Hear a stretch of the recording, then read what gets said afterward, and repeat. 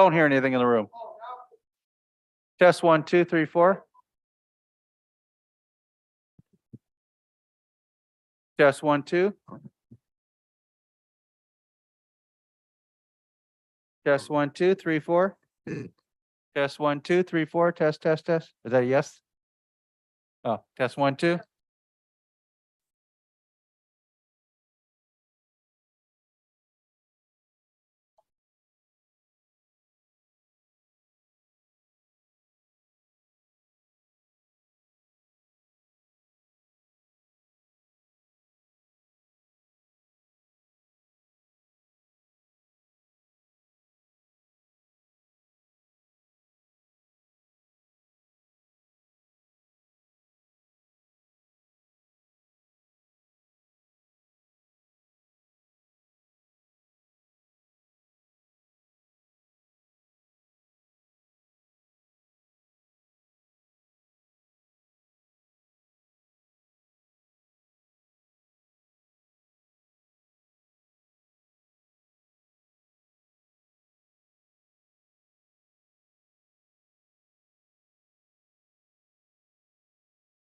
Let's check, make sure this is working. We are live on YouTube, so.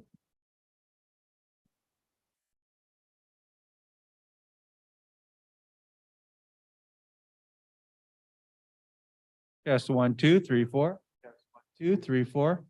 Test 1, 2, 3, 4. Test, test. Test, test, test. Okay. Turning it off.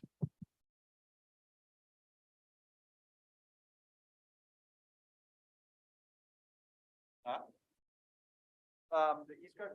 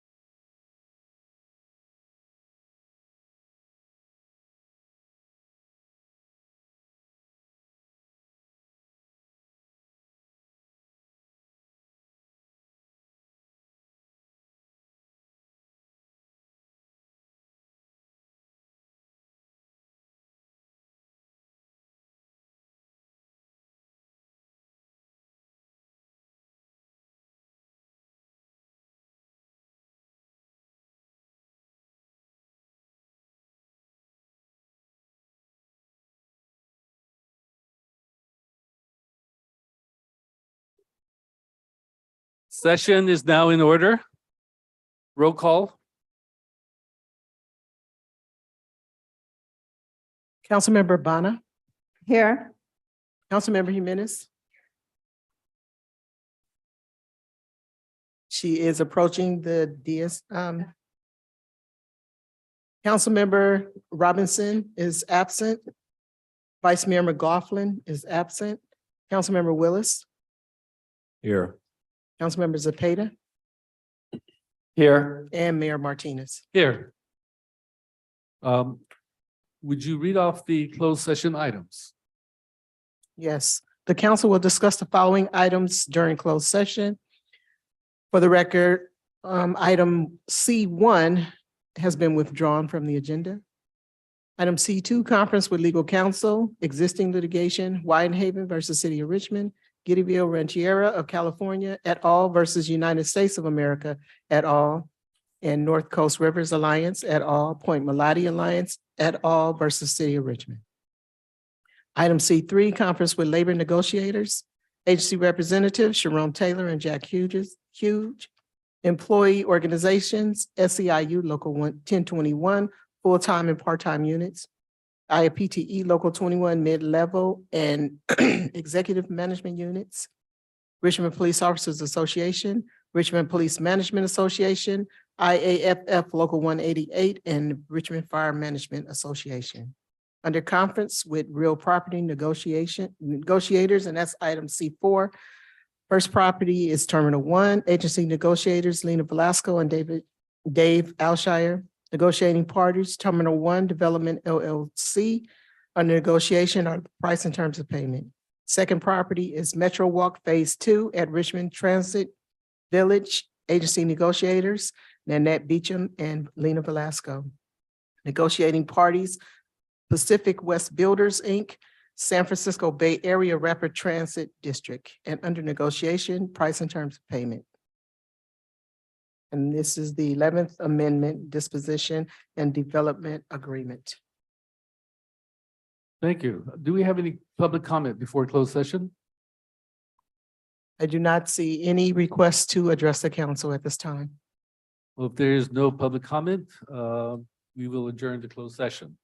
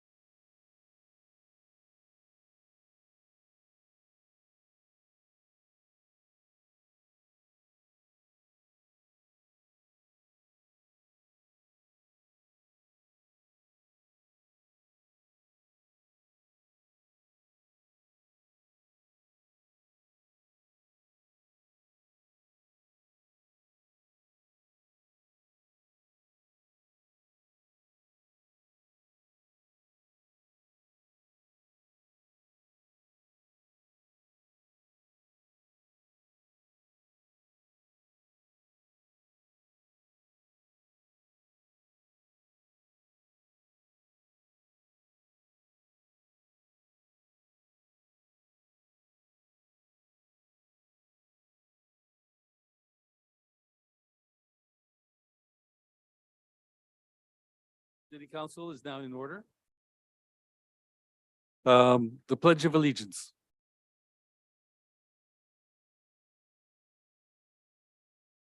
Pledge of allegiance to the flag of the United States of America and to the republic which it stands, one nation, under God, indivisible, with liberty and justice for all. Roll call.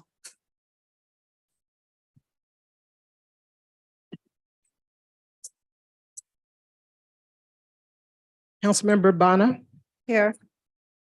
Councilmember Jimenez, Presente. Vice Mayor McLaughlin will be absent the entire meeting. Councilmember Robinson, Here. Councilmember Willis, Here. Councilmember Zepeda, Here. and Mayor Martinez. Here. Agenda review. I'd like to start off by putting O, presentations, proclamations, and commendations directly after agenda review. Are there any other changes? Yes, there's some other changes. We have a request from a council member to remove item Q2A, sorry, Q2A. We also have a request to remove item Q3A. Let me back up. Q2A is to oppose California Senate Bill 423, streamlined housing approvals. Q3A is to the approval to attend the Community Village Symposium in Austin, Texas. Q6A is out-of-state travel approval for IT manager and senior programmer to attend the annual Tyler Technology Conference in Texas. Q7C is a contract with the Richmond Police Activities League to provide workforce training and work experience opportunities. So that was 4 items from the consent. 5 items. I only have 4. I have Q2A, Q3A, Q6A, and Q7C. Yes, 4 items. Okay, 4. Okay, all right then. And Mayor, we skipped item I, statement of conflict of interest. Okay. Are there any? Oh, yes, I'm sorry. Conflict of interest. Do we have any conflict of interest? Hearing none, then let's move on to item O. Item, oh, yes. So O1, recognition Ramadan and Abatement. Okay. Item O1 is a proclamation acknowledging Ramadan and Eid al-Fitr by Councilmember Zohila Bana. Thank you. So I'm sorry, do you have the text of the proclamation? Pull it up.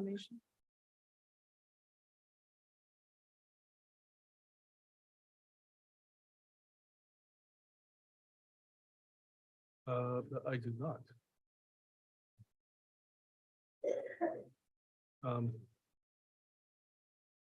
Where is it? Well, Hold on 1 second. We can pull the text up. is my staff here? Okay. Yes, staff will do that now. Okay, and my apologies to the public out there. You have the proclamation. We can.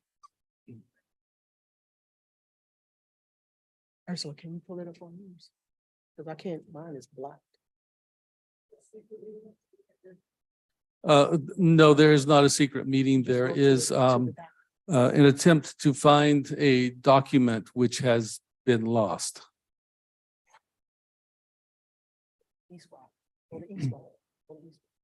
So we are in the process of finding it so that we can continue. Well, while we. I have it.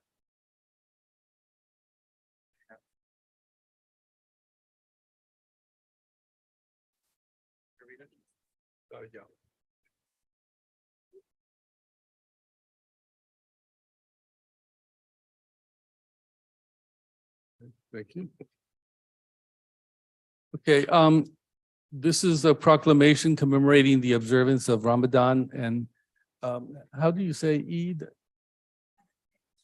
Eid al-Fitr.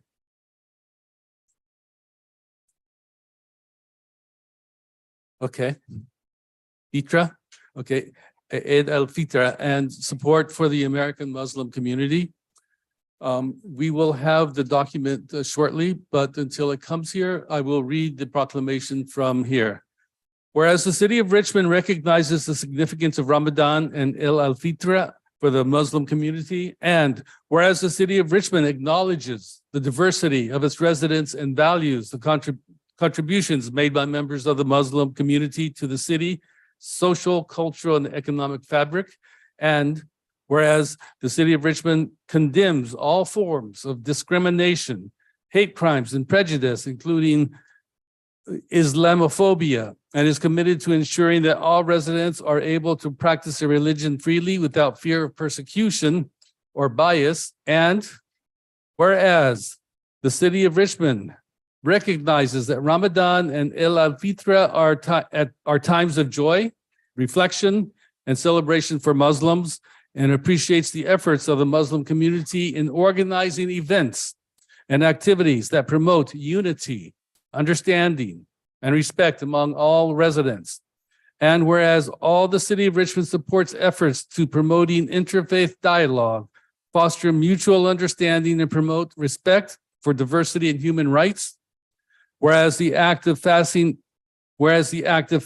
calls for Muslims to practice self-discipline and sacrifice, as well as reflect upon and show compassion for the poor and less fortunate.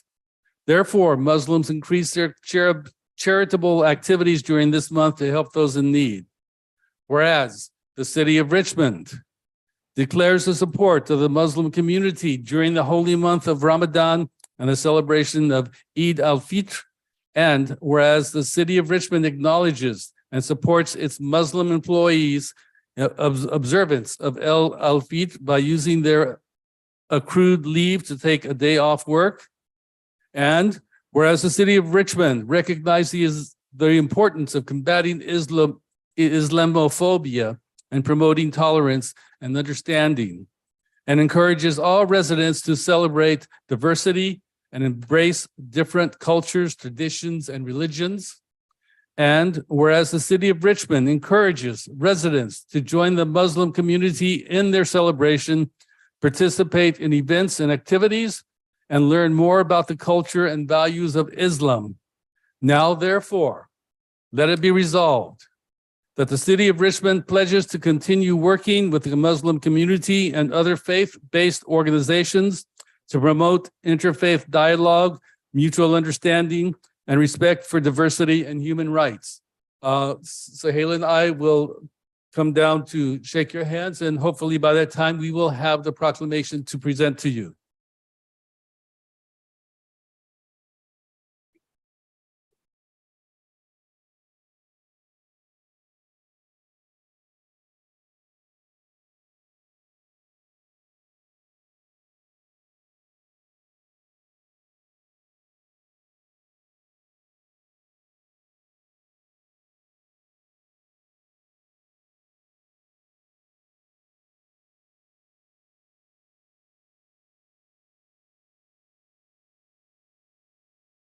We would like to have a word from the community.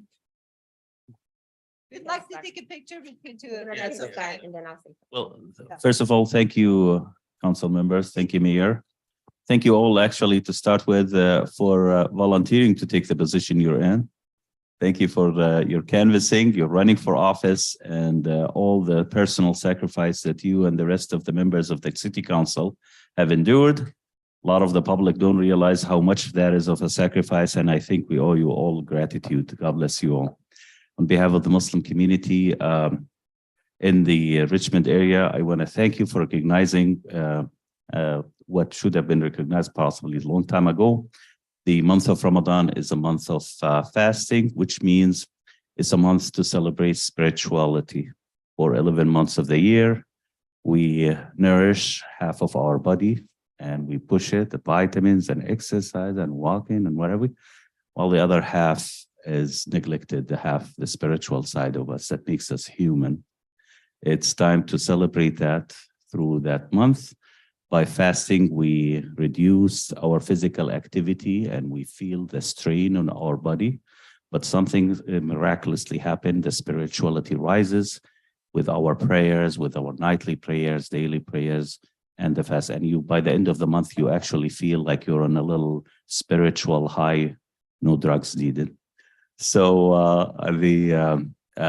for a lot of our Muslims, and actually many people apologize and really wanted to be here, but this is the time before the sunset where everybody is either praying, doing some serious or preparing the meal, the only first meal of the day.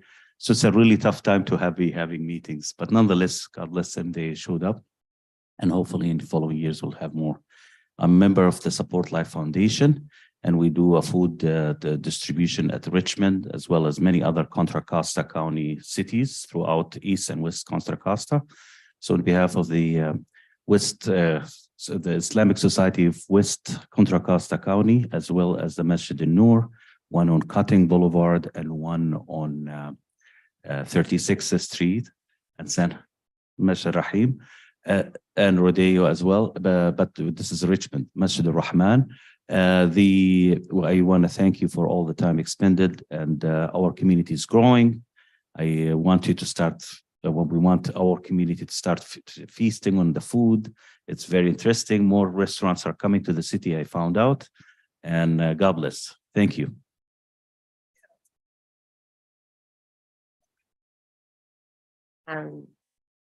Assalamu alaikum, and as a long time person here in Richmond, I may not live in Richmond proper, but a long time.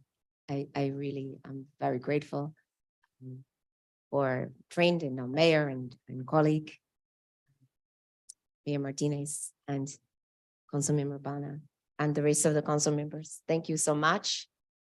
It's very not only appreciative, but heartwarming to know of the support. This is, there's something about Ramadan, these holy months, and knowing that this particular week, we have all three major religions celebrating a major holiday in this week.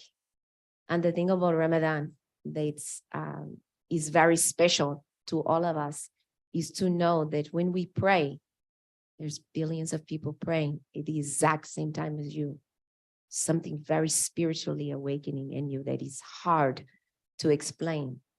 And tomorrow night, when the sun sets for Passover, is to know that all over the world, that people of faith, regardless of that faith, will also be praying with you. And this weekend, that there will be the world over, Christians and Jews and Muslims all praying for the well-being of humanity at the exact same time. So this is what makes Ramadan this time of year very, very special to all of us. This recognition is very important, and it's a one step further to improving the humanity of all people. So we are so very pleased and happy, and I love that we get to continue to work together in this way. So I appreciate it, and thank you so very much. Thank you. Gracias. Gracias. Gracias, sir. Go ahead. I'm grateful to the Muslim American community to be here tonight with us and just celebrate your being here and celebrating our diversity, colorful culture. Richmond is really a rich city in terms of all the cultures it has. I come from Iran and Muslim background. I know charity is a strong pillar of the belief, as it is with Christianity and Judaism. And thank you for all the charity work that you do in the community. We greatly appreciate it. And please continue the great work you're doing. We're proud of you, as we are proud of all the people who live in Richmond. And it's a wonderful place that we all live together and work for betterment of our city of Richmond. Thank you again for being tonight. Is there anyone else who would like to speak? No?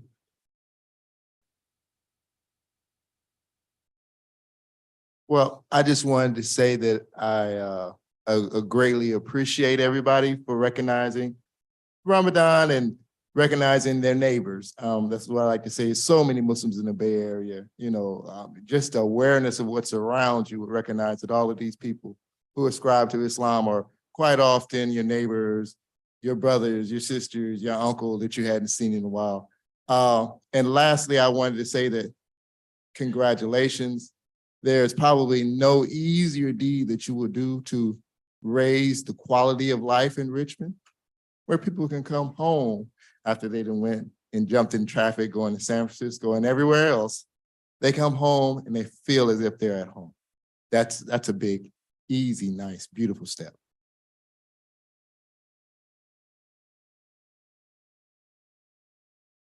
Anyone else like to speak? All right. Thank you, Mr. Mayor, and everybody else here. I really appreciate you giving us this platform to be here and for recognizing this very important work. Thank you, Sarayla, for making this happen for us.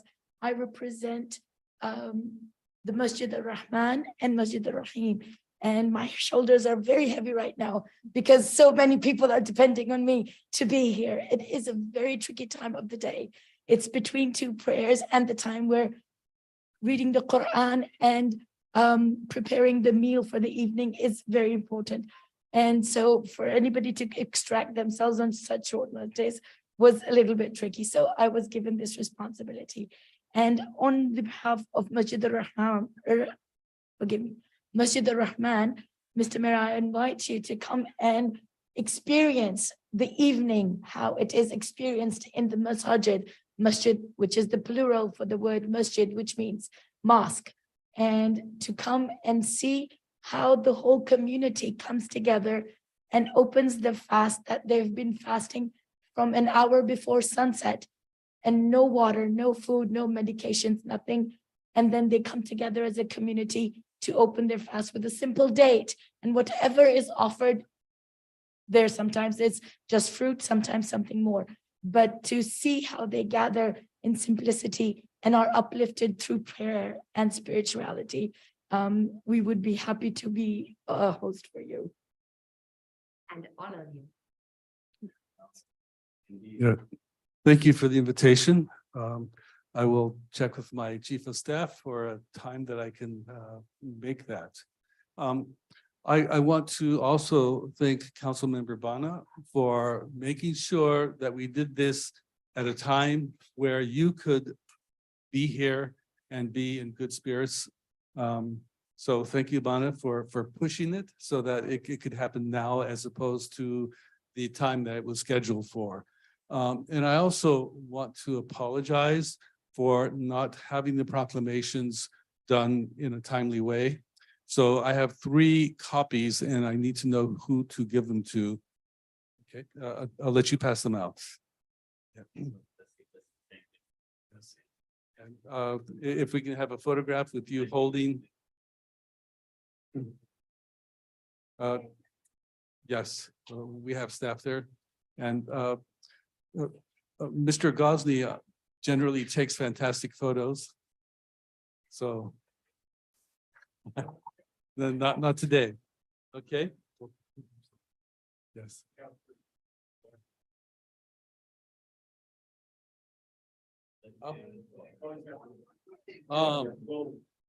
Yes, this is.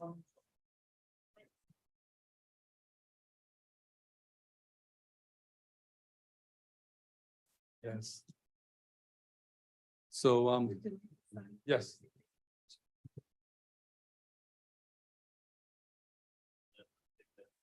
Yeah.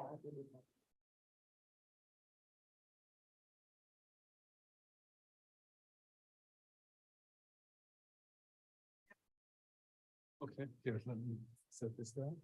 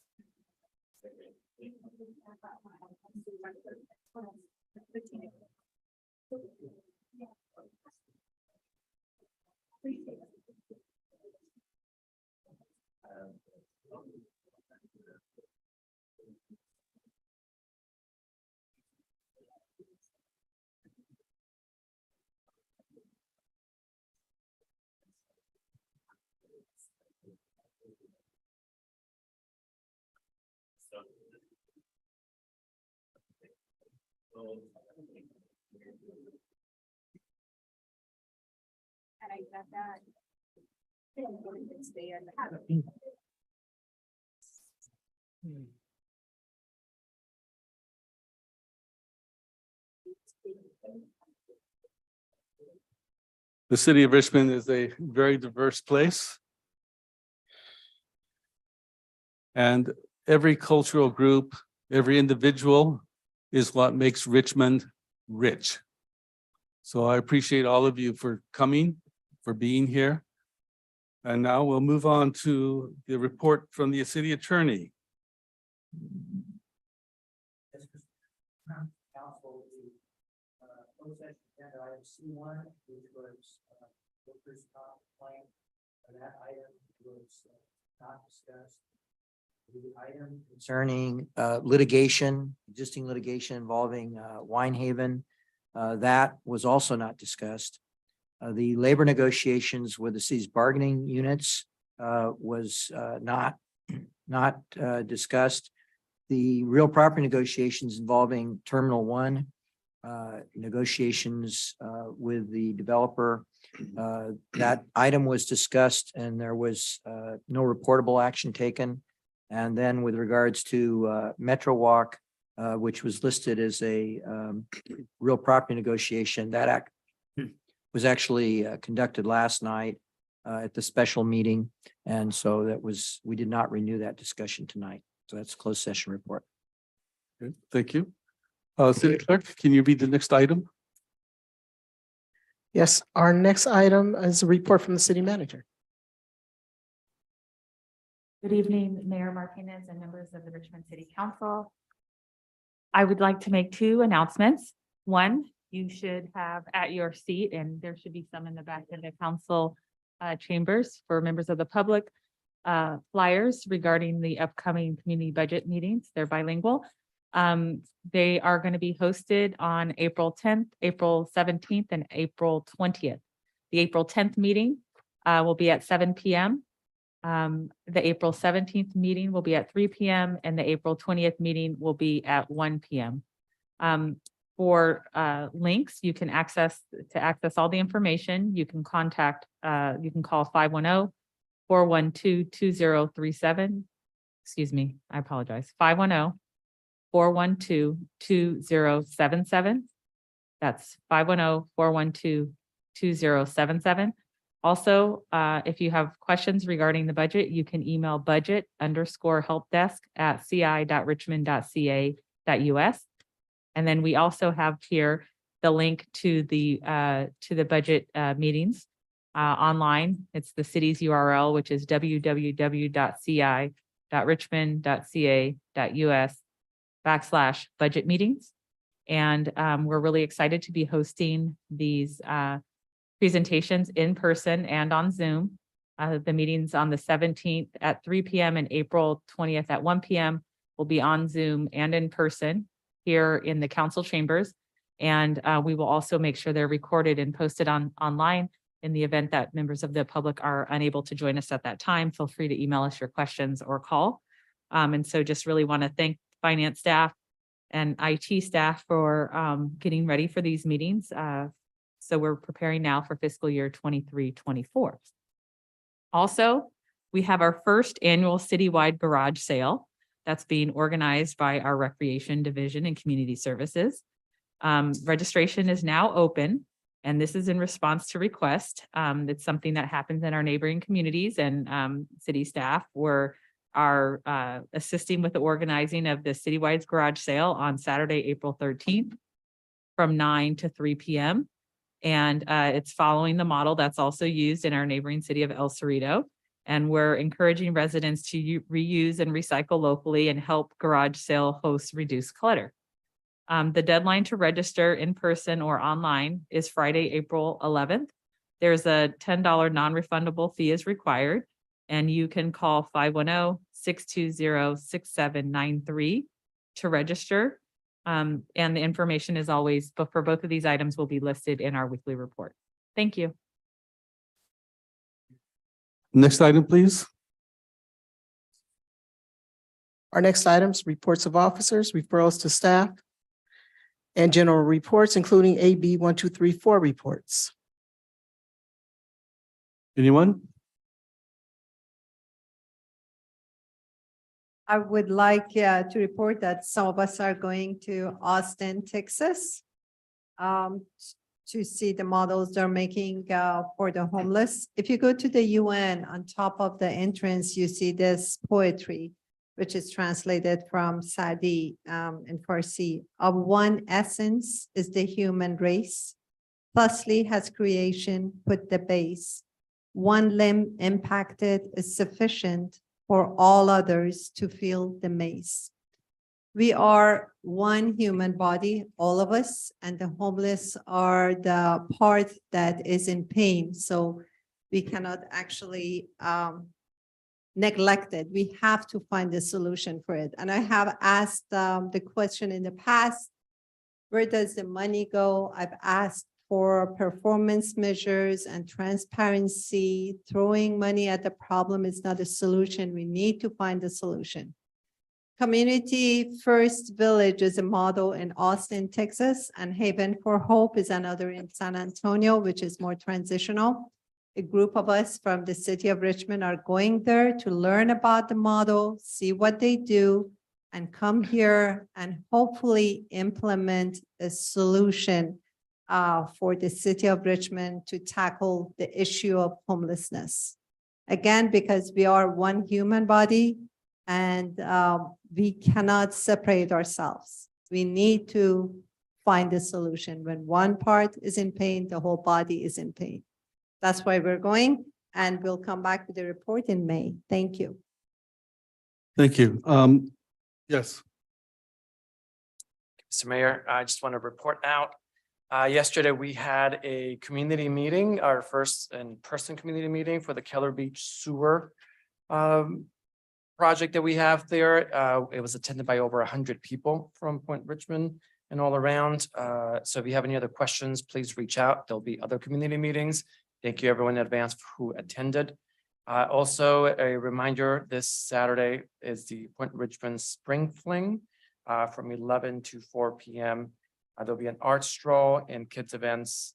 So if you want to come out to that, we'll see you there. Thank you. And then I have a AB 123 report. I attended the WELL 11th Annual Statewide Conference. WELL stands for Water Education for Latino Leaders. And the idea is that any leader who has a Latino as a constituent is a Latino leader. So the conference centered around climate change and how climate change is affecting water availability. The state of California issued a declaration that water is a human right. And so water being a human right, we have the responsibility to make sure that everyone has clean, affordable water. Dolores Huerta was a guest speaker, and she emphasized how in all efforts, we need to activate, we need to energize, we need to focus together on solutions. We have recognized that climate change is more about extremes than it is about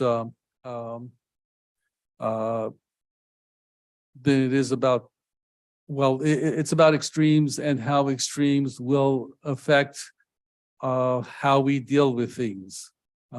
Anyway, it was a very good conference. Anyone else? Then we'll move on to the next item. Our next item is an abatement report from the Public Works Director.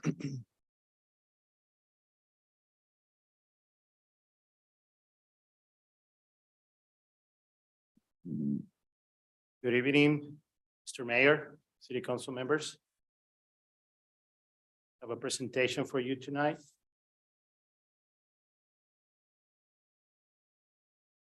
So this is the abatement update for the month of March. Next, please.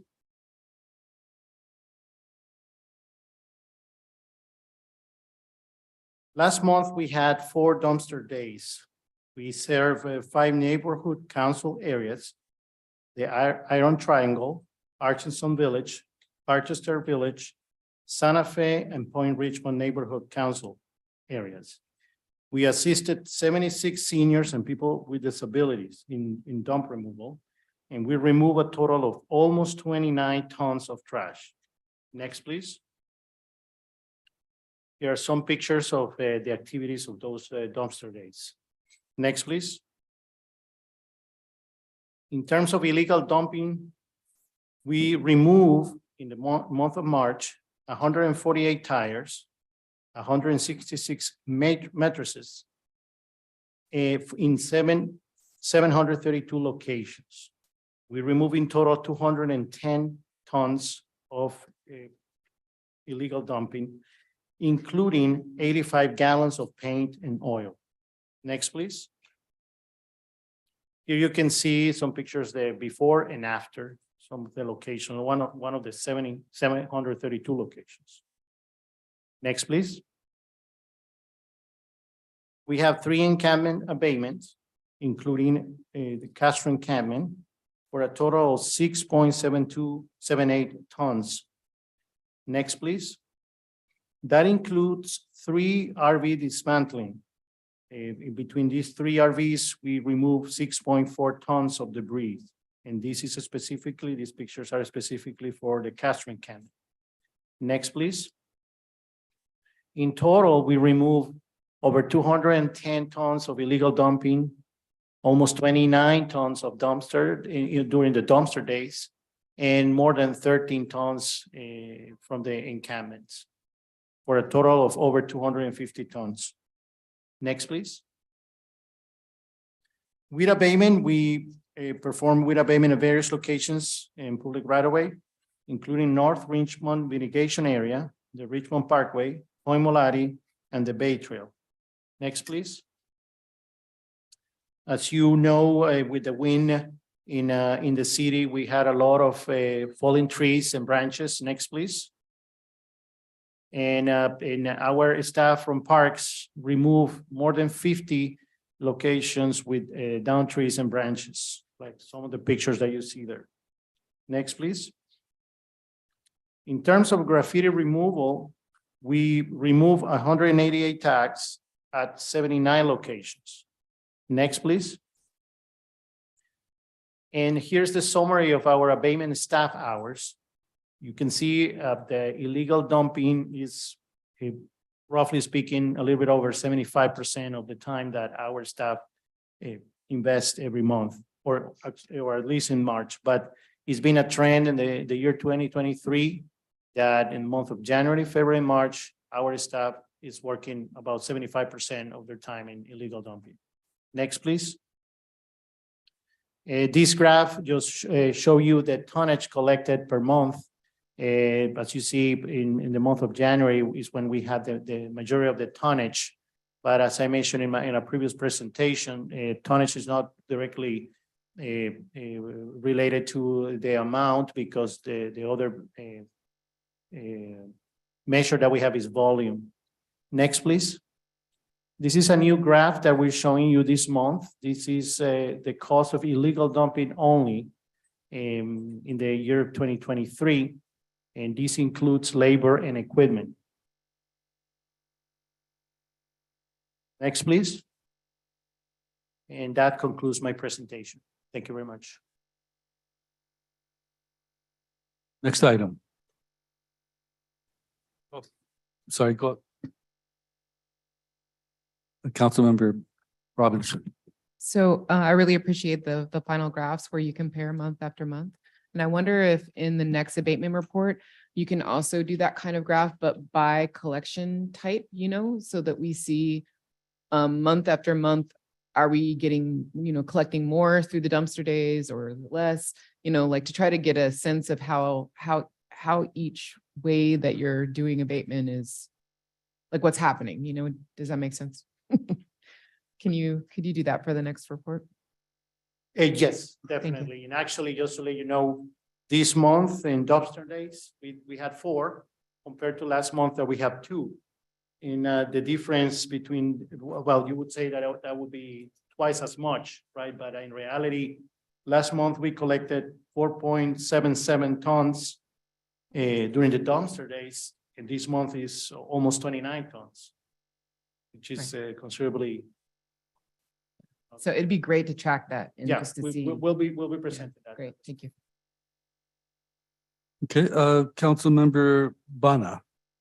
Thank you. Thank you for the report. Can we have a map of where dumping happens usually? $100,000 a month is a lot of money. I wonder if we could install cameras to deter dumping if it happens over and over at the same location. So if you could bring the map and then suggested location ideas, how much the cost of installing cameras is. You may want to look into that. I would appreciate that along with the next report. Thank you very much. Councilmember Cepeda. Sorry, Mr. Chavarria, thanks so much for the presentation. First off, thank you and your staff for a great job, especially in the 2 trash collection days in Santa Fe and Point Richmond and in Parchester.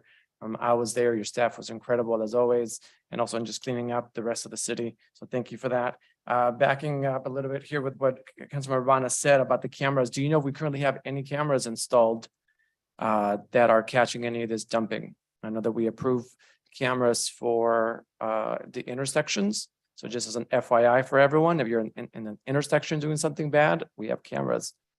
So hopefully we get some cameras for dumping as well somewhere. So just going by what Councilmember Mana said. Are you aware of any cameras? No, I'm not. However, I think this is a conversation that also we need to include the police department. Yes, we will. It's my understanding that the deployment has not taken place yet, so that coordination can happen. Thank you. Councilmember Robinson. When we have that conversation, we need to go a little deeper because it's not just a camera, right? You need somebody to watch that camera. You need somebody who's willing to take action on what they see on that camera. It has to be actionable. So there's a bunch of different steps. Having a camera there, we have cameras in a lot of locations that no one's watching. So we have to think a little bit more on that whole thing. I think that it's a complicated thing. We used to have meetings of the anti-dumping task force, like they met like once or twice, but it was really good because you got to like the complexities of the issue. There was we had another conversation earlier in council about having our own prosecutor and how that made it possible to expedite certain crimes so people wouldn't be waiting forever to see if they're going to be charged or not. But one of the other conversations we didn't have was that having somebody in that role who had a little more time makes it possible to prosecute illegal dumpers and folks that are actually I am not for, just to say, prosecuting local people who can't afford to dump their couch. Like I feel like that is unfair and unjust, and we need to come up with other ways where if affordability is an issue. But there are people that we know who are making money off of this dumping, like picking it up and dumping it in our community because they know there will be no consequence. And I feel like those are the folks that we do need to move forward with, consequences. But in order to do that, we have to have a whole structure. You don't just put a camera up. There's a whole structure with, kind of, back support and police support and prosecution support in a bunch of different places to make it so that it actually is not just a scare camera, like a scarecrow, so. We can certainly work with the city attorney's office on that. Councilmember Bana. Thank you. I still would like to ask for that report, so we look into it. And I heard the city of San Pablo did it. They're very happy with the result. What some other cities are doing is that they require a license for people who carry stuff in their truck to see that if they go to the dumpster. And also, we should be able to give free vouchers, like up to 3 vouchers per household. So that'd be a lot cheaper than illegal dumping issue that we have. City of San Pablo has done it. Why shouldn't we? So with that report, I hope we can start the discussion and come up with a solution. Thank you. Thank you. And I want to echo what many council members say, and that is that you've done a fantastic job, and we appreciate the work that you've done, and we hope to see more of it. So thank you. Thank you, Mayor. The next item. Our next item is open forum for public comment. And the council will now hear public comment on items that remain on the consent calendar or items not on the agenda. You may also make comments under item L, report from the city manager, item M, reports of officers, item N, abatement report, and item O, presentation, proclamation, and commendations. If you are joining us by Zoom and if you want to make public comment, please raise your hand at this time. Once we start calling the speakers on Zoom, you will not have the opportunity to address the council. So we have 6 speakers in-house, and we'll call the speakers in-house first. You'll have 2 minutes to address the council. Those speakers are Mark Wasberg, Richard Katz, Julie Perez, Rick Perez, Patricia Perez, and Larry Lewis. Please come forward.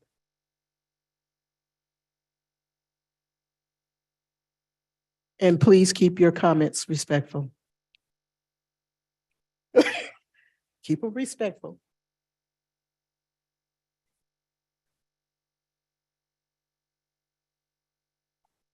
Just happened to run in the city, went by City Hall, and I looked and seen all these people. I seen that pedophile flag, that Caesar and all these other homosexual and lesbians were out there cheering. So I started saying my piece, calling them names and everything, which I have every right to do. But really disturbed me that little child, 8-year-old child, was sitting there waving that pedophile flag. Now, you gonna tell me that's right? Now, you gonna tell me you're out there promoting this stuff for these children to be pedophiles? To be transgenders? To live a lie, to live a fraud? You really like doing that to people, Caesar? Huh? You like promote filth and garbage and no morality in our civilization? You people are destroying our civilization. And even Joe Biden, he praised the shooter. He gave the condolences to the shooter, but he didn't say anything about the 6 homicides that was murdered. Now you got the transgenders attacking the church. I mean, you people got to be sick in your head to go out and attack these children. And this is why our civilization is falling. It's totally falling apart. You bragged about being a homosexual. You brag about fucking another man in the ass. You mad about giving a guy a fucking blowjob? Can you stop his, stop his time? That? Silence him, stop his time. Silence him, please. Can you please silence him? Mark, please. Thank you. Okay. We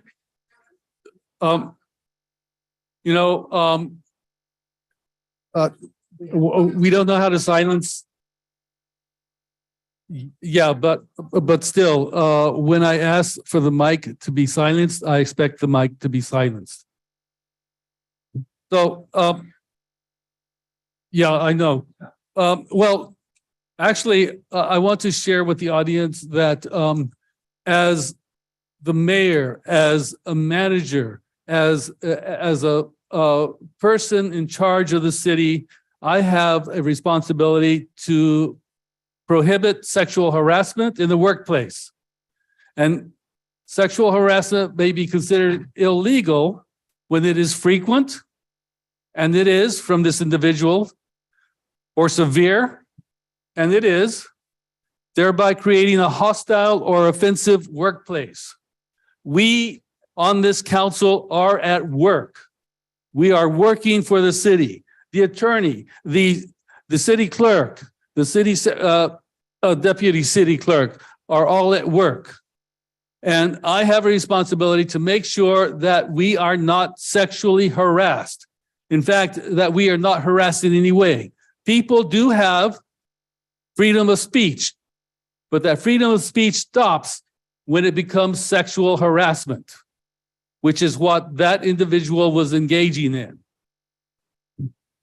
So could you please remove him, because he's actually disrupting the proceedings.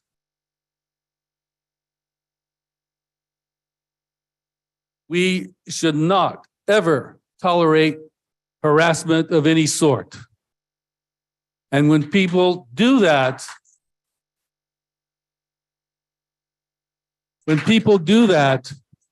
we need to hold them accountable. We need to show them what a civil society is like. And a civil society is a society that can disagree, but does it in a respectful way, in a way that doesn't push people down, but helps them understand so that we can lift each other up. In the future, I will not allow sexual harassment anywhere in the city, and especially at the podium. Next speaker, please. Our next speaker is Richard Katz.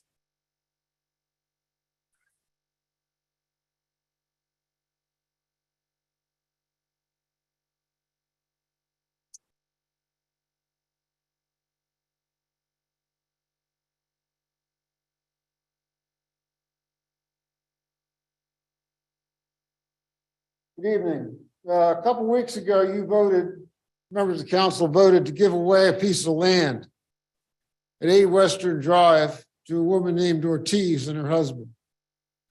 Now, the rationale for this giveaway went back to how there was a permit issued in 2017 for a fence around that land.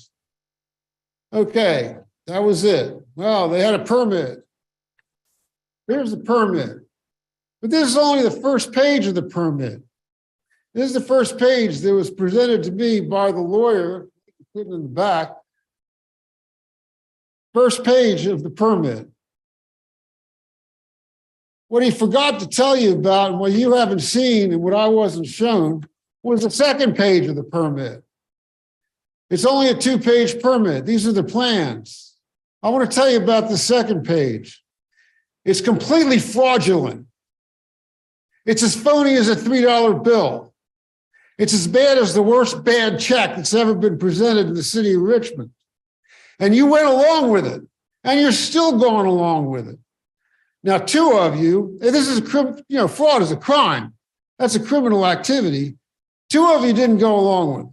Now, the judge is going to remember that at sentencing, that as accessories to fraud, you didn't really go along with it. The rest of you voted on it just fine.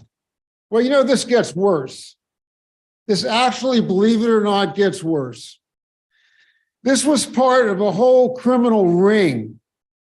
Did you know that the senior planner, John Ellen Wales, told the investigator from the engineering division when he was looking into that encroachment, do you know what she told him? She told him to back off. Now, does that sound like some way to run a city administration? No, that sounds like something out of a bad TV show. Is that the end of the time? Yes, your time is Okay, expired. well, I don't want to take any more of your time, but we organized time all is of these expired, remarks sir. into a Mr. document, Katz, and your we would time is appreciate expired. it if you would tell your clerk to Mr. put Katz, all your of time this is expired. into the public record. Mr. Katz, your time is up. You can leave that with the city clerk if you like. I certainly will. Thank you, Mr. Mayor. Next speaker is Julie Perez.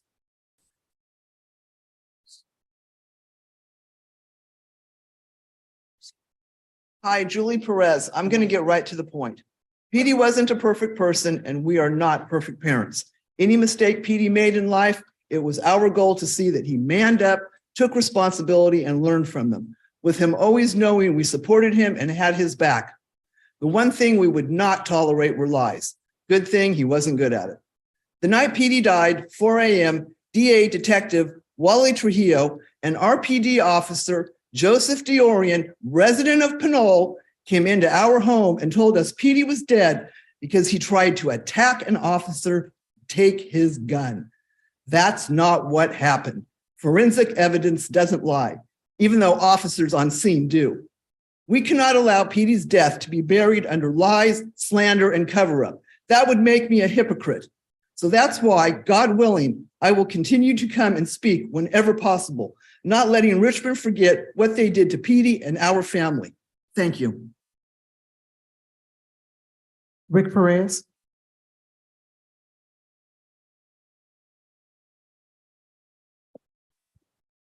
Eduardo, you speak about Mark Wasberg, which is, thank you for calling out that sexual harassment. But your police department is guilty of emotional harassment. Just recently in the Los Angeles Times was an article that came out about the police protocol on how they interrogate families to get the golden statement, they call it, of something to use in court against families. That's exactly what the Wally Trujillo and I forget the other guy's name, the Joseph Diorian, yeah, they both came to our house. I had to ask them if my son had been shot. They didn't volunteer the information. They were busy gathering their information for their investigation, they call it. So if you care to look at it, we got copies of it right here. It's 5 other families are involved. This is apparently something that Lexipol trains these police departments to do. And it's, like I say, it's emotional harassment. It's emotional rape. It's everything like that. They tape recorded, videoed us without our knowledge, which I understand is illegal, but police, I guess they're like Donald Trump. They're above the law. We got to hold them to account for their actions. I'm not going to forget what they did to me. I hope the city never forgets, but apparently the Richmond Police Department wants to bury it and wants to forget about it. No, they don't want no negative stuff talked about them, but they want to talk about the Police Activities League. They want to talk about everything good, but how are they ever going to correct what they did wrong without acknowledging it? Thank you. Our next speaker is Patricia Perez, followed by Larry Lewis.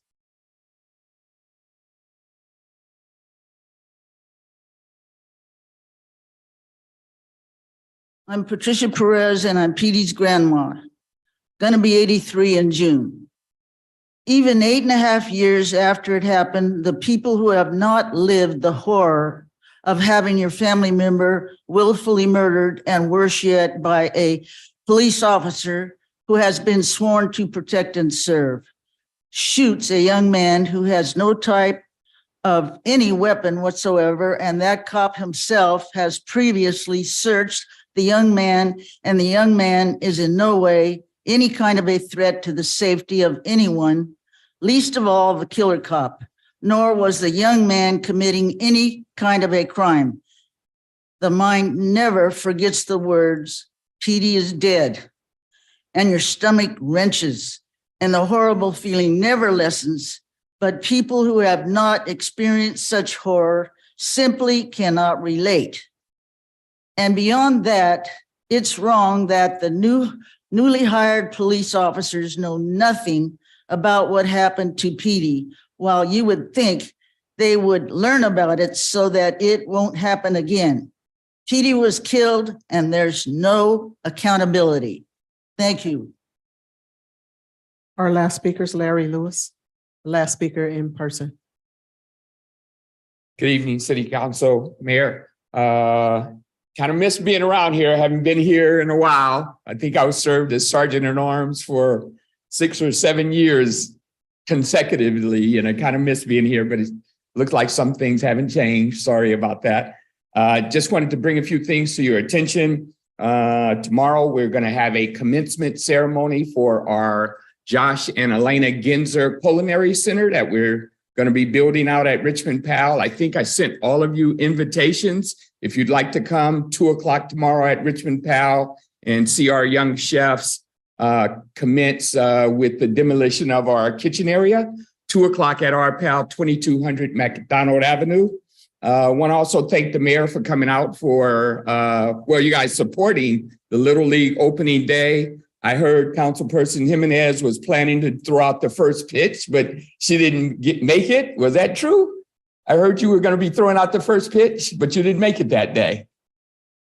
No? No, For Little League opening day? I was planning to go, but I couldn't because I have my daughter. Yeah, we were looking forward to it. Yeah, but Thank you. Thank you. But we have over 300 kids participating in Little League, and come out Saturdays and see our kids playing in Little League. And lastly, we're currently negotiating for the Juneteenth Carnival to be at 25th and Barrett again. Last year, we had over 1,000 people every day come out for the carnival. It'll be June 16th, 17th, and 18th. Hopefully, we can get everything in place. It'll open up on Friday, the 16th at 5:00. We're negotiating to get farmers market over the Civic Center so that we can have the carnival, and it'll end on Sunday night at 11:00 on the 18th of June. So you guys should all come out in support of the Juneteenth Carnival. Thank you for that. We do have two speakers Okay, joining us from Zoom. we Go right have ahead. AM Jenkins and Naomi Williams. AM Jenkins, you'll have 2 minutes to speak. You can go ahead and start. Good evening, City Council. I just wanted to say that the Housing First program motto states that you are never supposed to re-traumatize the client. I'm trained in Housing First, and I can tell you that the people that were just hired to do the Housing First program with the Riding Road residents are not trained. They are totally re-traumatizing us. The fact that I've already had a 3-day notice and I've only been in my place for 4 months is ridiculous. And this month is going to be my second 3-day notice to pay or quit because the city of Richmond refuses to pay my $200 rent that they promised that they would do for Housing First. I'm not the only one, but I am the cheapest one that's saying anything. My rent is the cheapest, and I cannot. I'm steadily being told my rent will not be paid. Now, no one knows what happens to people outside when they're homeless, and you don't know what you're doing with somebody when you make them think that they're going to have to go back outside again and have to go through that trauma again. If I was to commit suicide, then what? You know what I'm saying? And there's other people like that out here, and I have to speak for those people. This is wrong. It's really ridiculous that Riding Road has to go through this, that we've had to pull teeth this whole time to get assistance, whereas Castro has a $4.8 million grant. And I'm the founder of Castro. So I'm completely, I don't understand this. You know what I'm saying? The fact that they have that ACB has all the access to the Section 8 vouchers after they have a $4.8 million grant over there at Castro is ridiculous. What about all these people in tents? The fact that you guys are just dismantling these RVs is ridiculous. These people in tents have no walls. Those RVs are mansions compared to what they live in right now. That's good living for us when we're in tents. Obviously, you guys have never lived in a tent, I'm sure, on the side of the tracks. But I can tell you in this season right here, it's appalling that you guys are taking the only type of structure that some people may have that are outside right now. It's freezing out here. I would invite every last one of you to come out here and spend a week with. Your time has expired. The next speaker is Naomi Williams. Naomi, you'll have 2 minutes to speak. You can go ahead and start. Good evening. It's taken me a long time to walk up to the podium. Okay, I'm here. As June the 17th. Pardon me? You can keep. Okay. As of June the 17th, we're having Juneteenth parade and family day. The parade is going to be from Booker T. Anderson up Carlson to 37th, and then cross over 37 and Cutting, and go all the way up to McDonald, and then turn left to go to the park. And I know that all of the governors and everybody that's from Richmond is going to be in the parade, so I don't have to say that again. And let me know when you get there, so I'll know you there. Thank you. Thank you. Okay, there are no more speakers. Thank you. Next item, please. Our next item is approval of the consent calendar. And just as a reminder, items Q2A, that's opposed California Senate Bill 423, streamlined housing approval. Q3A, that is the approval of attendance to the Community Village Symposium in Austin, Texas. Q6A, out-of-state travel approval for IT manager and senior programmer to attend an annual Tyler Technology Conference in Texas. And Q7C, contract with Richmond Police Activities League. Right, roll call. need a Actually, first we need a motion and a second. I'll make a motion. Okay, I second that. motion by Councilmember Cepeda, seconded by Councilmember Jimenez. Roll call. Councilmember Bonner, Mr. Mayor, I voted no before on item Q10A for public safety reasons. The breadth of the roads and new fire codes has increased to 28 feet instead of 20 feet. So I didn't want to pull it out because I didn't want to take more time of the council and people. So I'm just going to say no to consent calendar because of that single item. Is that can I make okay? a correction? I vote yes for the rest, just no to Okay, so Q10A. you could just say you want to not vote no on that item. Oh, I that one didn't know. item. Thank you. I'll do that. No on Q10A.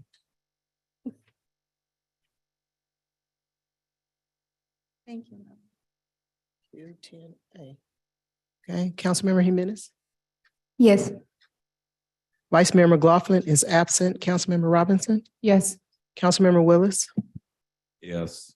Councilmember Zepeda, Yes. and Mayor Martinez. Yes. The motion passes with Vice Mayor McLaughlin absent.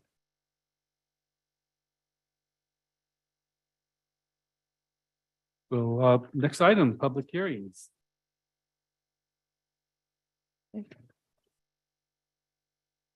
So pursuant to public notice, it's time to hold public hearings on two items. First item is R1, is to adopt an interim ordinance establishing a 22-month and 15-day extension of urgency ordinance number 2023,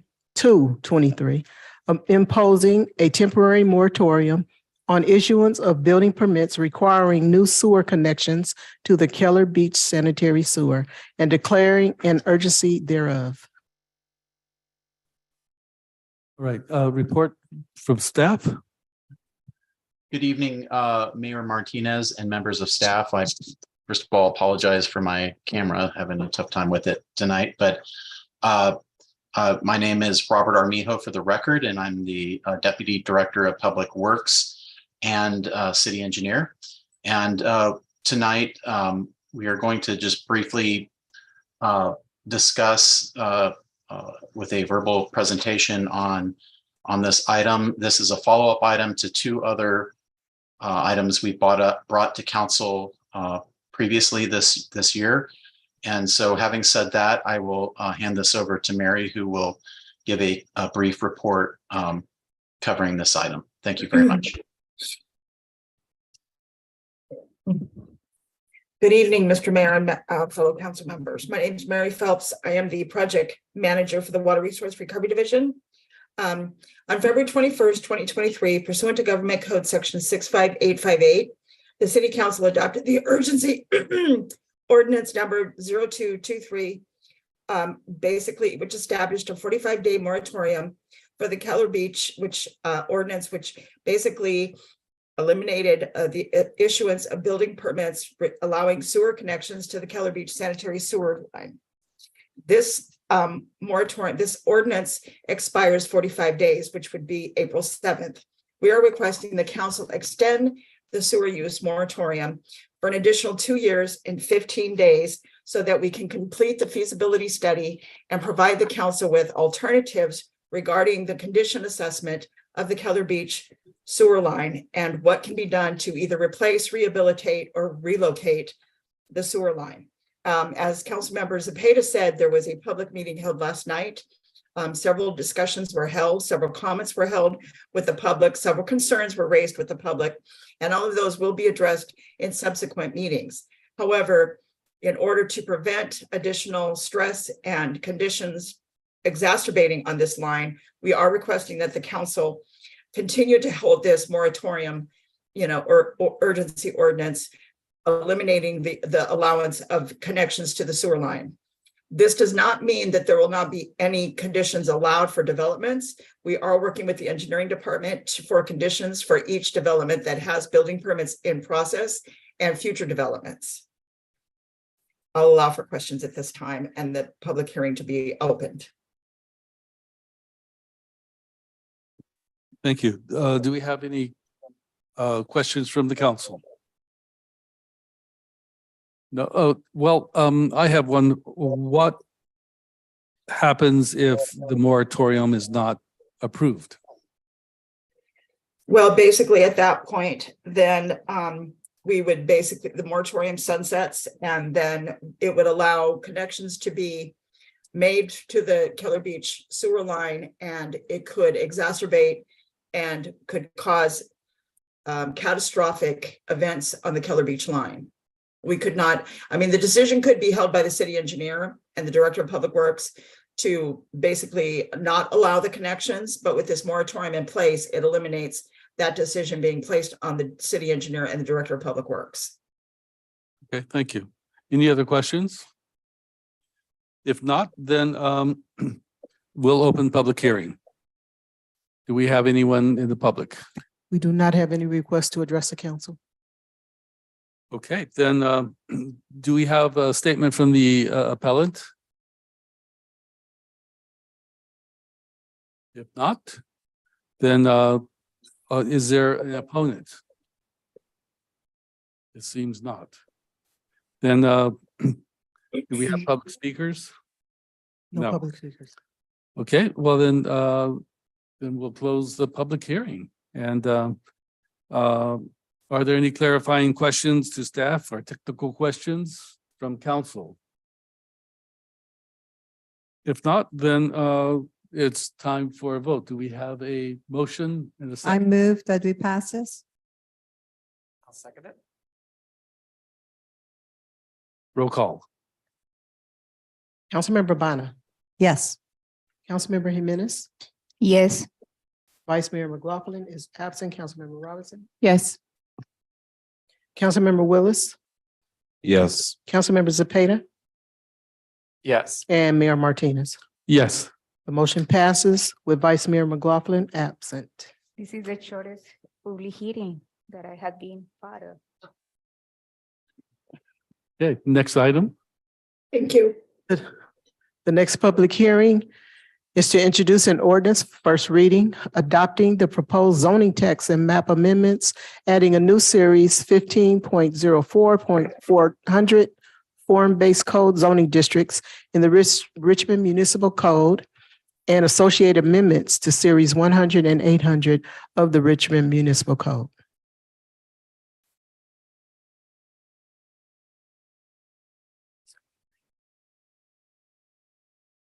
Good evening, Mayor and council members. Lena Velasco, Director of Community Development. I'm joined this evening by Roberta Feliciano, who's one of our planners who's participating online, as well as Stefan Pellegrini from Opticos Design. And we're here to do a presentation on some zoning texts as well as a zoning map amendment.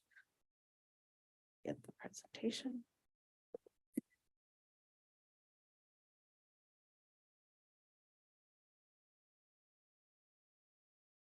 Good evening, Mayor Martinez and members of the City Council. I'm Stefan Pellegrini from Opticos Design. We've been working closely with staff on the livable quarters form-based code.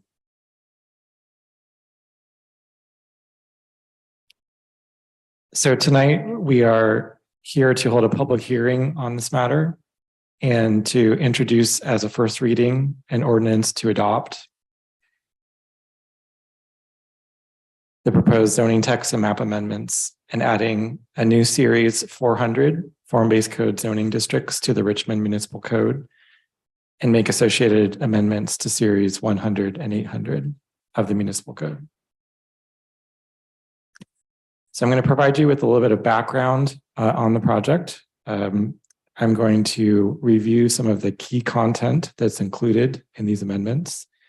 And then I will talk a little bit about, in particular, some of the supplemental standards and some of the expected outcomes of the code.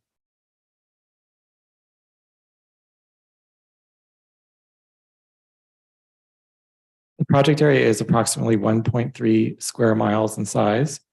And the amendments include objective design standards, which are applicable through a series of zone districts, which I will describe in a few minutes. And objective design standards are important. I'll be talking about this on the next slide because they apply standards for multifamily and mixed-use residential projects on sites where these kinds of standards are required by state law. So this code actually proposes amendments to the Richmond Municipal Code. We are focused on the central Richmond portion of Richmond, and we're looking at in neighborhoods and the downtown area where we are promoting walkable and sustainable mixed-use environments. And as I mentioned, there is this need for objective design standards under state law. A little bit more about objective design standards. These are standards that involve no personal or subjective judgment by a public official, and they need to be uniformly verifiable and applicable for different types of housing projects. Objective standards have been mentioned in a variety of state laws in the last 5 years, and it's important for communities to have them because certain kinds of housing projects in particular can no longer rely on discretionary review of review bodies in helping to sort of make decisions about these projects. So having objective design standards is a very important way that communities can maintain community character and ensure that there are predictable built outcomes with new development. It helps to ensure that new development can be a high quality design, particularly with regards to mixed use and multifamily residential buildings. And it's an important component that is complying with state law. So we're hoping that the code can provide a set of tools for the city of Richmond to continue to exert local control and influence the design of buildings within the downtown area. This project has been underway for a while. We can go all the way back to 2009, when there was a community-based project for the 23rd Street corridor, which included new zoning recommendations for that portion of Richmond. That was expanded to include the other corridors in central Richmond in the fall of 2011. And there were a variety of public community charrettes, including one for West McDonald, one for East McDonald and San Pablo, one for South 23rd in the winter and spring of 2012. That resulted in a draft of the form-based code in 2013, which was reviewed and discussed at study sessions of the Design Review Board and the Planning Commission in the same year.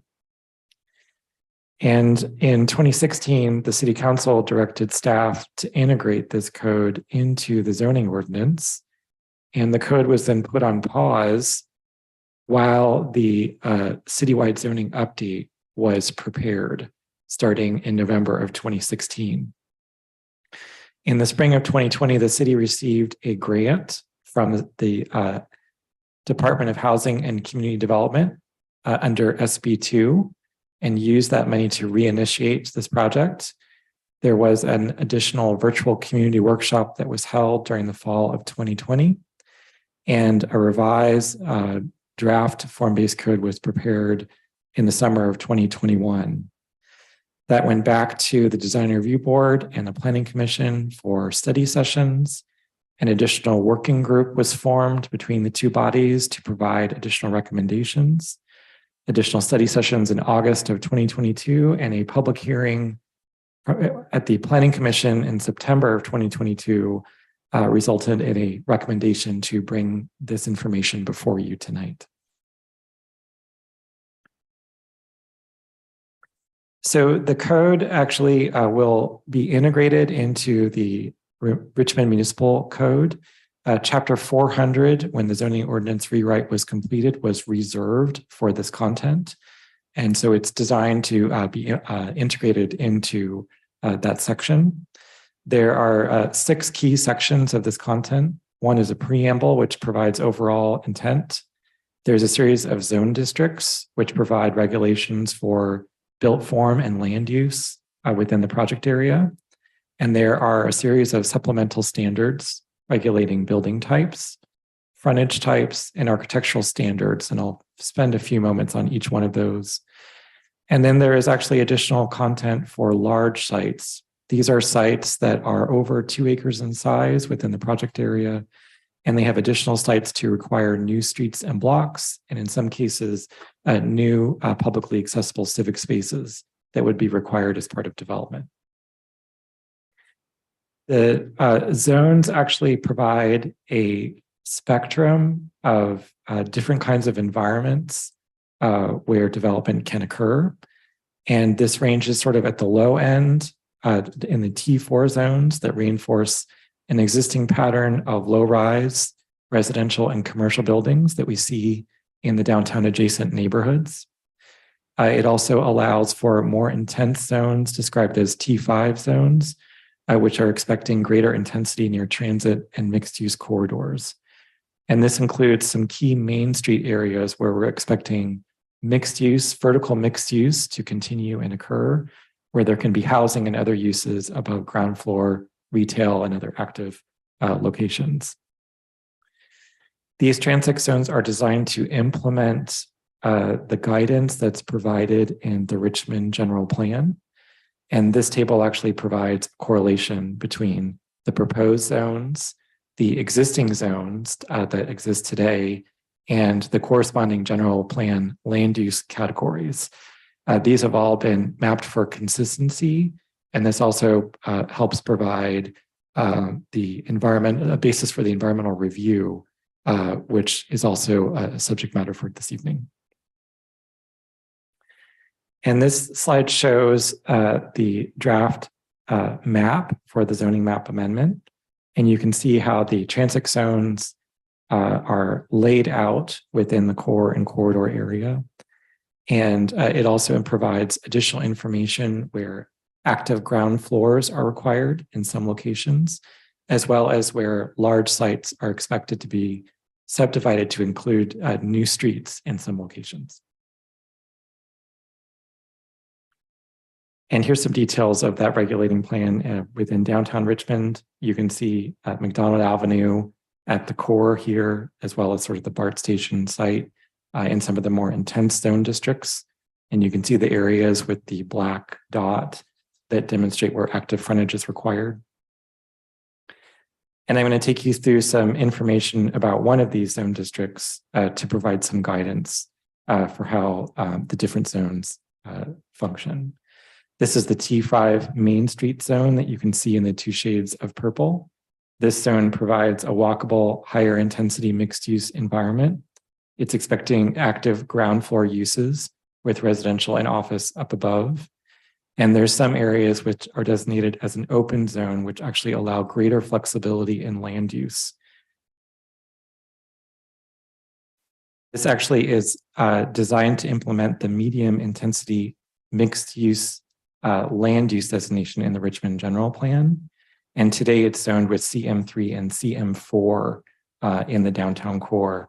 This includes areas along North 23rd Street, Broadway, East McDonald, and San Pablo Avenue.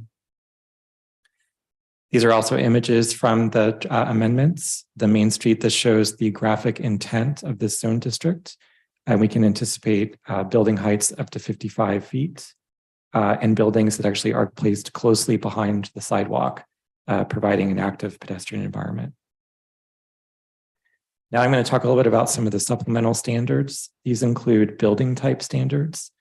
There are standards for building types which help ensure that new infill development shares the same form and character of the neighborhoods where they exist. It regulates building footprint in these areas and allows for a set of building types that are appropriate to different environments that we see in the core of Richmond.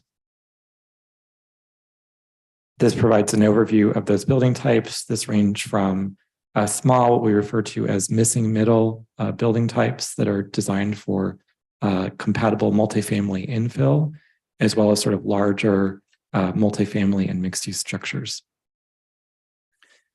There also are specific standards for frontages.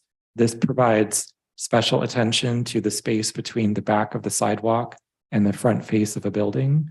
It ensures that there are sort of active uses, front doors oriented to the street, and a good relationship between sidewalks in the core of Richmond and development that can occur behind. And this provides sort of a range of the frontage types that you can see in the amendment. This ranges from porches and stoops, places that are appropriate for residential environments, as well as shop fronts and other more intense ground floor frontages that we can expect in mixed use places. And finally, there is a chapter on architectural standards. These are intended to provide objective standards to guide architecture character and quality within the downtown environment, particularly for these projects, as I mentioned, that require objective standards. These architectural standards actually provide a range of architectural styles that we see here in the core of Richmond. And these are coordinated with the other standards in the amendment to ensure that sort of physical character is maintained. This chapter is organized to promote architectural diversity in downtown Richmond and to ensure that applicants can actually apply and respond to the standards with sort of a great variety and diversity of outcomes. This is one recent example that we can see actually uses form-based code principles in its design. This is the lifelong William Jenkins Health Center, which is located on Harbor Way at Bissell. And this is the kind of form-based development that the amendments seek to promote.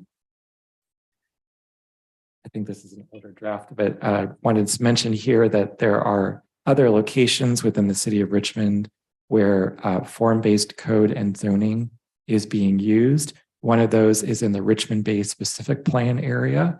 And a recent project, the Home 2 Suites Hotel, was also used in applying these kinds of form-based zoning standards in its design. The architectural style standards include information that guiding the design of walls, roofs, eaves, and other details which actually make up architectural character.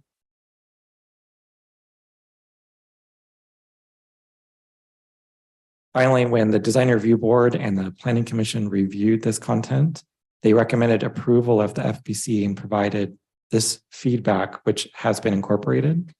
This included some further refinement of how we were treating ground floor non-residential and active spaces on the Transit Zones map. This is reflected and has been updated on the zone map. They asked for additional incorporation of contemporary examples, understanding that many applicants would be seeking to design contemporary buildings in this area. There's additional refinements to how civic space was designed, as well as awnings and mixed-use frontage and shopfront environments, and additional refinements to the architectural styles chapter. I believe Carly might be on the line to describe the environmental impact report component of what is before you this evening. Yes, good evening, Mr. Mayor, council members, members of the public. My name is Carly Kaufman. I'm with Rincon Consultants, and we assisted the city with environmental review for this project. The project is subject to the California Environmental Quality Act, or CEQA. The goal of CEQA is to understand, disclose, and mitigate the physical environmental impacts of the proposed project. For this project, we prepared an addendum to the City of Richmond General Plan 2030 Final Environmental Impact Report, or EIR. That EIR analyzed impacts associated with implementation of the city's 2030 general plan, and the EIR was certified at the time the general plan was adopted in 2012. Under CEQA, addendums can be prepared if no new significant environmental impacts beyond what was identified for the general plan would occur. So the analysis is focused on understanding how the impacts of the project would compare to the impacts of the general plan EIR. The decision-making body then must consider the addendum with the final EIR prior to making a decision on the project. Next slide. So this slide kind of summarizes the findings of the addendum. Because build out under the proposed project would be within the build out anticipated under the general plan, and no new significant impacts beyond the general plan EIR were identified. As you also may be aware, CEQA now requires an analysis of vehicle miles traveled, or VMT. This issue was not specifically analyzed in the general plan EIR because it was not required in 2012. So for this project, an analysis was prepared to look at the VMT impacts of the proposed new code changes, and no significant VMT impacts were identified. Applicable mitigation measures from the original general plan EIR would continue to apply to future development under the proposed project. Those are designed to reduce environmental impacts of new development. And overall, generally, the addendum found that a subsequent or supplemental EIR was not required.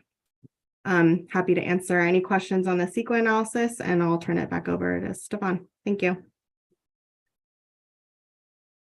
So again, to summarize, tonight we are recommending to hold a public hearing and to introduce the first reading of this ordinance. Thank you for your time this evening. Thank you. Are there any questions from the council? Councilmember Willis. Thank you for the presentation, and so far I think there's only a couple of things that kind of raised red flags for me, but that's just me personally. But one main question that I had, just because the area that's being considered to be rezoned, and if there are new housing developments to come in, have you done an analysis on impacts on street parking? And I mainly ask that because as the years have gone on, I've seen a lot of overcrowding in households, and more neighborhoods are becoming sparse with parking as a result. And I'm just kind of wondering, like, how these zoning changes and potential new projects, which we'll get more into nitty-gritty and specifics as they come, how is this going to have an impact on residential street parking?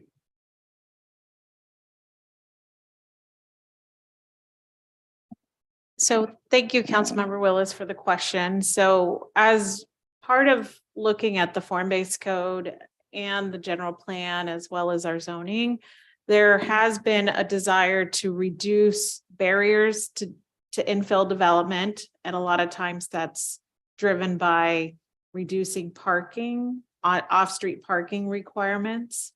In addition, I think state law has also affected the city's ability to require off-street parking for certain types of developments, specifically for accessory dwelling units. It was a standard requirement of the city for a period of time. State law has prohibited us if they're within a certain distance of a bus stop.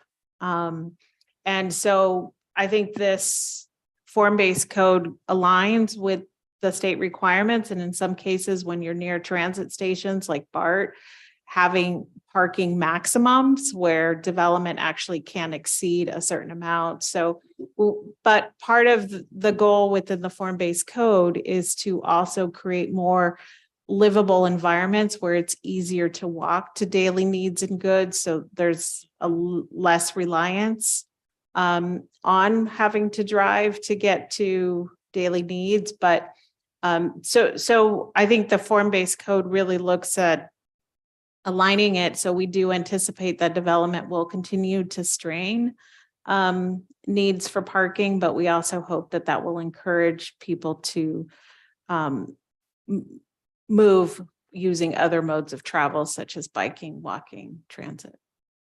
Yeah, I'll say as a quick comment to that, I know we're qualifying for state laws, but the first thing that came to my brain is like, well, what about for those who have mobility issues or may have a hard time getting around to where it's not easy to like ride a bike, and some folks' mode of transportation is a vehicle, but that's a separate, issue. But I wanted to call that out, like that's not necessarily accessible for everybody, especially if you have a mobility issue and don't have that right support.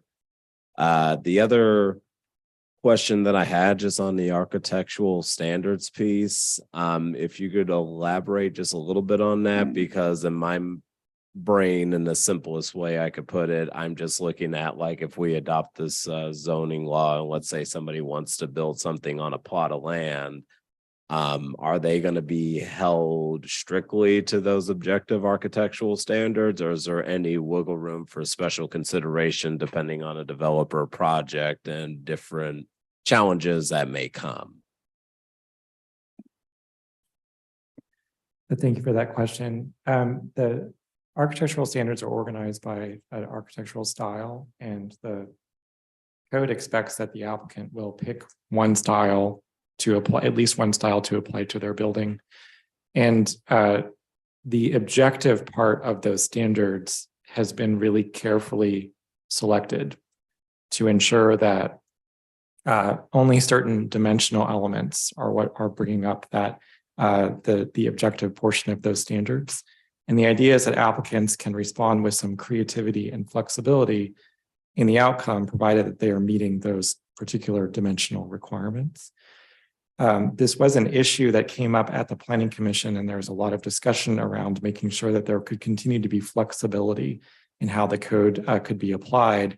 And so the code also in the preamble includes what is an exception process and provides some parameters where architectural standards or applicants can actually look for relief from certain architectural standards particularly if they are becoming a barrier to proposing their project. Okay, yeah, that's helpful for me, and that's all the questions I have for the moment. So thank you so much for the presentation. Any other questions? Yes, Councilmember Jimenez. Yeah, thank you for the presentation and for the work, and it's an extensive document. I have a question, particularly with the streamline development. Can you talk more about what it looks like when you say, well, we want to streamline development?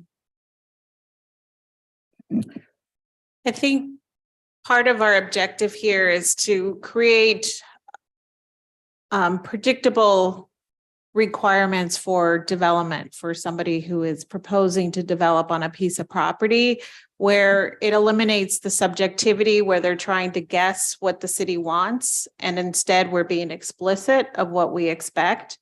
And so there are state law applications, specifically SB 35, where if your project has a certain amount of affordable units, it actually bypasses any city regulations in regards to going to a discretionary body. So with that, it only allows for an administrative review at the staff level, and we can only apply objective design standards. So I think having the tools such as the form-based code that we're bringing forward to the council tonight helps make staff's work easier, and that we have very specific guidance, as well as our boards and commissions. So the Design Review Board and the Planning Commission, as they review developments, they will also be reviewing it against the criteria that's been spelled out here. So part of the streamlining effort here is really to make it easier for developers, architects, designers to understand what the city wants and what we're expecting. Thank you. Councilmember Cepeda. Thank you, Mr. Mayor. Thank you for the presentation. I have a couple of questions. One, in regards to distribution centers in the areas, how does that factor in, or does that factor into this? For distribution centers, I believe most of the zoning districts would be mixed use districts, so I don't believe we're touching industrially zoned property within the form-based code. It's really meant to be the infill, 23rd Street, McDonald Avenue, San Pablo Avenue, where there's proximity to transit. So it's mostly our mixed use districts. Thank you. When would this be taking effect? Are any of the projects currently in progress? Will they be affected by this? Are we? So we're approaching it so that if the council introduces the ordinance tonight, there will be a second reading later this month, and then the ordinance becomes effective 30 days after adoption. The way we've tackled projects that are in progress, and that's spelled out in there, is that if there's a complete application now, the applicant will have the option to either choose to align with the form-based code, or they can continue their application processing with the current ordinance so that we don't affect projects that are in progress. Thank you. And then in regards to electric vehicle charging, I'm not sure if this is the place to add that. I know that we currently have an ordinance. Once you build, depending on how many parking spaces you have, but can we continue adding more infrastructure into the plan? Stefan, do you know, did we include EV? I know the green building ordinance that we apply on the building side does have requirements for electric vehicle charging. Yeah. The reference to the green building requirements is sort of where that would be found. There's no explicit mention of electric vehicle charging in this code, but that's sort of inherent in applying the green building standards. Because I'm thinking more of on the streets, right? As we're looking at safe corridors and safe streets, et cetera, as if we're redoing any street infrastructure, that we put in new infrastructure for charging stations, just like we have here across the street by the library. We have an electric charge station right on the street, right? If we have more of those all around, they're going to be able to help serve the community, especially those that don't have a garage to park in. So as we make, by 2030, new car sales are going to be all electric vehicles. So in order for our community to take advantage of the rebates that are available, especially the lower income community, they need to also have access to the infrastructure. So making that accessible. Again, a lot of them, if they live in the 4th floor apartment, there's no way they can charge their car. So I want to make sure that we think about that there. The other one is about trees. I love trees. I think we need a lot more of them. But we also know that per our current ordinances, that if there's a tree on a sidewalk and there's damage, a lot of that then goes into the resident and to the owner. So how can we mitigate that so it doesn't cause a burden onto our community? So if you can clarify, who is, from your perspective, who's burdened? Is it the property owner who's required to maintain it, or is it the public the taxpayers who are contributing towards it? The property owner. So if there's a resident right now and you put a tree in front of their house, it's the city's tree, but it's the owner's liability. So if the tree falls or if the tree uproots the sidewalk and somebody trips and falls, it's the homeowner's liability or the property owner's liability, right? So making sure again that as we're building our infrastructure, that we're also thinking about the people that we're affecting in both sides. I love trees. I want more trees, but just figuring out how do we do that? And I don't know if it's part of this code necessarily, or we have to amend something else, but I just want to make sure that we have that in the back of our mind, that as we put in more infrastructure, including trees, how is that, make sure it's not negatively impacting our community. Yeah, that's something we can discuss with Public Works. I know they're looking at potentially modifying the tree ordinance. But I think for now, we do have a requirement to install street trees as part of new development. Again, trying to align other city goals and policies such as urban greening and trying to build the urban forest. So we've taken those larger policy directions and have incorporated them into the zoning so that new development contributes towards those goals. But certainly we could talk to Public Works and come back at a later time, in regards to your point. Thank you. And then the last is about art. That's another great thing that we need. I know that we have a 1% art space. Is that being incorporated somewhere? I don't know that I saw it. To making sure that we bring that art back into that particular community, or if it's given somewhere else, but there's space for art to be put up, whether it be murals or whatever else might be, but making sure that we create those spaces in those communities that are going to be getting these developments. The proposed zoning amendments do not change the obligations that the council has already adopted for the 1% for public art as part of new development.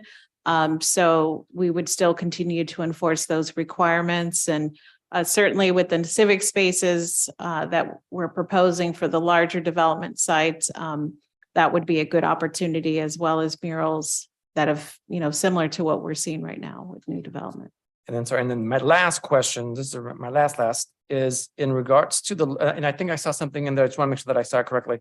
The lower floors, is there a way to call out where it's storefronts and businesses? And it's something that creates more business, more tax to the city versus some other type of use that doesn't necessarily bring something back to the city. So we do have within the form-based code, there's specific nodes that require active frontages. So for example, McDonald Avenue, it's a very important key corridor for us to make sure we have active spaces on the ground floor, that it's not just a blank wall that doesn't interface with the pedestrian environment. So we do have sections within the code that regulate that. There's, as Stefan mentioned earlier, there are areas along corridors such as San Pablo that could be long, that are more open and flexible, so that you don't need to have as inactive uses. But there's some very important nodes within the code that we do specify a build to line an active use on the ground floor. And active, I just want to make sure, is it, because it could be a lot of different things. A church can be very active on Sundays, but not maybe other days. Right, so how do we are defining active? Do you want to? Yeah, the important thing is, the most important thing first is the frontage and the idea that there's transparency and openness at the ground floor. The Design Review Board and the Planning Commission was concerned about being overly restrictive to retail, because they were afraid that that actually was going to sort of limit the feasibility of some potential development projects. So when we say sort of active uses, we would be expecting non-residential uses in those locations, but it could be a doctor's office or a clinic, sort of something that maybe is not associated with retail, could be a community use, a daycare, something of that nature. And it would sort of need to be sort of in that open, transparent design, so that there, is a lot of visibility between the street and the storefront. Okay, thank you so much. No more questions. Thank you. Councilmember Bowman.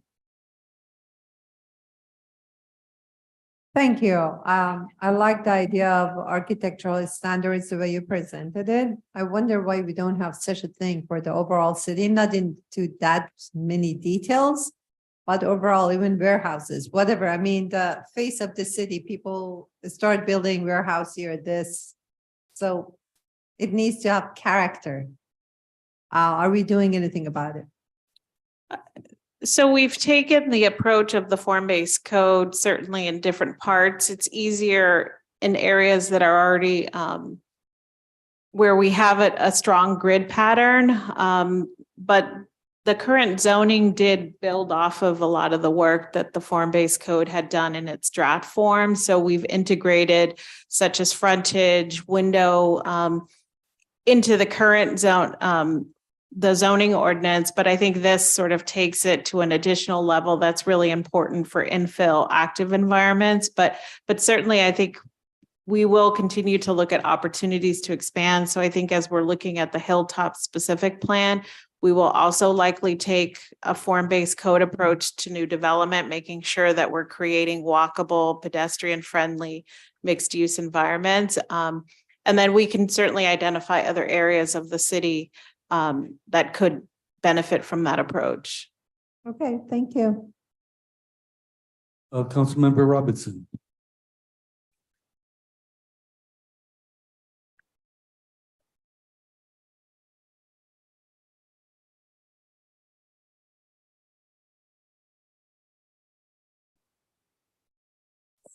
Hello? Yeah, that one works. Okay. So my questions have, one, I wanted to circle back to the parking issue, because I think, going to neighborhood councils, it seems to be one of the biggest issues on people's mind is parking. And, these plans are moving towards, more density, more folks, but it feels like we're not really, we're wanting to encourage people not to drive, but we're not really putting like a coordinated plan in place to make sure that people have options. And so I wonder if maybe I just don't know about a plan. Is there a coordinated kind of parking transportation plan that is going hand in hand with this? Basically, it's growth. Like, we're encouraging a certain amount of growth in our city, right?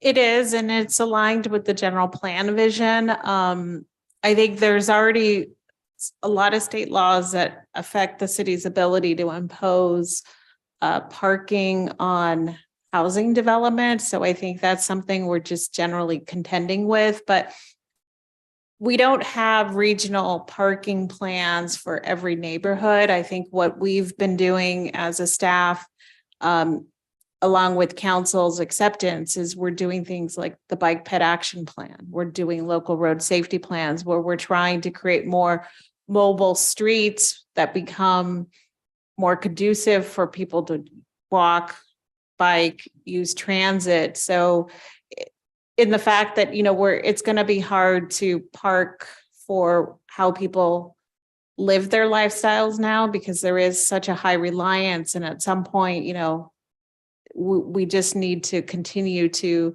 look at alternatives to driving. So that's sort of been our approach. We certainly understand that it becomes difficult and there's a transition period that this community will have to adjust to. And right now, I think we're in that, but I think people are looking at carpooling, ride sharing. And so we work closely with Transportation Division, who's been doing, the Richmond moves, looking at sort of giving people different options. I'm sorry, I just had a ton of complaints about Richmond moves over the last week Sorry. from seniors, and I'm about to share those complaints, but I really think we need a coordinated parking plan. I think it's not okay to leave it on residents to figure it out as we just pile more people into the city. I think that it's great that we're putting certain things in place with biking and walking. I ride my bike here sometimes, but as council member Willis brought up, some people cannot ride bikes. They just can't. And I feel like we need to actually address it directly and not just hope that people will figure it out on their own, because what's happening is people are just fighting and they're angry with each other and they're having neighborhood battles around parking. And, this house has 5 cars and that house has 6 cars, and how many people, and it's just like, all I see is that we're actually planning for more and more people without a plan for how people are parking. Now, I'm not saying that we need to have massive parking lots everywhere, but maybe there's a plan that includes, like, for every household, you get a certain amount of parking permits, and then you got to figure it out after that, and kind of think about how many cars can we fit in a neighborhood, how many permits do we get per household or whatnot, and then after that you have to figure it out, and we do parking enforcement, because with the growth of ADUs, with this more and more infill development, we're going to have to address this. We can't just hope that people figure something out. It's not going to, biking and walking isn't going to be an answer for everyone.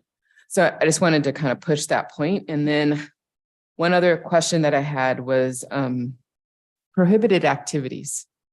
Do these new zones prohibit activities within the zone?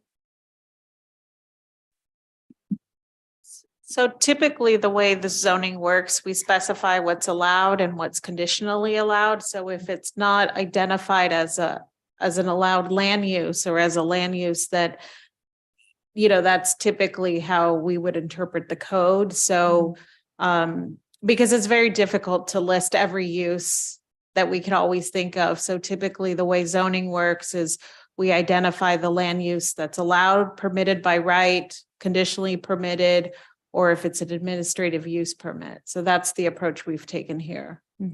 I guess I worry about people coming up with kind of creative uses that bring people together and then having those be prohibited in our new code.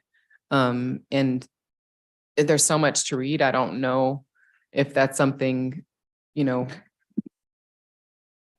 sometimes those things are really great and they bring a city to life, right? And if we make a code that just makes it not possible for people to do these kind of inventive, creative things, I think it would be sad. Yeah, and typically there's provisions, and I believe, well, certainly within the general zoning ordinance, that this will be a part of one section. There are the abilities for the director to make interpretations of the code if the use is similar to another use, then, you know, I can interpret that use is allowed, permitted, or conditionally allowed. So we don't often get cases like that, but certainly there's the ability for the director to make interpretations regarding land uses when they're not specified. And this code wouldn't necessarily affect temporary events. So if somebody had Special like events, you know, food truck event or a roller skating party, or it could be a temporary event, you get a permit for it, then. right. Yes. If the council's interested, we could certainly come back at a study session with an item pertaining to permit parking for neighborhoods. That's something that has been explored in the past. And if the council's interested in doing that, again, we can certainly discuss it. Yeah, I actually think that what I'm more interested in is not necessarily the single individual like pieces to the puzzle, but rather the whole puzzle. Because I feel like it really is the whole puzzle, not one of these things, not just the bike ped plan, not just, you know, the kind of active transportation, not just a permit, but all of them together need to fit for the planned density, right? Yes, so we can have transportation staff, public works and community development work together on a collaborative presentation and bring that back to city council. So last question, and this is on that whole, like, I love creative things. Sometimes the creative things that you don't predict really bring character, bring things to life, breathe a new life into things. And when I'm looking at the architectural standards and seeing that these are the only things that people can choose from, I wonder if that's gonna, like, if I think you said that people can ask for a, you know, to do a style outside of those styles. But I wonder how difficult that would be. Would they need a special case, or what if they're just an amazing architect and they designed a style that doesn't currently exist, and it's not necessarily in alignment, but it wouldn't be, you know, intrusive. How difficult would it be for them to bring this new exciting building to our city? It wouldn't be difficult if they were willing to do the design review process. I think where it becomes difficult is if somebody's applying for an SB 35 streamlining application, then they have to choose one. But if not, they go into this discretionary, hearing process. But that was a concern that the design review board, as well as the planning commission, also expressed, is we obviously want to make room for creativity and for the next great architect or existing great architects and designers. So we have created that process. It just provides more discretion on the city side to make sure that, like you said, that there's sensitivity and context, where it's being proposed and how it's being proposed. Okay, thank you. Councilmember Willis. Yeah, Mayor, I mainly had a comment related to the discussion, so I can hold that comment till after public comment. Okay, So, sorry. I have a couple of questions. Actually, they were asked by Councilmember Robinson, which has to do with creativity. I have imagined that eventually there will be an architect who will come to Richmond and create an architectural style that says Richmond. And I want to make sure that that architect knows that here he has the ability, and not only the ability, but the well wishes of the Richmond staff. I'm worried that the form-based code will create a city that's homogeneous with other cities, so that if you go from one city to another, you're in the same place. That cities lose their identity. So what in the form-based code can prevent that from happening? So I think the approach we've taken here is to provide variety and makes, so there isn't one frontage type that we're prescribing. There's not one architectural style that we're proposing. So I think part of, once you choose your architectural style, there's components of that you have to follow. But I think the form-based code includes sufficient variety to make sure that there is variety in the built environment, but it also reinforces a walkable, sustainable built environment for the community. And so I think that's how we've tried to address your point. And then, secondly, we've provided for this alternative method to allow for further creativity beyond things we couldn't think of today. And how would the form-based code affect the uses of the spaces that are created by this form-based code? So we're still using land use in terms of we're still specifying allowed or permitted land use, conditionally permitted land use, as well as those that require administrative use permits. So that's still being specified in the code, but it's really secondary to the form of the building. And we didn't take we're not proposing changes to what's already in the zoning ordinance. So those things still align, but we are being more specific in terms of the building form that's expected along these major corridors. And do you have form-based code for churches? If it's new construction, yes, they would need to follow the principles or the objective design standards that are proposed in the code. Okay. Are there any other questions? If not, then we'll go to public speakers. We do not have any requests to address the council. Okay, in that case, I will close public hearing. So, council members, do you have any statements or clarification questions?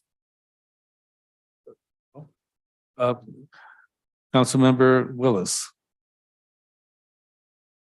Yeah, I'll just say that I'm happy to move forward now, knowing that sometime in the future may want to kind of revisit to see where we can make some revisions that don't go against any of the state standards. And I do want to follow up with staff on figuring out how we are looking at the parking and overcrowding and housing issues. I think it's going to be very important that we do some sort of may not be this specifically, but let's just call it a traffic study just to see how street parking is being impacted. And I think that whenever this is done, the particular times that we need to be monitoring are between the hours of 6 and 8. I know City Hall closes at 5, but that's when everybody else is coming home. And that's when you really see the nightmare that is trying to find a place to park that is close to your residential. And this is also taken into consideration that once we start to fill in vacancies with staff, and that includes parking enforcement, so we can start really enforcing and doing street sweeping, looking at the impacts that people are having to take just to move their car even for that night, knowing how many folks are parked in that area. I've just seen folks use their trash bins and cones just to maintain their parking. And the pet peeve of my life in recent years, when there is no side street parking, people double park and block the freaking intersection. That has gotten worse since the pandemic. I didn't realize how much I hated double parking until I've been behind it a million times. that's just me venting real quick. But overall, if we're really going to come up with solutions looking at the issue, I think we need to look at it at its height whenever folks are really impacted, trying to figure out like how are they going to secure their vehicle in a place and be able to get home swiftly as possible, especially if they have mobility issues. So that's just a comment I wanted to make on that discussion. I'm happy to make a motion to move forward on the first reading of the form-based code, with that caveat that sometime in the future may want to revisit it to see if any amendments could be made based on the discussion that we have now or any other issues that get identified in the future. So that's my motion. Anyone else? No statements from other council members?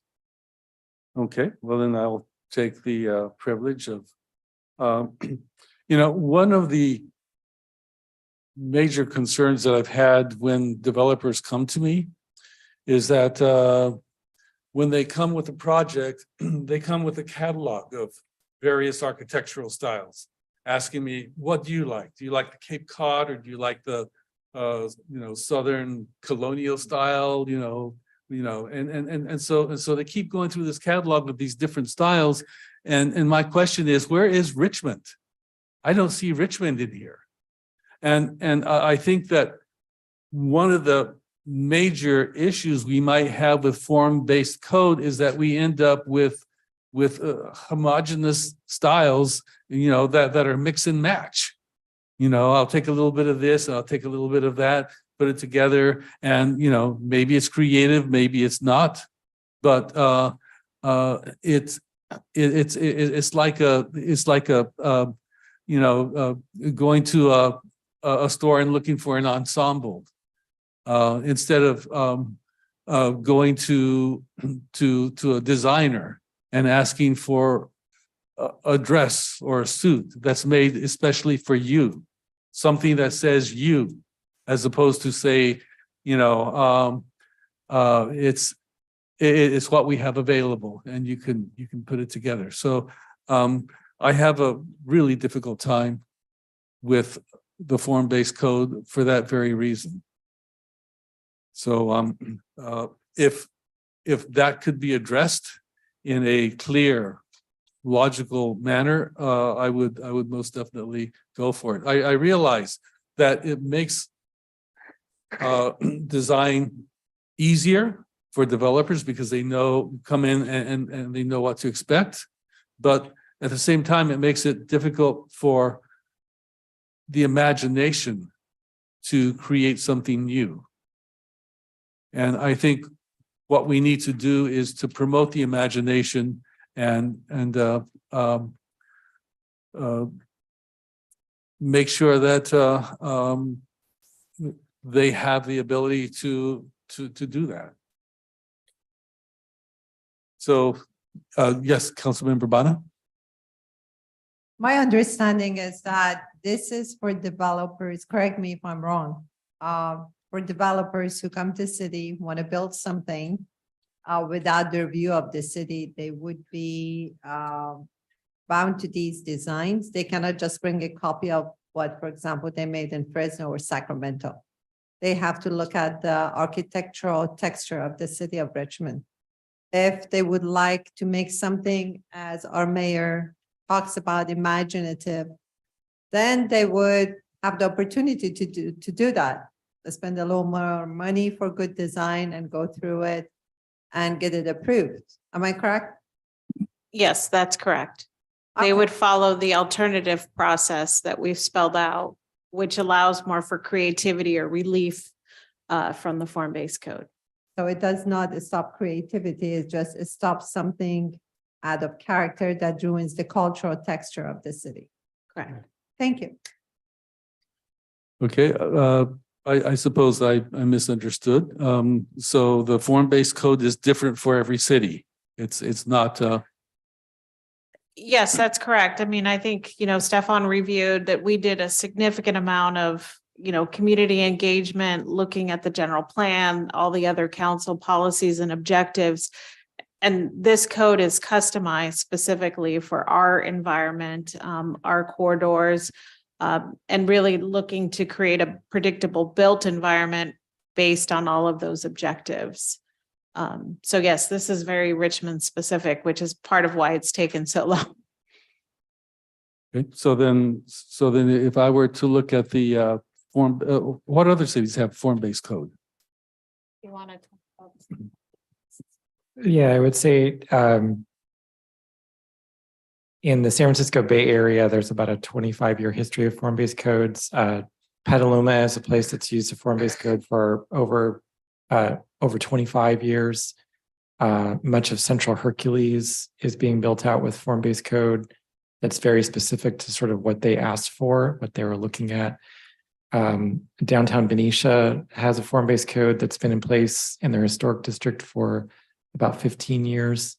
And I would just say that with this new requirement for objective design standards that state law has required, many cities are now essentially adopting form-based standards to apply to their multifamily and mixed-use residential projects. And that is happening in almost every city in the state. Okay, the cities that you mentioned, the cities who have actually done well with form-based code are cities that have a lot of historic buildings, a lot of old buildings that weren't torn down.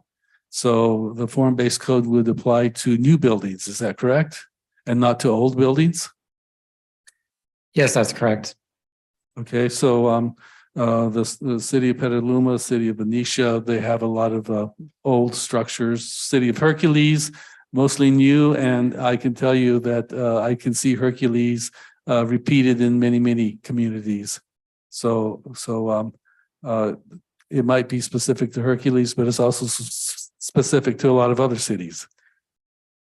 If I may, I would add that personally, after working in Hercules for many years, I can attest that the projects that have been built in the Central Hercules Plan area since 2000, all of those developers brought designs to Hercules from other places, and that were actually not compliant with the code that they actually had drafted.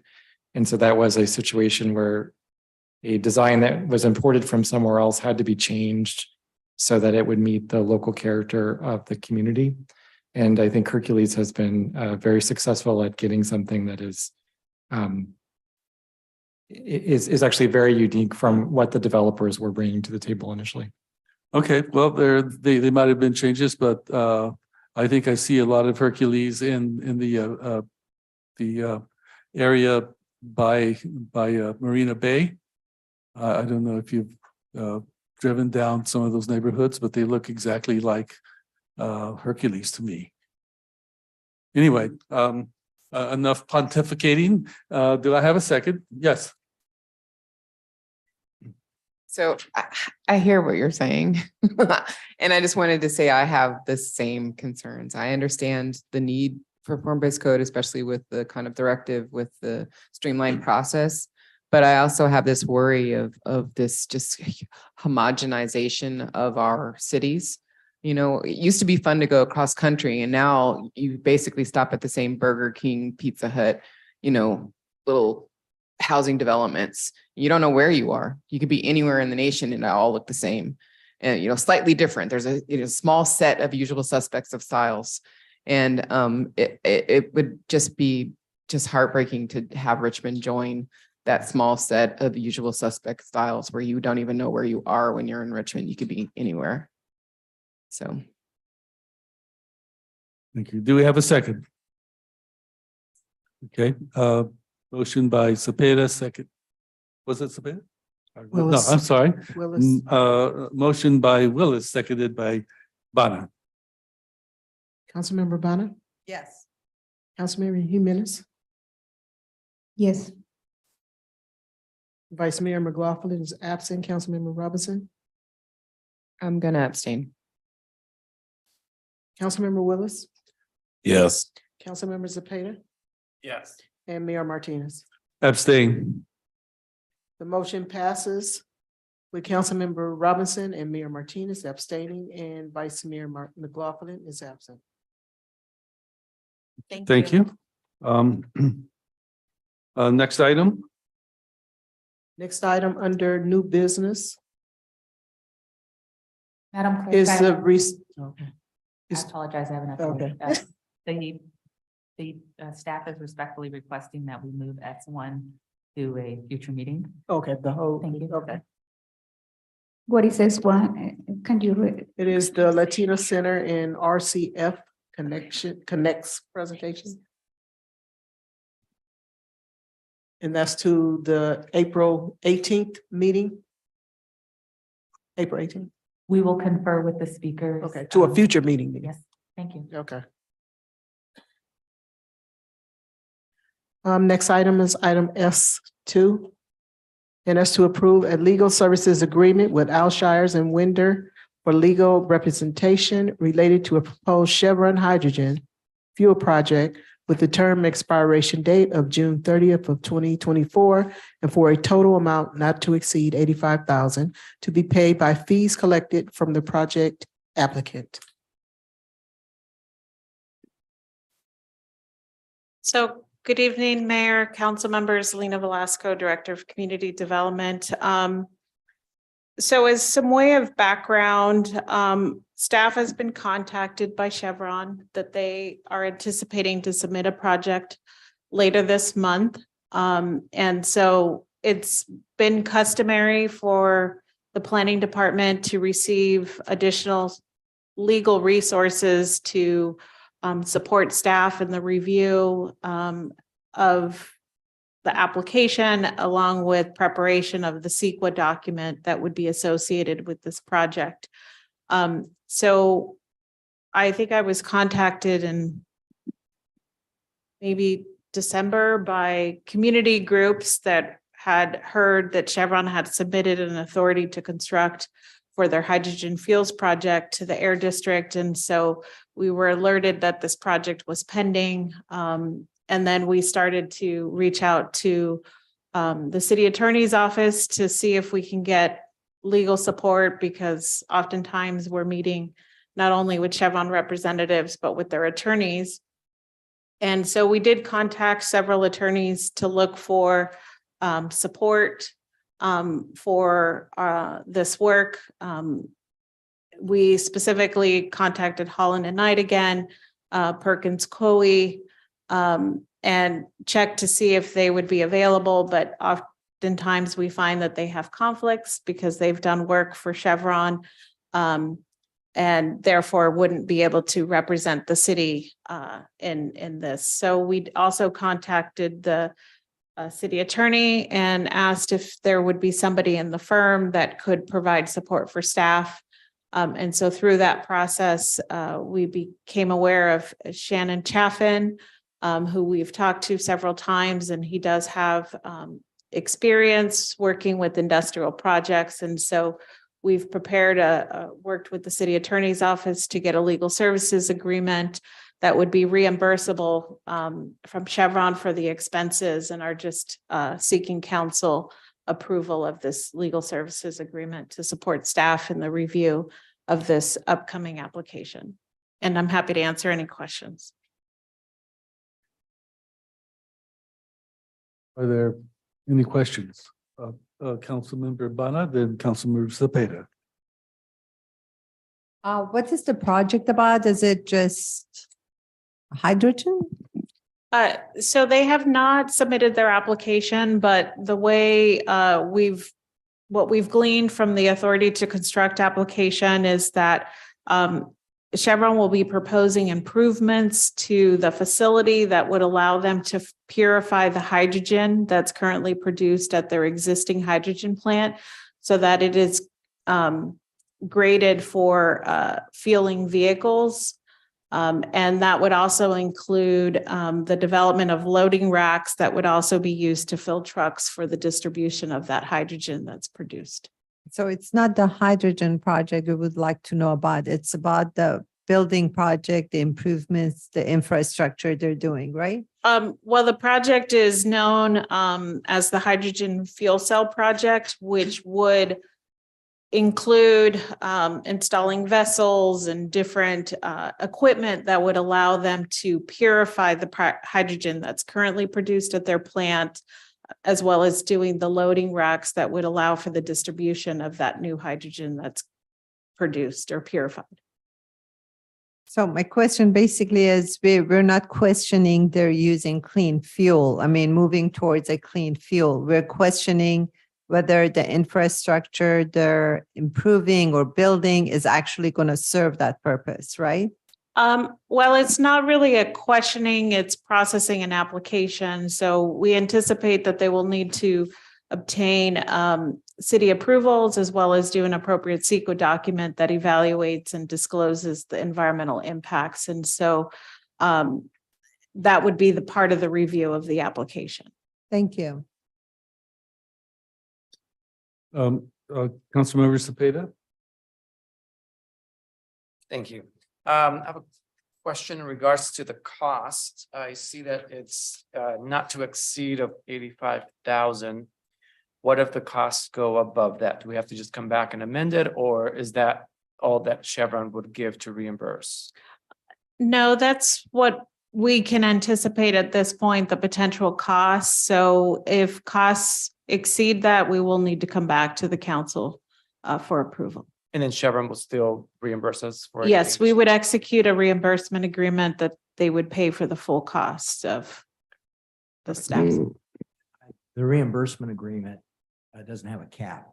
So they have to fund it with enough money they have to estimate 90 days in advance how much we do the estimating, how much cost we're going to have.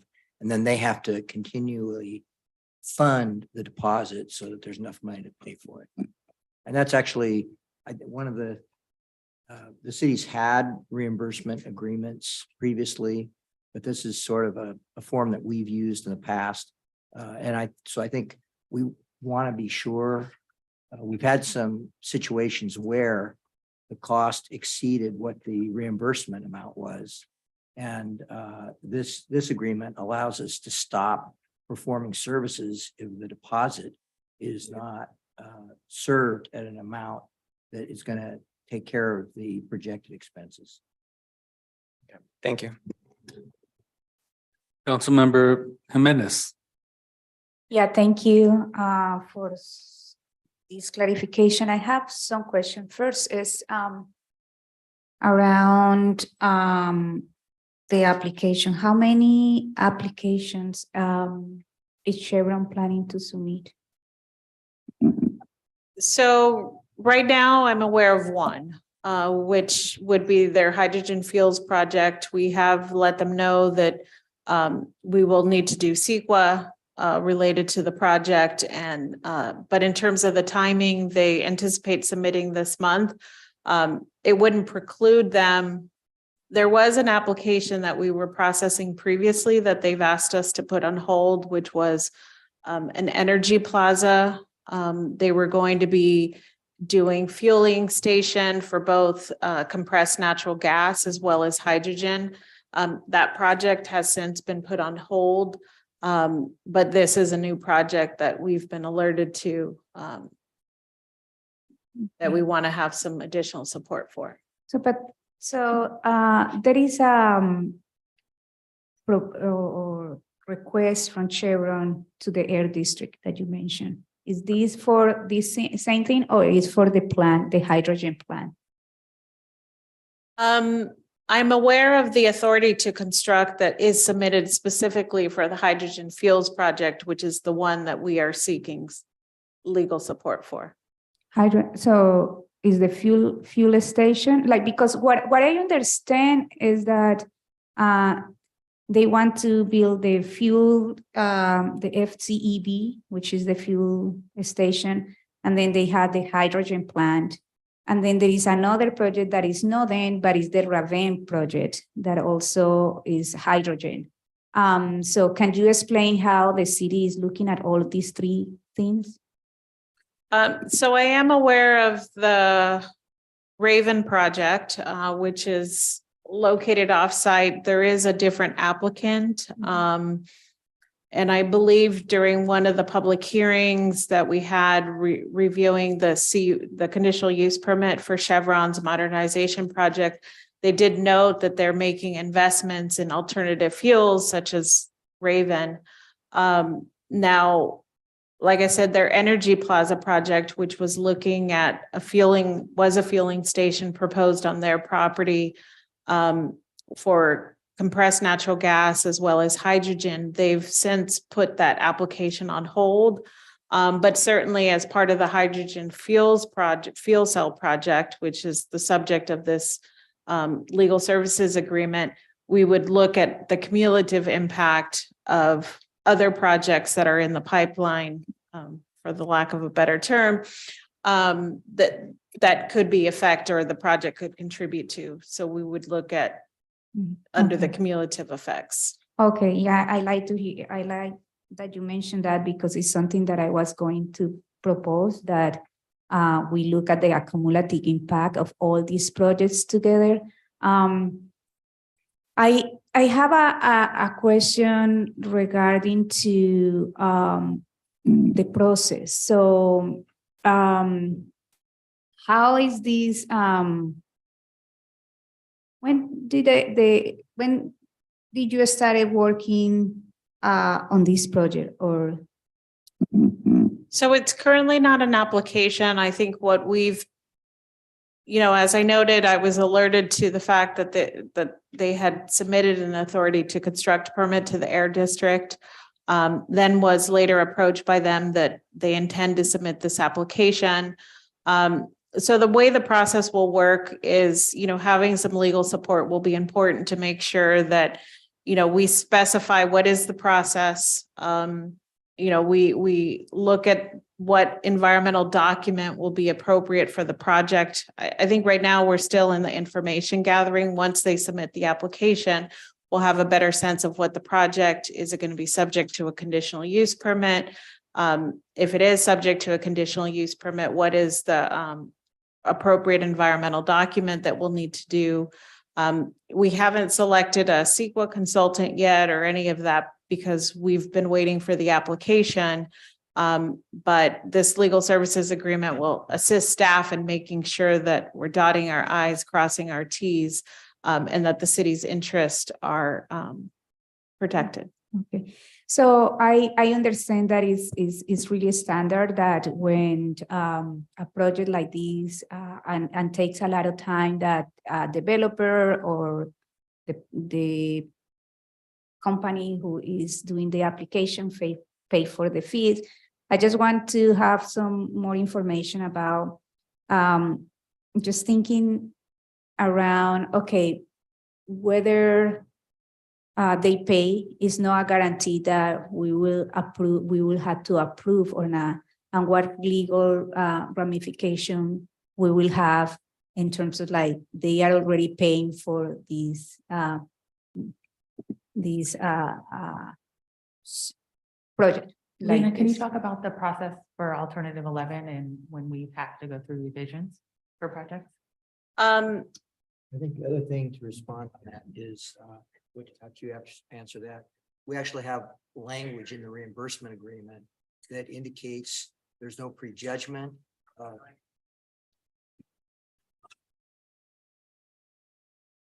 Well, let Lena answer that question, and then I'll give you some language from the reimbursement agreement. Okay. So Councilmember Jimenez, what I'm understanding is how do we,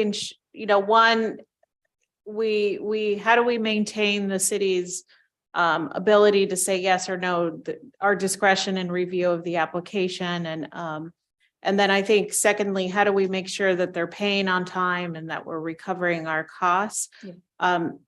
So in terms of the full discretion, as Dave mentioned, the reimbursement agreement explicitly says that that there's no guarantee this is a discretionary application and that the city does not have to approve the project. I think what we've created systems and planning very much because we're a cost recovery department is we monitor invoicing. So as we collect a deposit first to make sure we have money on hand before work starts. And then we monitor invoicing to make sure that we're staying ahead of those expenditures. So we as a division have very much, need to maintain that system to make sure that, we're not left holding any unpaid invoices. So that's one process that I think we're good at. We do well. So Dave, I don't know if you wanted to add anything So else. one of the things that we've tried to add to the city process is in terms of these reimbursement agreements, we have strong language that indicates not just with this, with the legal, but with the environmental consultant, these entities, just because the funding, because it happens with the environmental consultant also, the applicant, Chevron, is funding both of those contracts. And so the language indicates, because CEQA requires it, CEQA requires that you have an independent entity that's preparing this. So even though there's money that's coming from the applicant, the entity that supervises the consultant, both the legal and the consultant, is the city. And it specifically requires that all communications have to be through the city process. The developer doesn't direct any of the activity. And it also states that notwithstanding all of the city's involvement in preparing these documents, the governing body has complete discretion in terms of making the ultimate decision concerning the application. And just because the city basically supervised the preparation does not in any way limit the approving body's discretion to make whatever decision that they would make. So this is it really years back, it developed under CEQA that if the CEQA document was not independently prepared, that undermined the legitimacy of the document. So we used to have fights with applicants about this language, but basically, eventually we got some court decisions that said that if there was not this independent preparation, it would undermine the validity of the document. So at that point, developers and applicants had to go along with this language. So we do have that language in the reimbursement agreement, which was in your packet. Okay, thank you. And then my last question is, I noticed that the lawyer is from Alshire and A&W firm. How was the process to choose the lawyer? So I worked with Shannon Moore in the city attorney's office, and we started to contact several law firms that were on their on-call list. Many that the council's familiar with, and based on that, we started to call and see if they would have attorneys that had petroleum experience, industrial experience with CEQA. And then we needed to make sure that there were no conflicts. We did also call a couple of firms that were not on the list, but that, had been referred to us as potential participants. And a lot of the ones that we talked to had conflicts in that they've done recent work for Chevron or an affiliate. And so, that makes it difficult for them to work for us, and that we want to make sure that there's objectivity. So that was really the process. And then, we reached out to Dave to see if he also had somebody in-house that would be available that had some similar experience. And so Shannon, who I've met many times and is very responsive. So I think he will be really helpful in the process. And but that's really the process that we followed. Thank you. Any other questions? Then I have a few of my own. What product is Chevron expecting from this agreement for legal services? I think they understand that the complexity of the projects. I mean, when we have complex industrial projects, you know, understanding what is the baseline for evaluating CEQA. And it's been customary that with other large projects that they've done, such as the modernization project, the renewal project, we will bring on attorneys that they pay for that work on behalf of the city, not on their behalf. And so what they're expecting is sort of a similar process, that the city will now have somebody on its team to represent the city's interests as we review and evaluate their application. So this person that we're hiring works with the city after they file their application? Yes, we would bring them on board, share the application with them. They would, you know, help us review the code, the municipal code, to make sure that, you know, we've specified the discretionary process that would be appropriate for the project. And then support us as we develop the CEQA document that would be needed for this type of project. And I had asked for credentials for the lawyer that we were considering. Have those been provided? Yes, I emailed the council last week with a bio resume, as well as an offer to meet with Mr. Chaffin if it was desired. Okay. Did other council members get that email? Yeah, I got it. Did? Okay. All right then. My apologies for not checking all my emails. So They're that's on hard to me. keep up with these days, so I Right. completely understand. Okay, so do we have public comments? We do not have any request to address the council. All right, then, in that case, then, close public comment, and now it's time for comments or motions from the floor. Can I? Yes. So I think, like, for me is very important that we look at the accumulative impact of all these three projects together. How we guarantee that that is going to happen, and in which point the council is going to be giving some information about that before, you know? I mean, I think if it's desired by council members, you know, staff would be happy to meet with you individually to share information regarding the project along with Mr. Chaffin. I think it'll take us a little bit of time first to understand what is the application. There'll probably be some back and forth with Chevron trying to really understand, to make sure we are grasping the full effects of the project. And then, but I think that's something that we could do, is meet with council members individually to share information, answer your questions. And, you know, so I think once I receive the application, I think we can reach out probably 30 days after. Okay, thank you.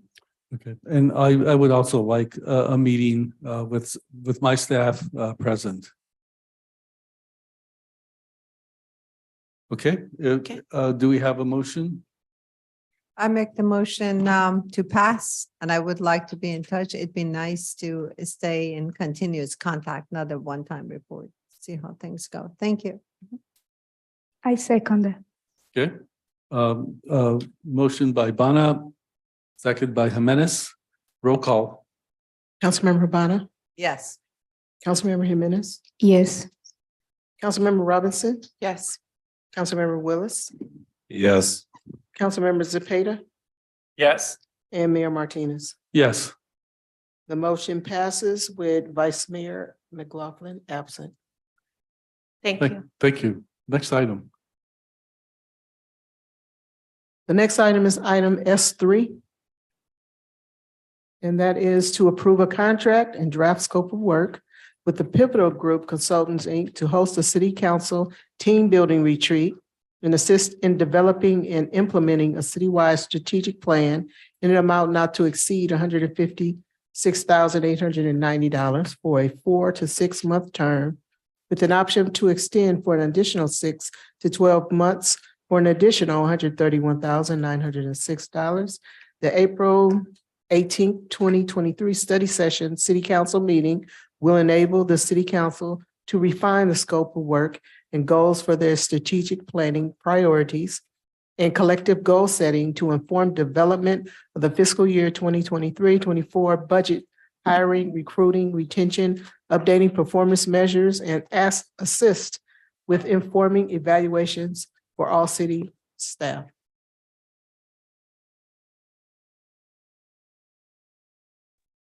Mayor, I would like to invite Lilia Corral, who's online via Zoom, and KCRT, please to put up the presentation. Lilia is the management analyst that's been working collectively with staff on this item, and so she's going to lead the presentation, if that's okay. Sure. Yeah. Thank you. KCRT, can you please put up the presentation for item S3, the pivotal group? And can you please promote Lilia to a presenter? Thank you. All hear me?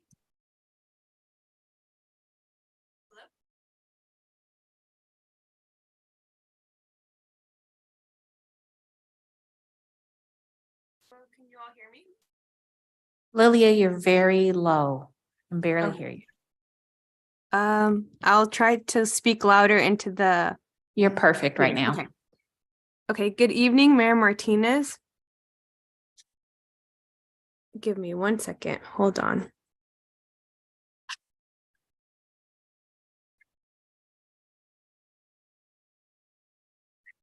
Good evening, Mayor Martinez and council members. My name is Lilia Corral, and I'm a management analyst with the City Manager's Office. Today, I will be providing information regarding the proposed contract with the Pivotal Group. Next slide, please. So as Ms. Christian mentioned, city staff is seeking approval of a $156,890 contract and draft scope of work with the Pivotal Group consultants to host a city council team building retreat and assist in developing and implementing a citywide strategic plan for a 4 to 6 month term with an option to extend for an additional 6 to 12 months for an additional $131,906. At the April 18th, 2023 study session City Council meeting, the City Council will be able to refine the scope of work and goals for the strategic planning priorities and collective goals to inform development of the fiscal year 2023-2024 budget, hiring, recruitment, retention, updating performance measures, and assisting with informing evaluations for all city staff. Next slide, please. So for background, the city released a request for proposals for team building and strategic planning in November 2022.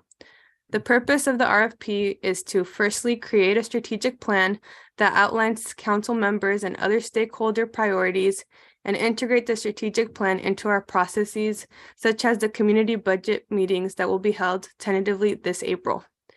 Secondly, to develop a team building retreat for the city council members. And thirdly, to ensure conversations and decisions are synthesized. The following are key aspects of the scope of services for the request for proposals. The first is agenda planning, which entails the facilitator working with the city manager or their designee to design a detailed agenda for the team building retreat for the strategic planning sessions, including timing, space, equipment, and other logistics. The second is pre-meeting research, which entails meetings with city council members and other city staff to develop the facilitator's understanding of key issues, interpersonal dynamics, and other factors that should inform the group discussions at the team building retreat and the strategic planning sessions. The third is meeting facilitation, which entails facilitating a variety of meetings between city staff and city council to create a pleasant, dynamic, and productive environment. And the last is strategic plan development.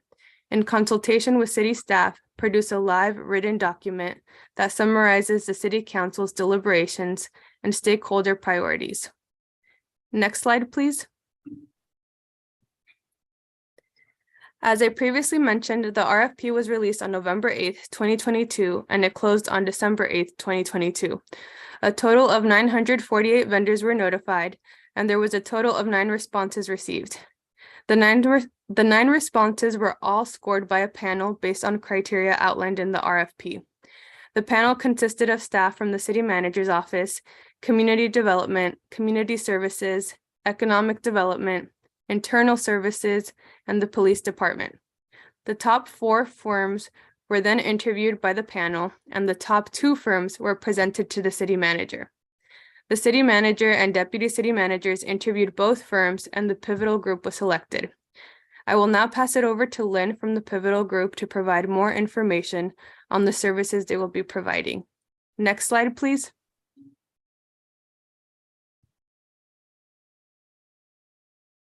Good evening, Mr. Mayor and members of City Council. My name is Dr. Lynn Corbett, and I am the founder of the Pivotal Group Consultants Incorporated. We are a California-based consulting firm that has worked with local community-based organizations across the country, in addition to also working with specific jurisdictions across the state of California. And it's a privilege and honor to talk to you tonight. Our focus has really been about how can we help organizations really build strong and healthy communities. We call ourselves the Pivotal Group because we believe that cities, nonprofits, and community-based organizations are pivotal to the success of communities. Next slide, please. We are experienced in doing strategic planning. I teach actually strategic planning at 2 universities in the state of California.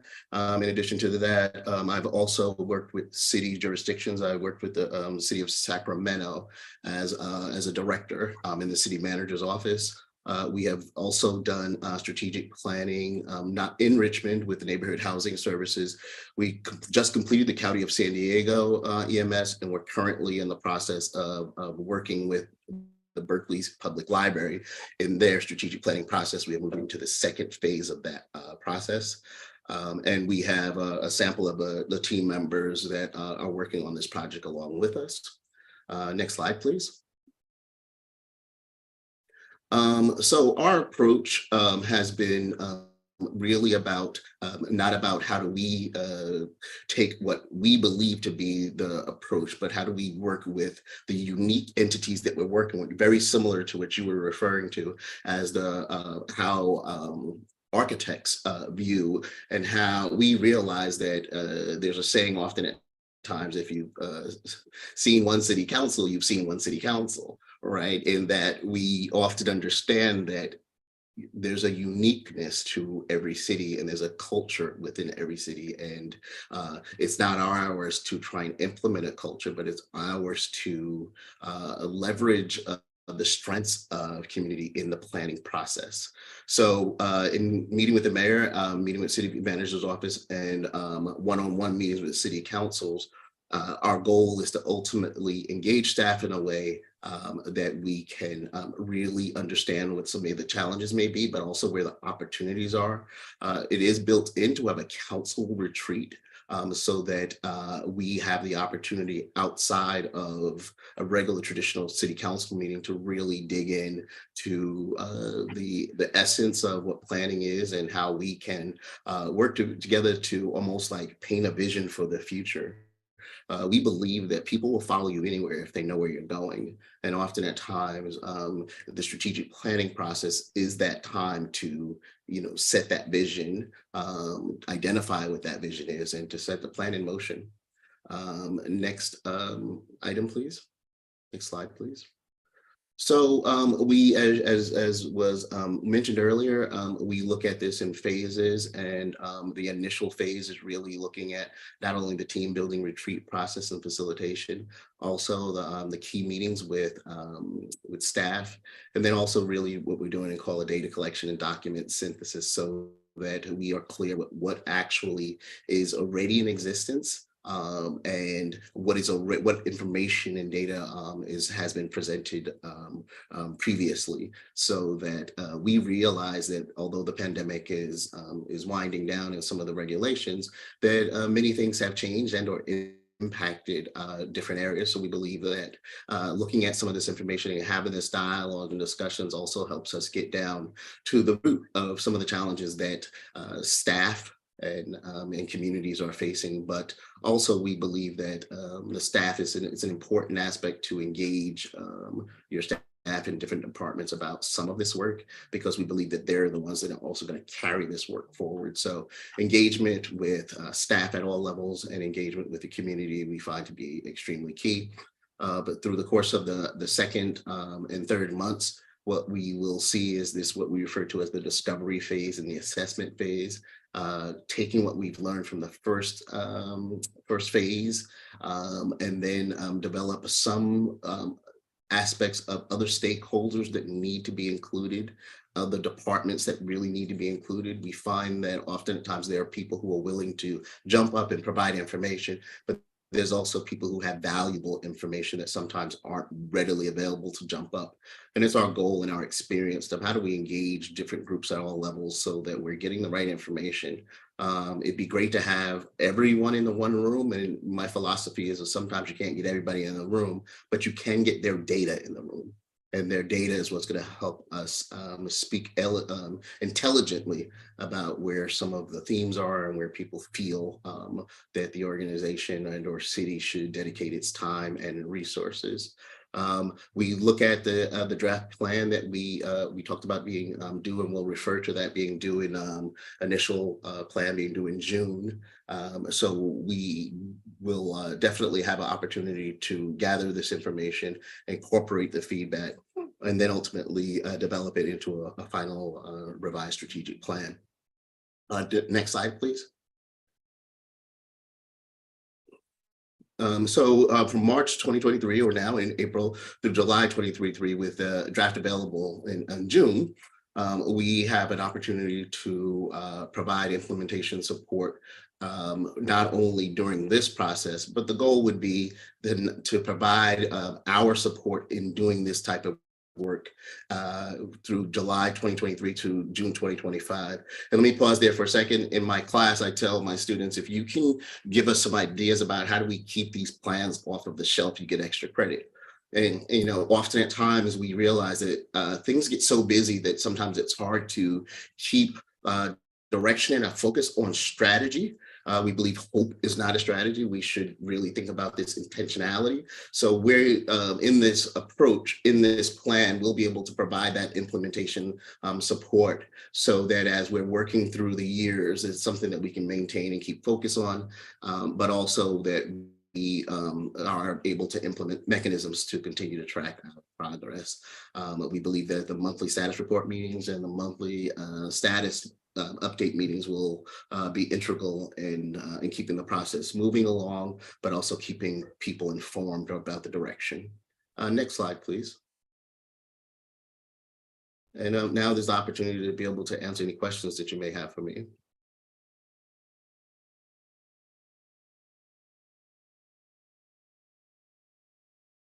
Any questions? Councilmember Bana? Thank you. Thank you for the presentation. I think team building is an excellent idea. I would like to talk to my fellow council members, but because of Brown Act, it's not easy to find out what we have in common. So it'd be wonderful actually if you could facilitate it. But I don't understand all this stuff beyond it, like community engagement or staff engagement, what it is about, why would we need it? To be honest with you, I'm very suspicious of reports that are made at a very high price, but sit on a shelf and collect dust. I need practical results to be able to make sure that our team agrees on a set of core values and can move forward. So we have agreements on the outline of the work that the council is working on. It's very important to find shared priorities. That's what I care about. So can we have the scope of the work just limited to that? If that's something the entire council is interested in doing, the proposal is that on the meeting on the 18th, that we would have a study session time where we can refine and discuss the scope of work to meet the council's needs, but we can't do that until we have the consultant engaged. And so that is the plan. What you have before you is an outline of how it could work. to enable staff to feel supported in this process and to ensure that the council can meet their policy objectives as you move into the next fiscal year. Okay, thank you. Also, I have a question. What does the council retreat mean with regards to Brown Act? Do we have a retreat with the camera on for the public? How does it practically Yes. work? Yes. Okay, and Yes, but we can certainly discuss the logistics and possible locations. If the council would like to do so outside of the chamber, that's something that we've done in the past. We just have to coordinate it with KCRT to ensure that there's adequate staffing, but yes, that has happened previously. yeah, I believe team building and coming up with shared values is very important, but honestly, the rest of this stuff, I'm not sure about. Yes. And council member, I'm not sure if you have a question in there, but I'd love to just help you put this in context. What we find often at times is that at certain levels, there's agreement, which we believe is important, which is what I believe you're saying, that the core values, shared mission, shared vision, and understanding that aspects, particularly from a team building component, is extremely important. What we found with our experiences is that just as much as it's important there at different levels throughout the city organization, that needs to happen in order for the goals to move forward. So yes, the city council is one aspect of it, but the goal with the strategic plan often at times is to gauge different levels of the organization so that we all are moving in the same direction. So that when now the city council has a clear alignment of where we're going, but so does everyone else. And it goes beyond saying this is where we're going, but we believe that by engaging at every level, there's buy-in at every level, and there's a more of a high probability of success. My point is that if you do a great job, we may get to the point that we have achieved the goal and agree to, end the service. I would like to have that as an option. Thank you. Councilmember Cepeda. Thank you, Mr. Mayor. I like this idea. I'm very big on strategy, having new council members, myself being one of them, and also just the city now for the first time has its districts, and already working alongside some of my council members and understanding our community, the needs, even within my own district, the needs of one corner of my district are very different than another corner of my district. And while I want to fight for my district, I have to fight for the whole city. So I think it's very important that we come together so that we prioritize the city as we're prioritizing our districts as well. And again, understanding the needs. And I think this time around, we're really able to hear every need of every community member because of district elections. And I think this in the strategy session, I think that's where this is going to come out more to help us facilitate that. I think it's also going to help us understand, or I'm hoping it helps us understand the needs of our staff. Because it's not just the needs of the community, because the community, we know we have needs, but we can't resolve them until we have the staff. So I'm hoping to have that conversation. It's a need, it's a want, it's a have, and it's a making a wish. And from there, how do we move forward to prioritize it and move all of our goals forward? And I think our goals is to uplift the community. And I understand that we had a previous attempt at a strategy session, but I think that strategy sessions work when everyone has their mind and their their mind into it. It doesn't work if one of you, or in general, not any of my council members here, but just in general, if a person goes in thinking they have all the answers, strategy doesn't work. Strategy, you have to be open-minded. And I think maybe in previous years, maybe we didn't quite have all of that from what I understand. So I'm hoping to continue a great partnership with all of my colleagues and with our community and being able to understand more what our needs are. So that's I'm a big proponent of strategy sessions. So thank you. Councilmember Jimenez. Yeah, thank you. Thank you for the presentation. I really understand the need for setting up priorities. So staff feel like they have some directions about what to put first versus other things. But I don't agree with this way. First of all, I wanted to say, I am confused about the money. And the final deliverables at listed included 6 deliverables: team building retreat for new city council, strategic areas of focus and priorities for the next 5 years, goals and objectives to meet identified priorities, a final strategic roadmap report, implementation support including executive team coaching, biannual updates over 2 years. But when I look at the cost schedule, some of these deliverables are going here with the $156,000, but the others are not, and it says auction for extension to spend $280,000 in this. And I think it's a lot of money. So that is confusing to me, and I want some clarification about this. So I agree that it is a lot of money, but right now we're projected with your general fund and non-general fund, probably in excess of 400 million. So this expenditure is less than, proposed expenditure is certainly less than 1% of your budget. And so as we've transitioned into district with our new mayor and his leadership, I think what, not only in supporting the council and the community, but also in supporting staff and creating a sustainable place for our colleagues to work, I think this would be incredibly helpful. I think you have an extremely dedicated group of colleagues here that are really top-notch across the organization, including line staff. And now that we have districts, we are continuously receiving requests. And the city of Richmond was not set up or designed for that level of inquiry. And so we have started to do things like adding staff to the mayor's office, adding staff to the council office.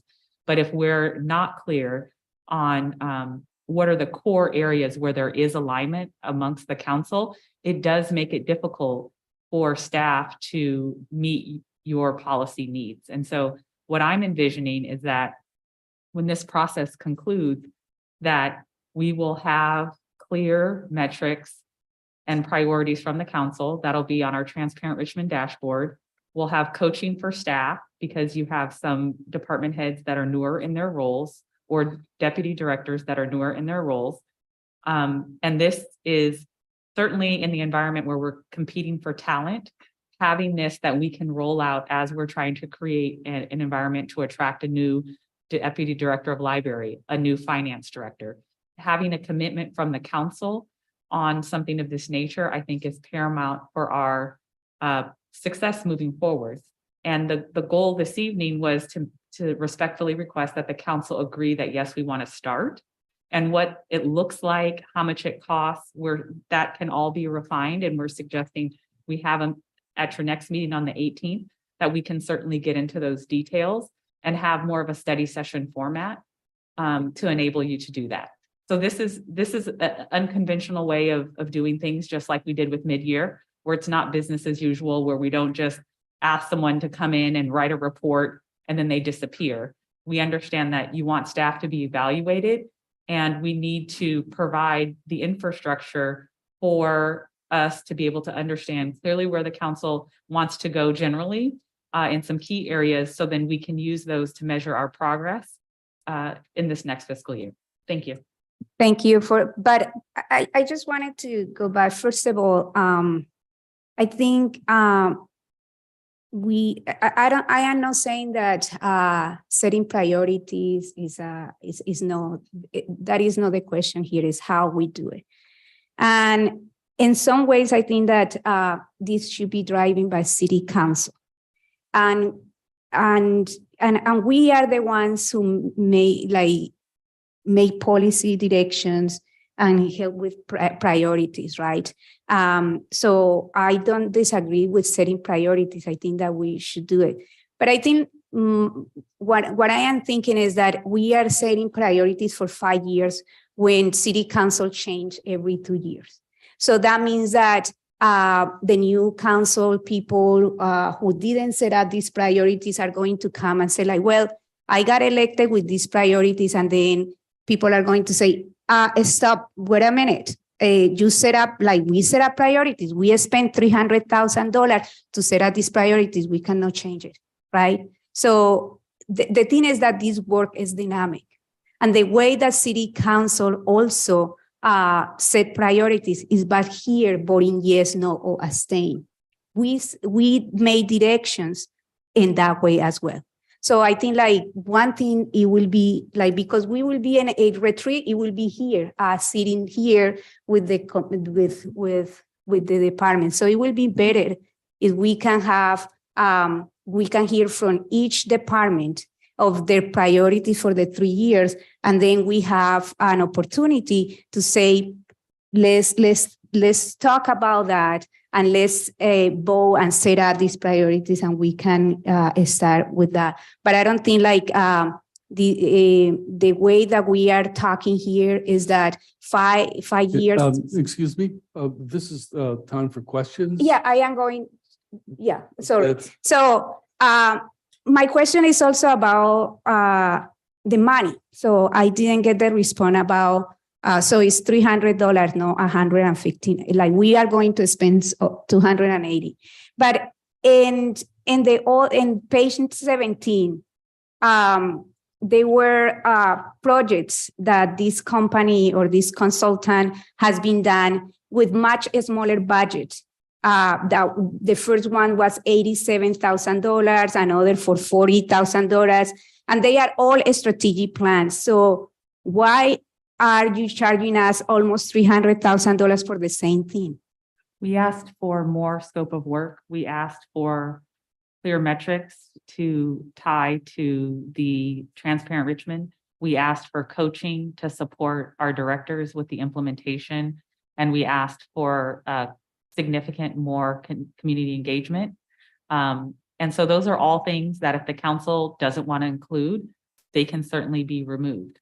I think for us as staff, we try to provide options where there's more comprehensive engagement.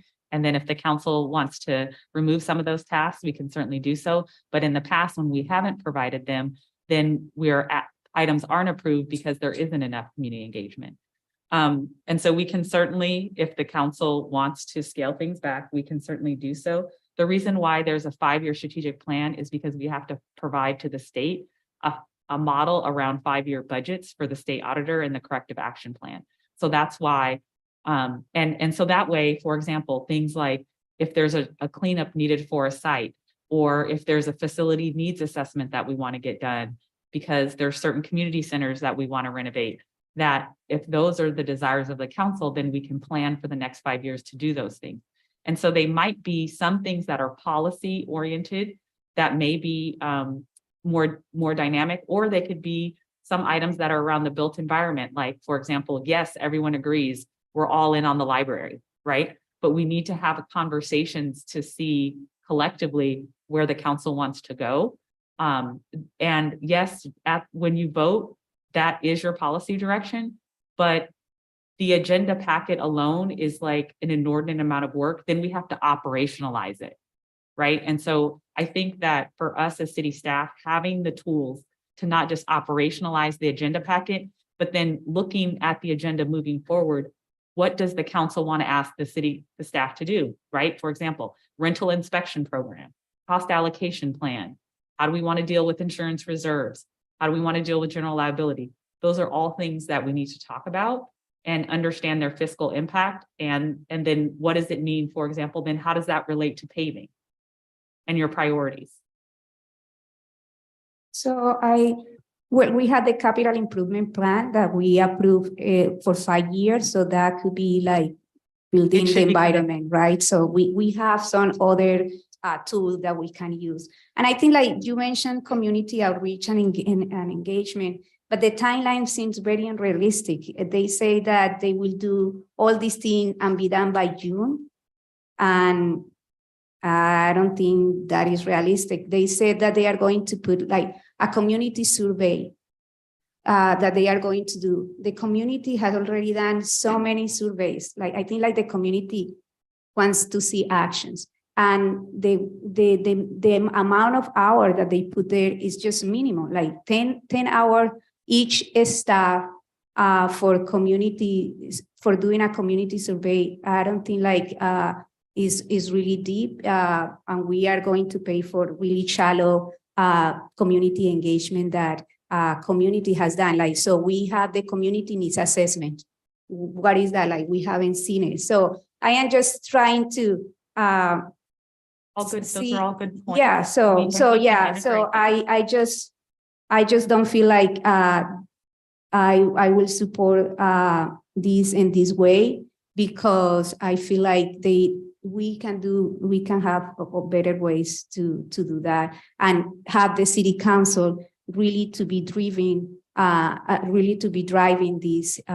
this process. Thank you.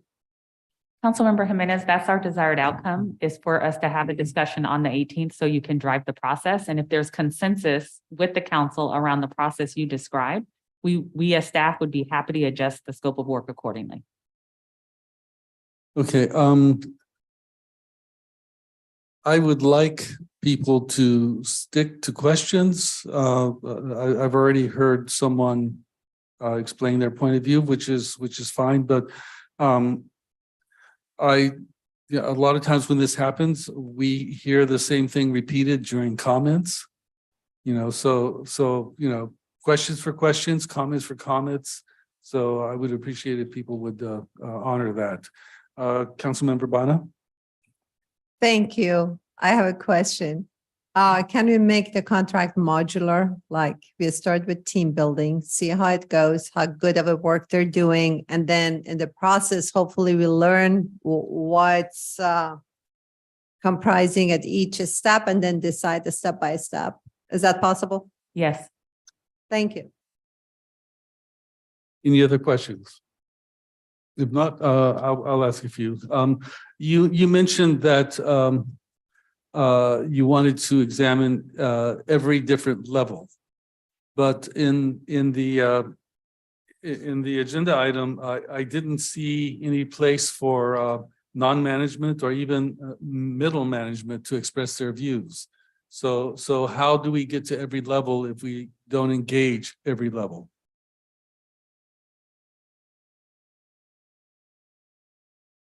Lynn, do you want to respond to that? There is the phase, Yes. there's the walk, the document synthesis, and then there's the after the community survey, there's another way where there's the walks. What page is that on? And we've revised the scope of work numbers of time to try to reduce the budget. Lynn, do you want to go ahead and take that question? Yeah, so I guess, we look at, and I guess I can understand the questions around in regards to the terminology. When we say in the terms internal and external stakeholders is when we are talking about the different levels. When we talk about even the coaching, we're talking about coaching with different departments at different levels. But I do think that when we talk about the structure and the outreach and where those hours are dedicated, it is for reaching staff at different levels. And when we do talk about surveys, and as the councilwoman mentioned, that when we talk about surveys, there's always an internal survey and there's an external survey. When we did the city of San Diego, we just specifically did fire personnel, and we had over 1,000 responses, but this was the people who are doing the work every day. So we believe that getting the information and the data from the people who do the work every day is paramount. But also we believe that in order for you all to make the informed decisions that you have, having this specific data that comes directly from the individuals that shows you the specific data and percentages of the way people believe can allow you to make informed decisions. So I see where if I look at your the items here specifically, I do want to say that the information is embedded throughout the proposal. Okay, I'm sorry, I'm not sure I understood what was just said. Yeah, I'm sorry. So when we talk about, sorry, I mentioned, I'm sorry, on point, if you look at the budget here on point 2.6, when we talk about community, I was saying we captured community internally and externally. And I know that it's the pop-up events in 2.5 and 2.6, but also if you look down here at 4.3, it allows us also to, when we talk about staff engagement activities, and then 4.2 project list in collaboration with department heads. It's talking about the high level, but in order for us to get the information, it's embedded so that now we gather the information and now then we're able to follow up with those through the other areas as we go throughout the project. So those are just the 3 of the line items that I believe where that can be captured. Okay, I'm sorry, I guess the confusion is coming from the fact that I don't have the document that you're looking at. What he is referring to is the schedule and cost information that is part of Can you, the contract, the draft contract. And it is. yes, on what page? It is on page. Sorry, I think it's 22. At the end of the packet, yes, right after page 21. Okay, back page.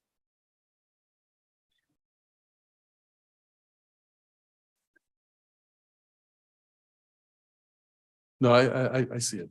See Yeah, it? Okay. it's a back page. So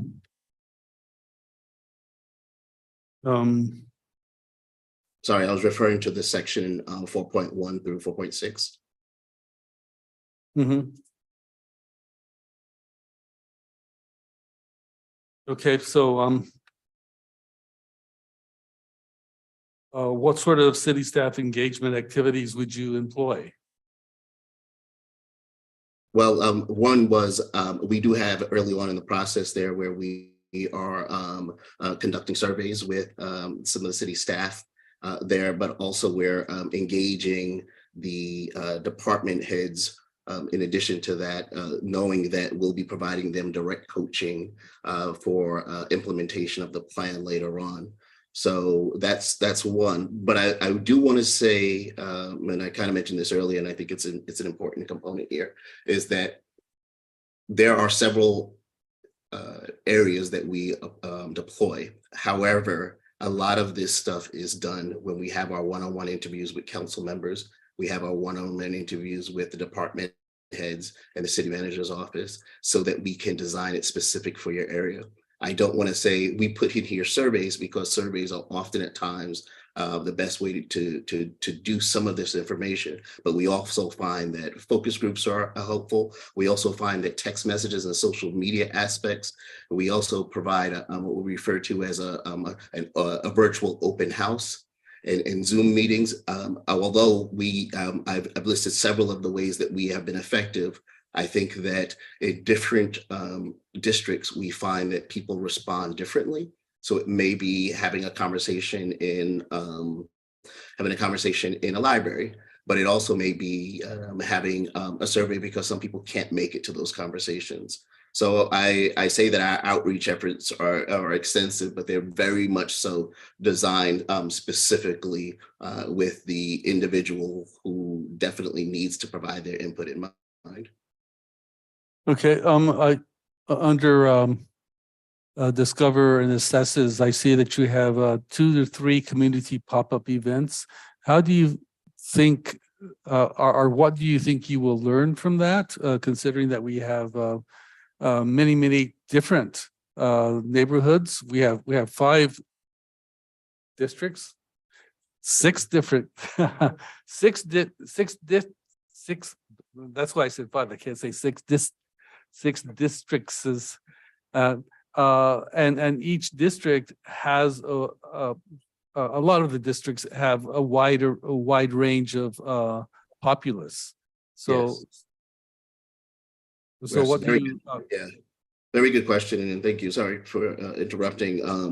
Our goal has been to partner with departments, particularly in this instance, some of the financial workshops that you're having is to partner with events that are in existence. We found that rather than having people come out to separate events, it's better for us to dovetail onto the events that are currently taking place. So for like a Berkeley Public Library system that has their annual event where they expect a tremendous amount of turnout, that's where we'll be when you're having your financial discussions in the community. That's where we'll be. So when we talk about the community pop-up events, we're thinking that there may be some additional events that are outside of the events that are already taking place in different jurisdictions.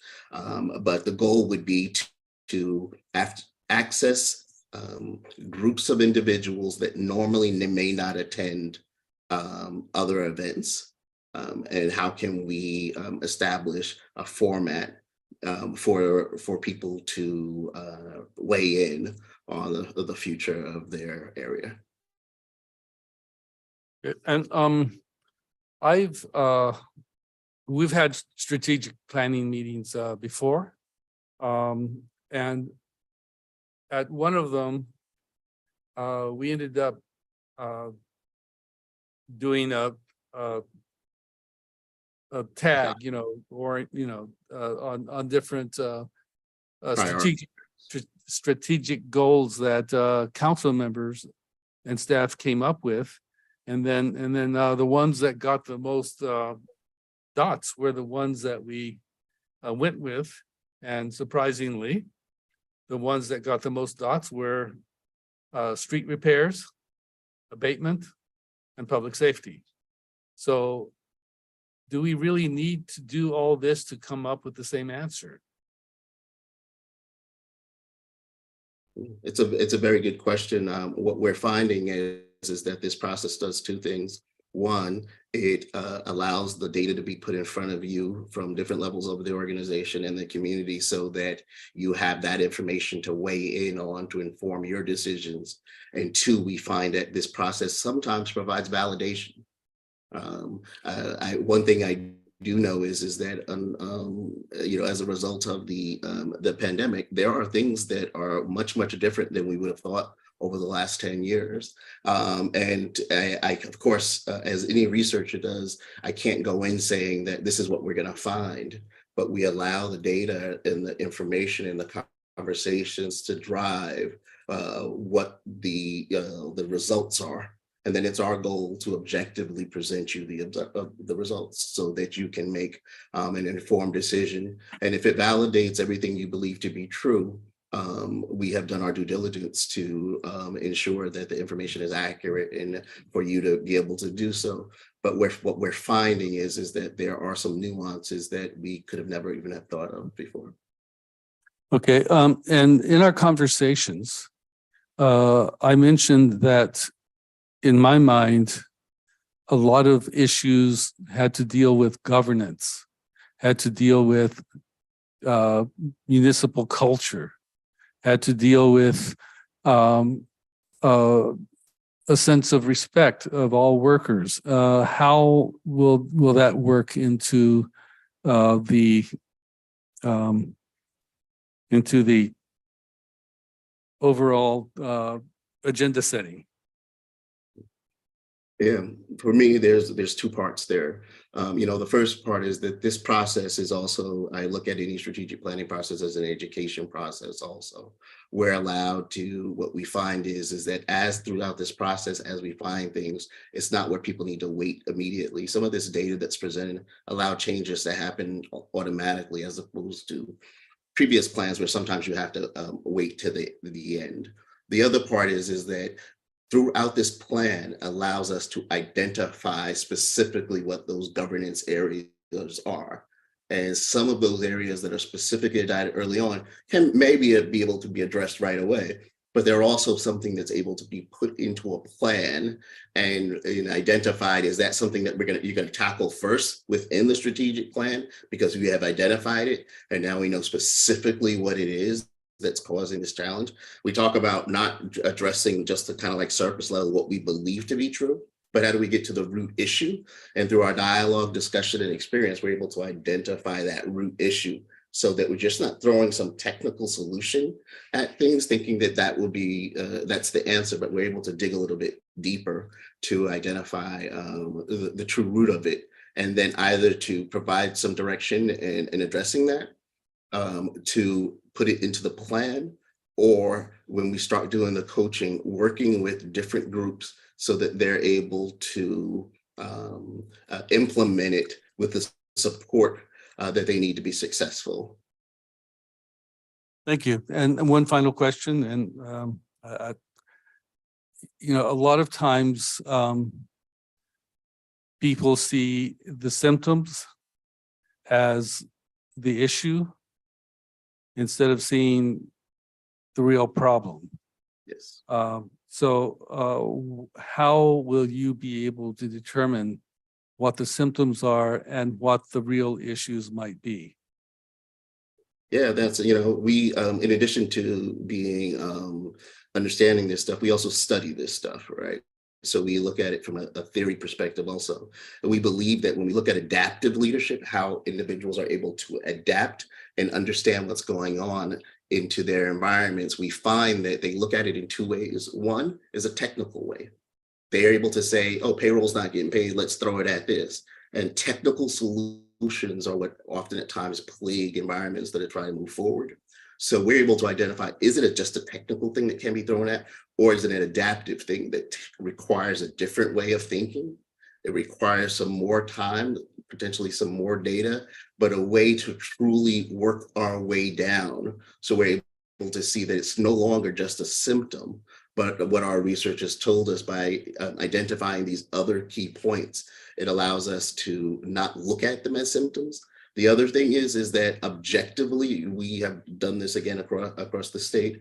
And as we gave our examples of our work here, I mentioned the Berkeley Public Library, which is over $250,000 contract also. So we look at this in a way that we don't just address the surface level. As being a former city employee, I find that there were opportunities where my voice could be heard. And one of my goals is to make sure those voices that often at times could be heard and should be heard are heard. And my approach, you know, often at times results in at least us having the data. Doesn't mean we need to move in one way or the other, but it's the goal to present the data in its raw form to you so you can make informed decisions. Okay, thank you so much. What other entities have you dealt with the scope as large as the one that you're dealing with the city of Richmond? Yes, so the Berkeley Public City Library System. We also have done, and we are currently doing the second program for NAPSIS, which is a nationwide public entities that work on birth and death records in the US and Puerto Rico. They are currently going through a big challenge of trying to digitize their information. We also worked with the Southern California PHE, Public Health Associates, where they work with all of the public health departments throughout the state of California. Although they call themselves the Southern California one, that accounts for 2/3 of the of entities that they work with. So we've worked with small organizations like Richmond Neighborhood Services, but also we've done nationwide strategic plans also. NAPSIS, the one that I mentioned as far as health and death records, they actually, we did this 5 years ago, and they actually engaged us again to do their next plan. Thank you so much. Any other questions? If not, we'll turn it over to public speakers. We do not have any requests to address the council. All right, no public speakers. So Councilmember Willis. Yeah, just as a quick comment based on some of the things I heard, and I know we'll get more into this next week, but I do think that is a good idea that we do this strategic planning session. I do remember last year when I spent, I don't know how many months doing as many interviews as I possible, just talking with staff at different levels to check in about the morale, to check in about how they would feel for things to improve. One thing that did come up multiple times is having some sort of strategic plan. I do agree with Councilmember Jimenez that it does make it hard to come up with a 5-year strategic plan, especially when we don't know what the council's makeup is going to be in the next 5 years. At the same time, though, it is good just to have that planned out. And I think with whatever makeup of the board is, one thing that needs to be brought up, especially with each transition of power, is the strategic plan that was approved before. And if that's still in the general direction that that current board wants to go into, and then they need to be having strategic planning anyway, just to do that team building as a new body. So I do think this is a good investment. I did hear concerns about the cost of this, so I'm wondering when this comes forward on the 18th, if it's necessary just to kind of have a comparable analysis on what other folks to do this scope of works were actually charging based on the market. And the last thing that I'll say is I know during the time when we've had to have multiple interim city managers, I just keep the name confidential for one, but I know one of them did make an effort to actually talk with staff on every level to have them fill out multiple cue cards. And then he met with all of us one-on-one and said, so here's all the things that we're hearing from your staff, and this is a problem. We need to figure out how to come together and fix it as a team, because there was disjointed trust and just negative impacts in the workplace, and some folks were too intimidated to speak up. So I just did want to reemphasize that speaking to staff on every single level, and in my one-on-one conversations, if we do go forward with the consultants, will be to bring up some of the recommendations that did come out of that staff morale thing, because it came from folks who have like several years of institutional knowledge, and it was all done with like, here is the concerns, here's a good path forward, and here's how we feel like the city could be made better. And I want to make sure that whatever we're doing when you are having those conversations at the staffing level, we're making sure that it's being done in a safe way, and that folks' informations or comments are kept confidential. That way they can show up in good faith and be able to give feedback without any worries of retaliation or worried about the words getting out, because that is another issue that holds us back from moving forward when we're ignoring the elephant in the room because we're afraid of repercussions. So I'll end my comment right there. Thank you. Councilmember Robinson. I also believe that we definitely need to have a strategic plan. I think that helps so we can prioritize, things on the agenda and not have things that seem a lot less important take up a lot of valuable time. But I do disagree on how we get there. I just, as a resident, a lifetime resident here, how many surveys, so many surveys, people are asking you all the time in different ways for ARPA, for this, for that, how can we make the city better? How can we make the city better? And you tell them, and then, those things don't seem to get addressed. And so it's just like, at some point, we have to actually show that we're addressing things, before we go and ask again. And I really feel like it's time for us to show. And I would like for us to take it a step at a time, to start with this body, because a lot of people probably before I got elected, I didn't realize that the Brown Act really makes it impossible for me as a council person to talk to all the rest of the council people. I cannot talk to everybody on council, like I can't share ideas. I can't, we can't brainstorm together, like we literally can't, it's illegal. And so we've never talked to each other, all of us, about what it is that we, really want to do while we're on council, So I feel like just starting there and having a space where we can legally talk to each other, figure out if there's, crossover. And it's okay if there isn't. People can still have their own initiatives that they want to bring forward.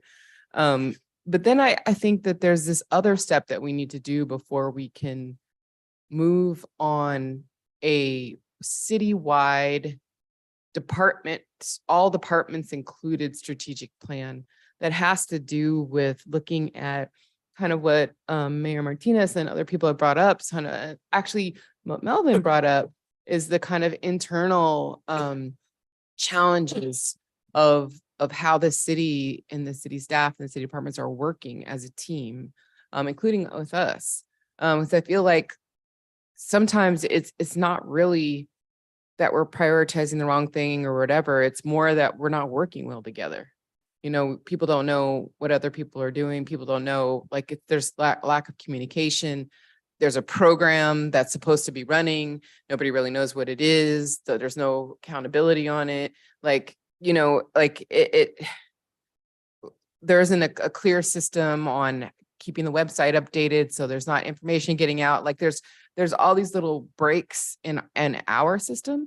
So it's like, I keep thinking to myself, we can put together the best strategic plan in the world that addresses all the things that we need to do in terms of, the built environment and this and that. But if our internal body is not functioning well, if it's sick, then we can't execute on those things. When we're going to be right back where we started from, where people want better streets and they want, this to be cleaned up, and we can't execute on it because we didn't address the things that are actually standing in the way of us being able to execute, And so I feel like we need to take those two steps first and have kind of an iterative process. And then once we get to a place where we have some clarity, where we've kind of worked some things out and shown some progress in terms of addressing some of our internal functionings, then we can make, a strategic plan. Maybe it's conservative at first. Maybe we try, a 2-year plan or something and see if we can execute on it and kind of build that trust with the community. And then go back with a more fuller kind of like, okay, we're able to actually get this far, execute on a 2-year plan to actually make results, be able to report out on the results because we actually made measurable, goals. And then we can go kind of further deeper with a bigger process. I just feel like it seems like the city often throws money at problems without creating a pathway to success.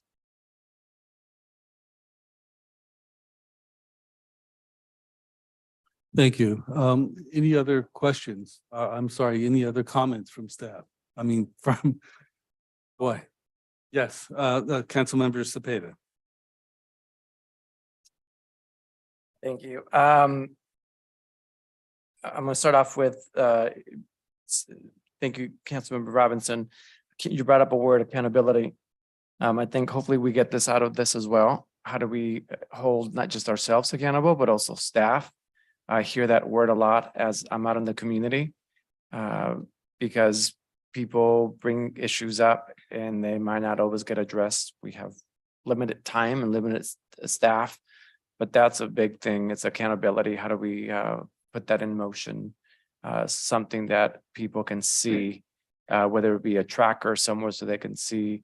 We ask people to use the app to report something, and then they might not always know if it actually got fixed, unless it's something visible or tangible. So maybe figuring out a tracker or something. Like we have, 1 million potholes, and now we're gonna fix 2, whatever it is, but you can see the track, and again, holding people accountable. And then if it stops, who does it go to?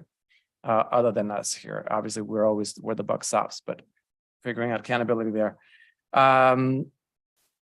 and also going off of what Councilmember Jimenez had mentioned, if trying to figure out, so if we vote for this today, on the 18th, we get to dive in more into the scope. If when we're diving into the scope, we all of a sudden say, you know what, half of this we don't want, we want something different. Do we come back again and redo the numbers? Maybe we say, hey, we're out of the 288, we only need 100,000. Is a vote today solidify the contract at 288, or can we still go lower or higher based on next week? Suggesting that you start with 156,000 is what we were suggesting that you start with. But yes, to all of the your questions. Thank you. So it's 156 to start off with, but if on the 18th we only need 100, then the 56 can. We're not bound by that necessarily. Yes, and I think part of what I'm thinking about is like last night we had the community meeting. There were multiple meetings last night. There's multiple meetings this week for different council members. So now the dynamic that we're having is that council members like to have things in their districts, or they like to have special meetings about special issues. And then we have our normal city business.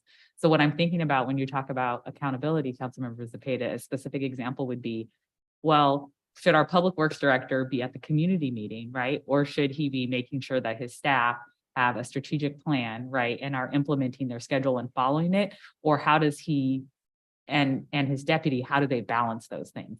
And I feel like that's the nuance in terms of like also what Councilmember Robinson was saying, like, how do we fix things? It's really difficult to fix things if we don't make space to plan and acknowledge that there's an inordinate amount of requests. And our goal as staff is to accomplish what you all want. And it's just becoming incredibly difficult. And I want to be able to retain and attract high quality staff to serve our community. Yeah, thank you, thank you. The other question, so this is more or less a 3-year agreement, right? If we go forward with the additional amounts to the 288. So in the right now it's contemplated from, well, originally we were thinking this was going to come to council on February 28th. That clearly didn't happen, and go through June 30th, 2025. So at your meeting on the 18th, we can certainly further discuss the term, and the council can decide if they want to proceed, what's appropriate. Perfect. And so are we able to, so we're not hitting just one budget, are we able to divide up the numbers into different years? So this year doesn't Yes, take. but usually when we have a contract, what we do is we budget for the contract, just like when we have a capital project, we budget for the whole capital project. So that way, later on down the road, you don't want to run out of money. But we could then take it away from. Yes, from subsequent fiscal years. Mhm. Perfect. I think that is all I have for now. Thank you. Thank you. Councilmember Jimenez. Yeah, I think like one of the bigger points that I want to make is that I believe the council should be setting the priorities. I know some consultants that is just only meeting with us for just a few times. So I don't know how the scope of work or all of this is going to set up when in this proposal, the consultant is going to work more closely with the city manager and then only engage the city council through these facilitated meetings. This is really oriented not to serving the city council in the way of really making sure that we can have these priorities.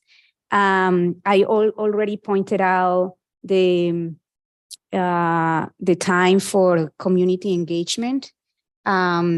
So, and then another thing that I am worried is that that we get in this process and everybody is just like, there is nothing more that we can do because we need to finish this strategic planning. And there will be some things that city council would like to respond to the constituents because it's an urgent matter or is something that has to be responding the real time. But we are bounded in terms of like waiting for the planning to finish, and then is used to slow things that we want to move more quickly. So I just feel like we have some things that we may planning, like the capital improvement plan budget is 5 years. We vote on these things for 5 years. So then there is some other planning processes that has been part of the city that had been guiding the city in terms of priorities. I think I agree with Councilmember Robinson around we need to just kind of like do it step by step. So I just don't think that spending almost $300,000 when there is other needs, when we are want to implement class and comms, when we have all these vacancies and maybe other issues that we need to do, spending that in planning that some of you had been done for many years. I just did it last year, and it ended up in nothing really. So I just feel like this is not a way that I feel like is a way for us to really facilitate a process in which we really make sure that priorities are designed. So for me, it will be better to have a conversation where each department gets together, gets some priorities, and come back to us, and we can listen and we have discussion about what is needed, what is the staffing needed, and based on what we also are hearing from our community, we can decide it in terms of what should we move. But I also think that it should not be bounded because council change and then priorities change and different things can occur that it needs more attention. So I just feel like this way of just putting this plan is no, it doesn't allow that much interaction and the work of the city council to set the priorities. Thank you. Councilmember Bana. As Councilmember Jimenez said, clarifies the absolute need for this meeting because I'm just on the opposite end of the spectrum. I don't feel comfortable with many things, including the capital improvement project that was approved by the previous city council. Over $20 million. My district gets only one project of $100,000. I definitely think it needs to be changed. The concerns of my community, the reason why they asked me to run for the council and voted for me, wildfire safety is not well understood by my colleagues. I'm still trying very hard to build relationship with some of my colleagues. I hope I can succeed with the help of this program. So I think there's absolute need to get us started for team building. Be better understood. We are not at the same level. I'm new. I need to learn a lot. I need to build bonds. need to do that team building. So let's just start with the minimum. I would like to make a motion to start with the minimum and approve it as modular and take it from there. The first step being team building within the city council, and then we take it from there. Hopefully next step will be with department heads. We don't know, but let's just start with team building within the city council. I think it's very important.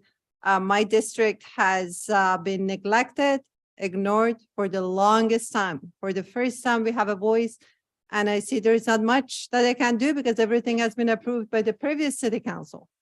We have to be able to do something about it. This is democracy. This is a city council. We need to talk and find ways to do it. the way the city council is run, items come on the agenda and go, and we never find a chance. I never find a chance to represent the wishes and needs of my community. So I urge my council members to please vote for this. And let's pave the way for a strong council, the way we should be. Thank you very much.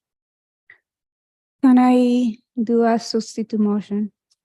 Or- Well, no motion has been made. Oh, Yes. she I makes. just made a motion Okay. to pass it, Okay, the modular option. okay. Could you repeat the motion so that I understand it?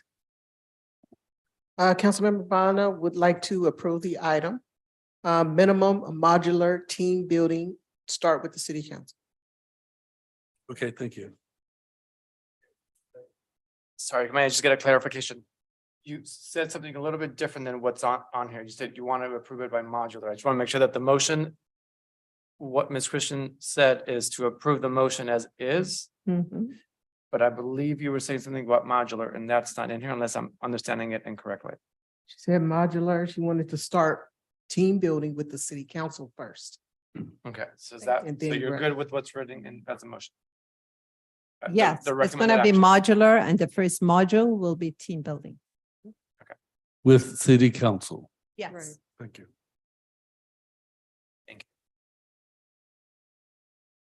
Okay, so Councilmember Jimenez. Yeah, can I make a substitute motion to say that we have a retreat with council and staff, and the council is the one who is setting the goals and agenda for that retreat.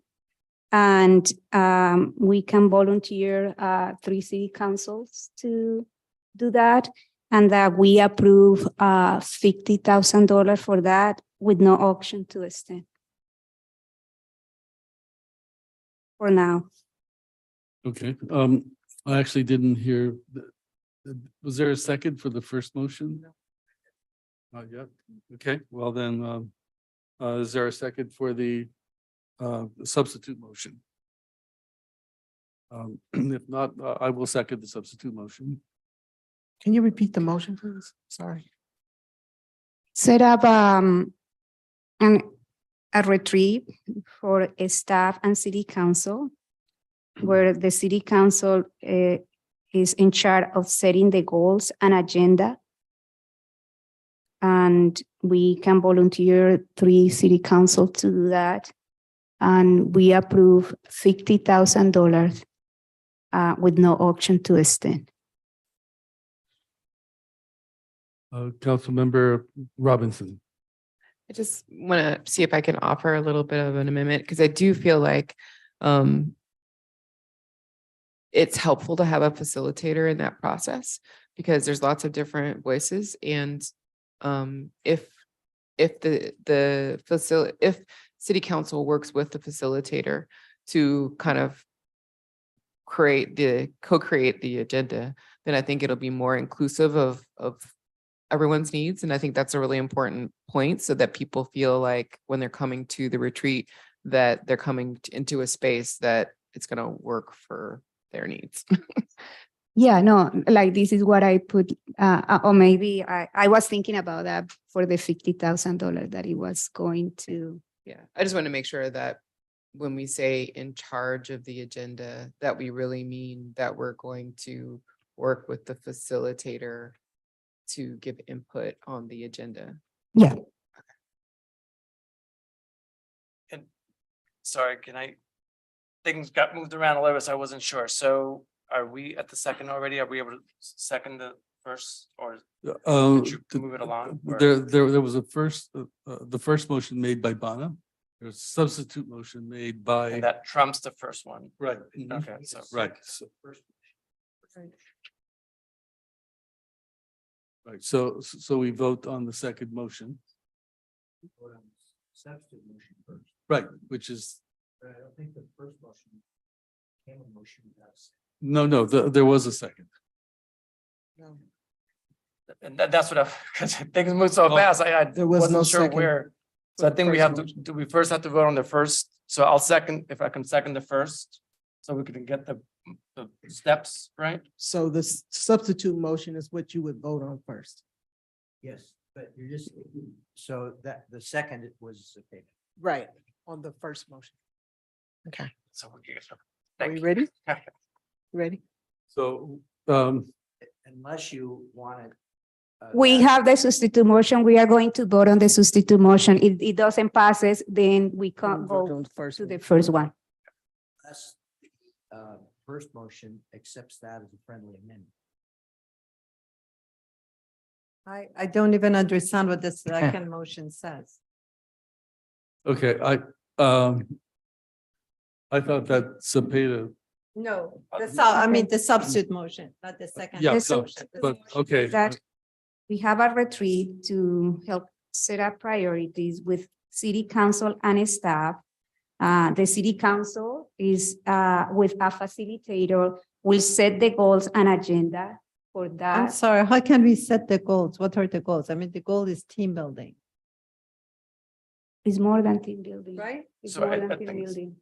It's to find out what, I mean, the whole point of the moderator is to find out what our priorities are. How can we set? Set the priorities? goals for the retreat and the agenda for that retreat, which is different from the conclusion of the retreat. When you have an agenda and you set up the goal for the agenda for this meeting, and then, but we know that some of the overall goals of that retreat is to come up with a team building and prioritization of city council priorities with staff.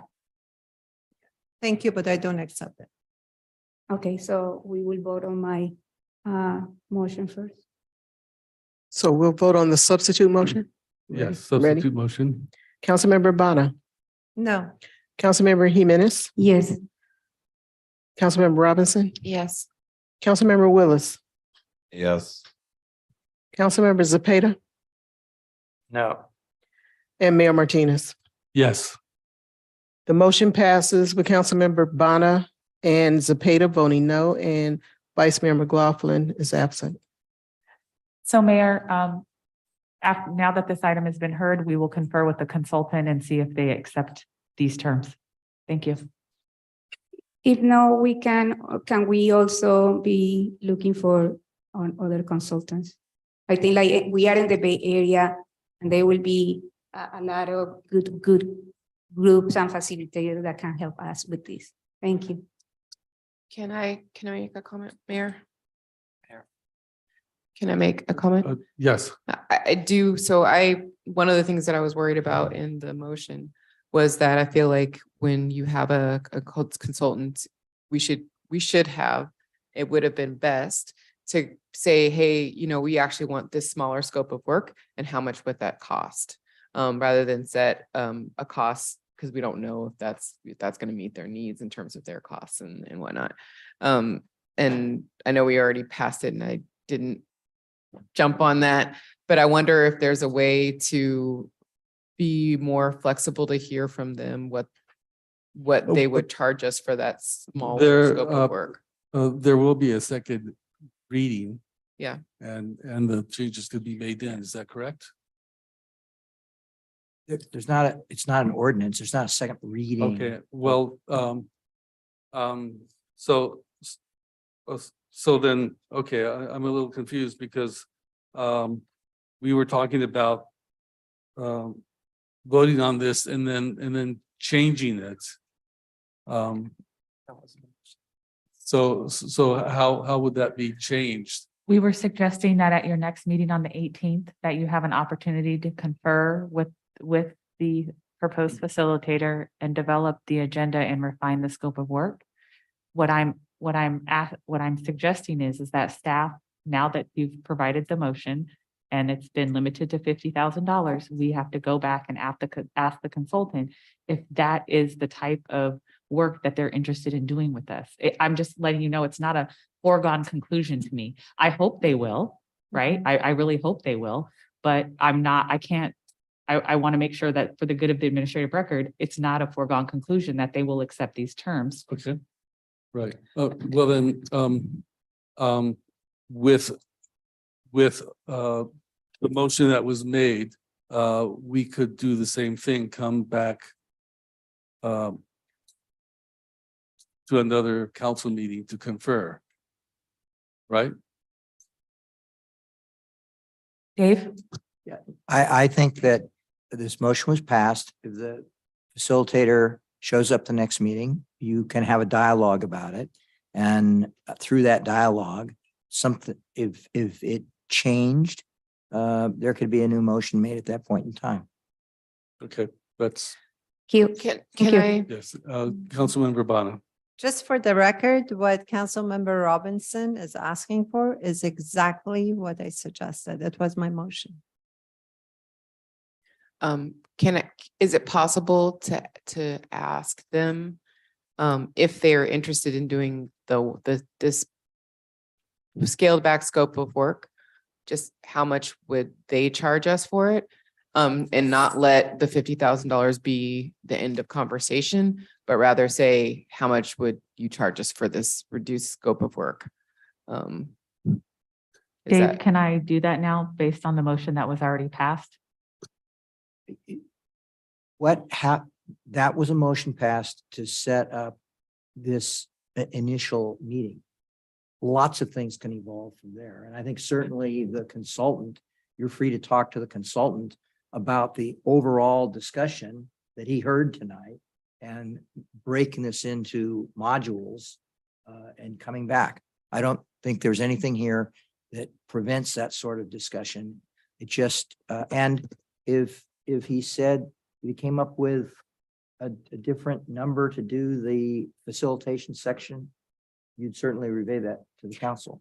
Can I make then like an additional motion where we can all see if we're in agreement that, to kind of direct staff to ask them how much that might cost if they're interested in doing it, and not let the $50,000 be you take it or leave it type of thing? Like, I think, I don't know that you have to make a motion. You've had the discussion. Okay. And so I think there has to be some detail work at the staff level. They understand what your intent is. And I think they can talk to the consultant and see what that turns out to be as a proposal back. Yeah, he could come back and say, it's 156,000 and we'll go, okay, forget it. Yeah. But he might come back and say, oh, what I really need is, 60 something. And we're like, that's not such a huge difference, I think you had your dialogue, everybody heard it, and now staff can work from here to see what they can come up with. Thank you. That's very helpful clarity. Thank you. Next item. Next item is item S4. And is to receive a report from the Richmond Rapid Response Fund, including updates on funds dispersed, residents served, and strategic plan and guaranteed income program development, and provide direction to staff. Good evening, Mayor Martinez, City Council members, LaShonda White, Deputy City Manager. And also we have Lena Velasco, the Community Development Director, here tonight as staff. We are excited to have Richmond Rapid Response Fund staff, Jessica Trevina, as well as Empathy in Action staff, Karina Espino and Sasha Owens, as well as Joe Doherty from Dahlberg. I don't see him still on. And they will be, yes. Sorry, Mayor, I respectfully, I apologize for interrupting. Did you want to hear Q3A, Q6A, or Q7C before 11, or let them roll to the next meeting? Respectfully, I apologize. It's okay. That there were 3 items that were pulled from consent, and so sometimes in the past, the council has asked before what is perceived to be the last item of the evening, if they still want to hold those items over, or if they want to go ahead and approve them or not. Yes, go ahead. So I think that there's a time issue with the queues, just because at least one of them has to do, I think it's Q2A, has to do with travel at the end of the month, and also registration. And I think there's a deadline for that registration. So I don't remember if it's Q. That's Q3A and Q6A. Thank you. So one of those Q ones there. I know there's a deadline. If we hold it up to the 18th, I don't know if that deadline's going to be met or not. And also for travel, if it's approved, is going to be a lot more expensive. So just, we might want to see those beforehand. Thank you. Yes, I agree. I think Q3A, Q6A should be heard next. Or rather now. Now. Item Q3A is to approve travel requests for Jesus M. Morales, Housing Manager, and Robert Armijo, Deputy Director of Public Works, City Engineer, to attend the symposium For Goodness Sakes in Austin, Texas, to learn about the Community First Village model for addressing intractable homelessness. Are we going to take these together or? They are both for the same conference, correct? Yes. No, they're not. One Oh, is they're not? for Okay, I'm sorry. the community village. That's Q3A symposium I in see. Austin and San Antonio, and the latter Q6A is for IT staff to attend the annual Tyler Technology Conference in Texas. Right, but the issue is the same, which is Yes, sir. travel to Texas. Yes, Mayor. So we can hear them together. Okay, and then item Q6A is to approve travel requests for the information technology manager and senior managers, and senior programmer to attend the Tyler Technology Connect 23 conference in San Antonio, Texas, which includes several presentations that align with the travel exception list. All right, staff. Good evening, Mayor and members of the City Council. Sue Hartman, Director of IT. I will quickly highlight a concise summary of the staff report. Staff is recommending City Council approval to travel for the IT manager and the senior programmer analyst to attend the Tyler Technology Connect conference held in San Antonio, Texas in May of this year. Per City Council Resolution 9217, city employees are prohibited with exceptions for traveling to 22 states, including Texas.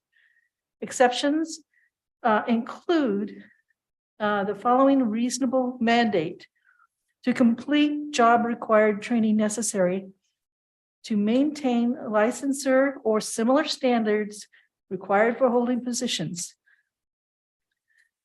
Tyler Technology Conference contains training opportunities that are unavailable elsewhere, which city staff believes are necessary to effectively administer the software system. The annual conference is essential for shaping the city of Richmond's mission of empowering the public sector to create smarter, safer, and stronger communities. This conference includes labs and workshops to complete job required training to meet the standards for holding these staff positions. Benefits of attending this educational event includes hundreds of educational training sessions highlighting software enhancements, including sessions on open data, cybersecurity, data insights, and trending topics. They also include improved transparency for the public as Tyler Technology continues to develop new ways to put meaningful data at the City of Richmond's fingertips to save time, make more informed decisions, and improve public access and transparency. It provides for continuing professional education credits. The IT department respectfully requests approval of the IT manager and senior analyst programmer to travel to this conference, as it is the largest and most impactful conference for local government utilizing Tyler Technology Enterprise Resource Planning software. I'm available for questions. Thank you. Any questions from council? If not, do we have any public comment? Sorry. Yes, we do. I just want to know who pulled the items. Deborah Baer. Member of the public. I'm sorry. It was a member of the public Deborah Baer. requested discussion on the item. Okay, thank you. I just want to know who pulled the item. Thank you. And she's available for comments. Okay.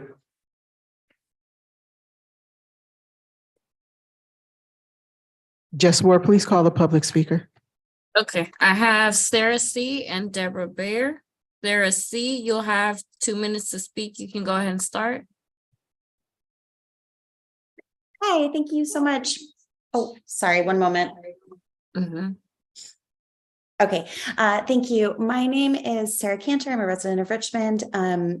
I am very much in favor of the travel ban to Texas, and I really appreciated that the council put that into place. I don't like seeing exceptions when they're not necessary. What the agenda report for this item indicates is that this is necessary because it aligns with the travel exceptions list, which says that travel exceptions will be allowed if they are providing training that is required for licensure or anything other that is required for a city staff member to maintain their role. It's not about, we think that we can be the most efficient if we do this particular training, or we think that there will be benefit to doing this training. It's supposed to be an exception that's really based on need, and it specifies licensure. I don't believe that going to a conference, which is going to be, very like surface level presentations, not like in-depth trainings, and really conferences are hugely focused on networking. That's not required for licensure. That's not required for somebody to do the bare minimum of their job. This is the only justification for it is that it is necessary for peak performance, and that's not what the exception says. So I am opposed to this particular item. Thank you. Thank you. Next speaker is Deborah Bear. Deborah, you'll have 2 minutes to speak. You can go ahead and start. Thank you for letting me speak. I agree with everything that Sarah Cantor just said, and she presented a lot of my thoughts. What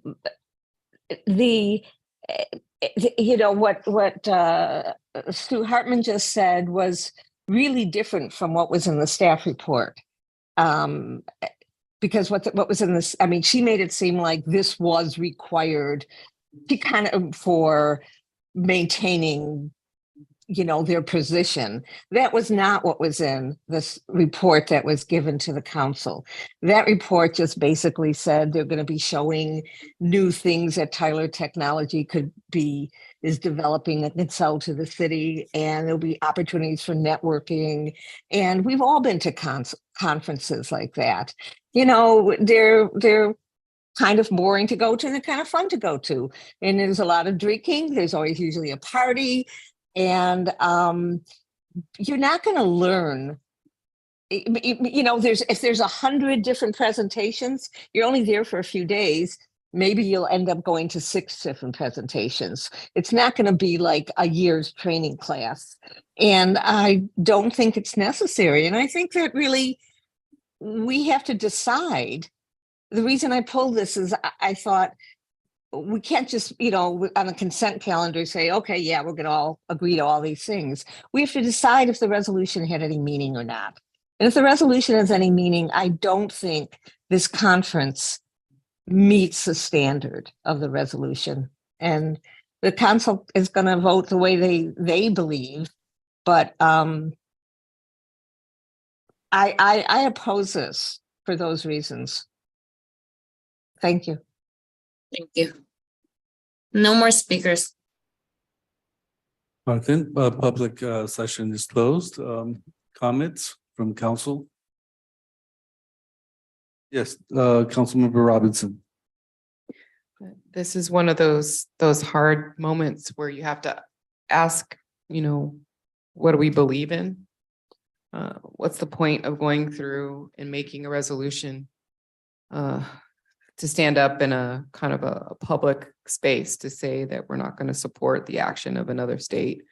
Oftentimes that kind of protest is all we have. During apartheid, during other things, people protested, and if they just, whenever it met their needs, were like, oh, but except for we want to just do this, then what's the point of passing this resolution? It's hard because I love professional development. I think that we should send people to strengthen their skills all the time. But also I feel like it's important if we go through the trouble to pass a resolution in support of our values that we stand with it, even when it's uncomfortable. Sometimes it's uncomfortable to stand up for justice. So.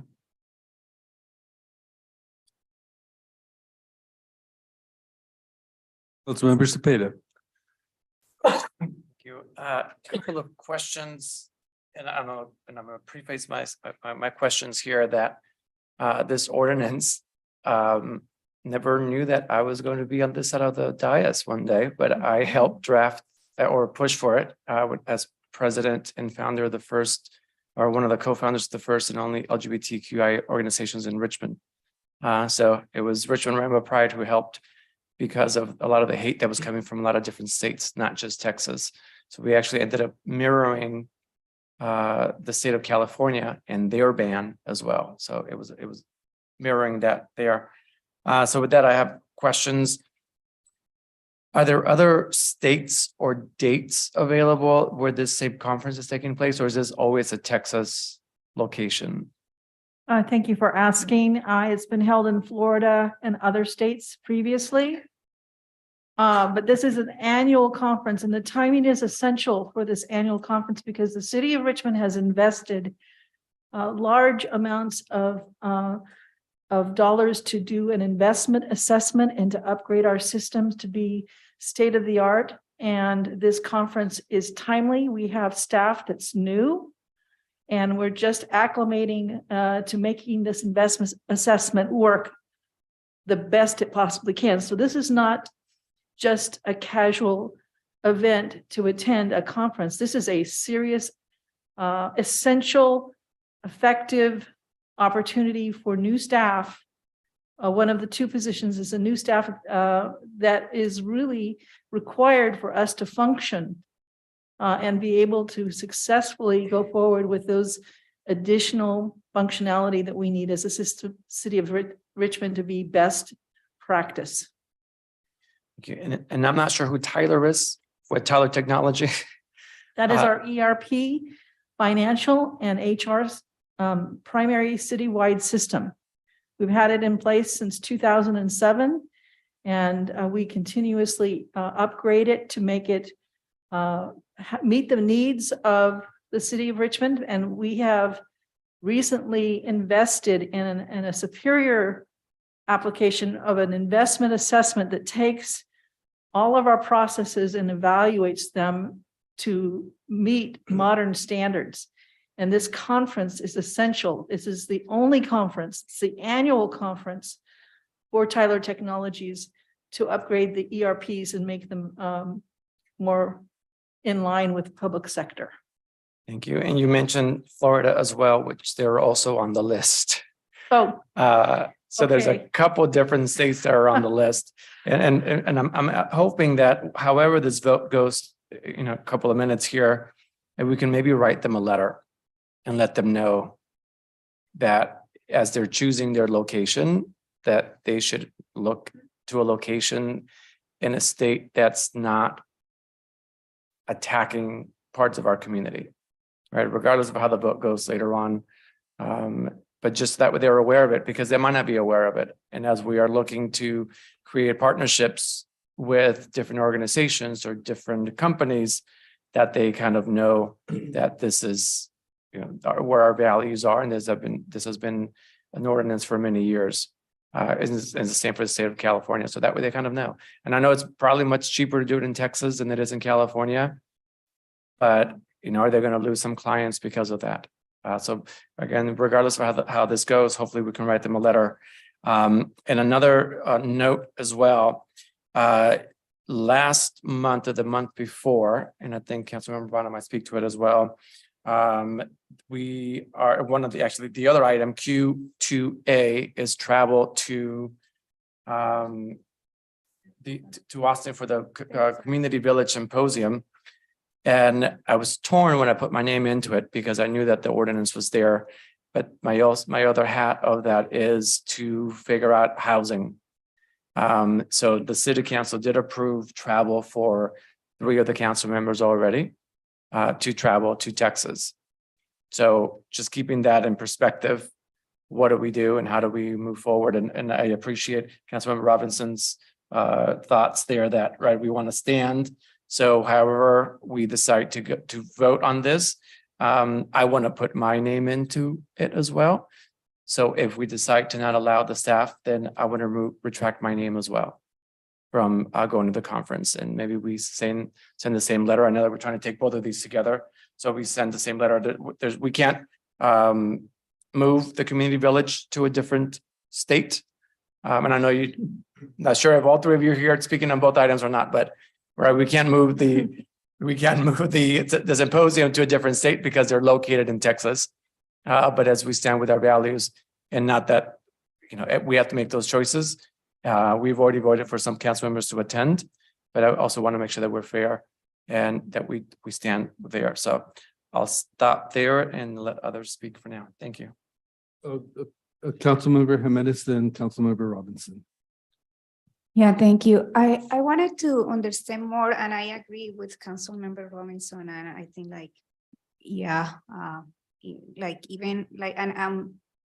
thank you for saying that, but like council should be giving example. So thank you for saying that you won't go. I think for me, it's also like, you say that it's essential. Can you explain what will happen in that conference that is essential, that it will give more tools? Or I just wanted to understand what will happen there, or if there is an opportunity rather than just have somebody here that can train them in these things. Thank you for asking. I would like to clarify that this is just a conference. They aren't just going to sit in an audience and listen. They're actually doing hands-on lab work and collaboratively working hands-on. And these trainings that they're going to be learning are critical for the steps that we're currently doing actively with the city of Richmond right now that we've invested a great deal of money with. And it will move us forward efficiently and effectively. Can you explain a little bit more? Yeah, so can you give an example? Like, for example, every time, I think for me, this is also important to understand, but for example, like recently Sandy was sending an email to PD and was trying to help them be able, because I had questions about the overtime report that's on this agenda. And I said, well, why is so far we spent about $6.4 million so far in overtime this year. And I've asked both of the chiefs to look at that. So then I send an email to the chief and then they indicate that there's some issues with running certain reports. So is what Sandy would be learning at this conference, does it help her capacity to be able to work interdepartmentally and implement the different Munis modules? I think, and can you give some specific examples beyond this like PD one that I'm sharing, because that's real time for me, that just happened a couple days ago? I think that's a really good point, and that is a really good example, because that is a new function that she's having to learn as the issues come about. And what this conference will do, it will give her more knowledge and effective tools to actually go in and actually look at the business processes more intimately, so that she can make change and she can validate that those are efficiencies that will save staff time and allow for better revenue income for the city. So there are going to be many, many pieces for our investment assessment where she's going to change the way we do business along with the senior analyst programmer to actually improve our return on investment, so that our revenues will be a lot more incoming and will be measurable, so that we can actually see the changes happen quickly. The tools are intimate to the types of work we do and will allow us to see the benefits of how the data is managed It goes across the board. It goes across board to the HR systems that we have for changing how we do performance reviews and track them, how we do the hiring processes. And from an investment on the finance side, we'll be able to take the system and allow for more workflow that's seamless. And we can take the data and be able to measure it to see the improvements in revenues. There's a lot of things that we're going to change effectively for the city across the board with this staff that needs to have this training. It's essential. Was there any other place they can obtain the training? Like, is there another way that Tyler provides training that we could send staff, or that we can pay more and contract for Tyler to come here if the council isn't comfortable approving this item? We have already invested. Thank you, City Manager. We have invested in our investment assessment. We have that project going right now, but this annual conference is the only place where they can come together to showcase and provide the training and the lab work to actually hands-on do the work. And they do it in coordination with other municipalities across the United States, and they learn best practice, hands-on, which is not something you can get in a classroom environment. And Mayor, I don't know if Councilmember Jimenez's question was also directed in terms of why we're recommending staff also travel with the council members to see the community village. I think from an implementation standpoint, if the council members that attend, see promise in that and bring it back to the council, implementation steps and really understanding the function and how it works will be important for staff to know. And I think having staff be able to attend, ask questions from an implementation standpoint will be important to make sure, in realizing if the council does see this as a potential option in Richmond, being able to have staff ask questions from an implementation lens standpoint. And so that's why we're recommending participation by the housing manager that would serve likely mostly on the programmatic side, but then the deputy public works director, who would be more on terms of the physical improvements that would be needed to support a community village in Richmond. Okay. Can I follow up with that? Is there any other states or any other examples where we don't have this band that can go and learn from it? I mean, the community village itself, I think is a model. There's others, safe parking sites, micro units in different cities, but I think, there's something to be said about this one. The council has seen its importance, and we want to be able to support the council if they see promise out of this model.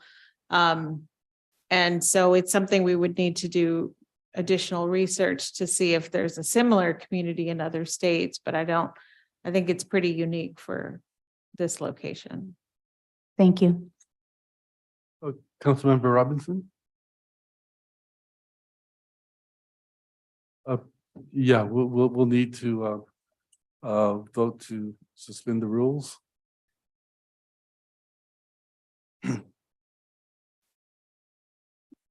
Can we vote on suspend the rules to the end of this item? I second that. Are we suspending the rules now or waiting Yeah, till 11:30? now, because it's. Okay.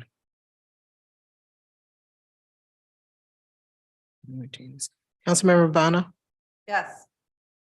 So let me clarify. So this is to suspend the rules and finish This item. these two items? Okay. What's that? We don't have to suspend the rules until 11:30. I know, but I want to do it now so that we don't have to suspend the rules in the middle of a discussion. Her motion is for the end of this item, though, so at the end of this item, it sounds like we're adjourned. Right.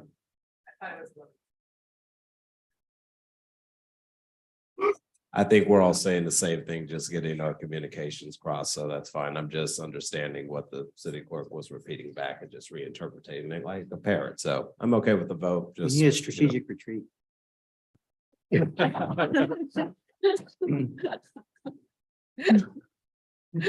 Do-do. What we need to do is just like buy our comms and let this meeting proceed. So let's vote.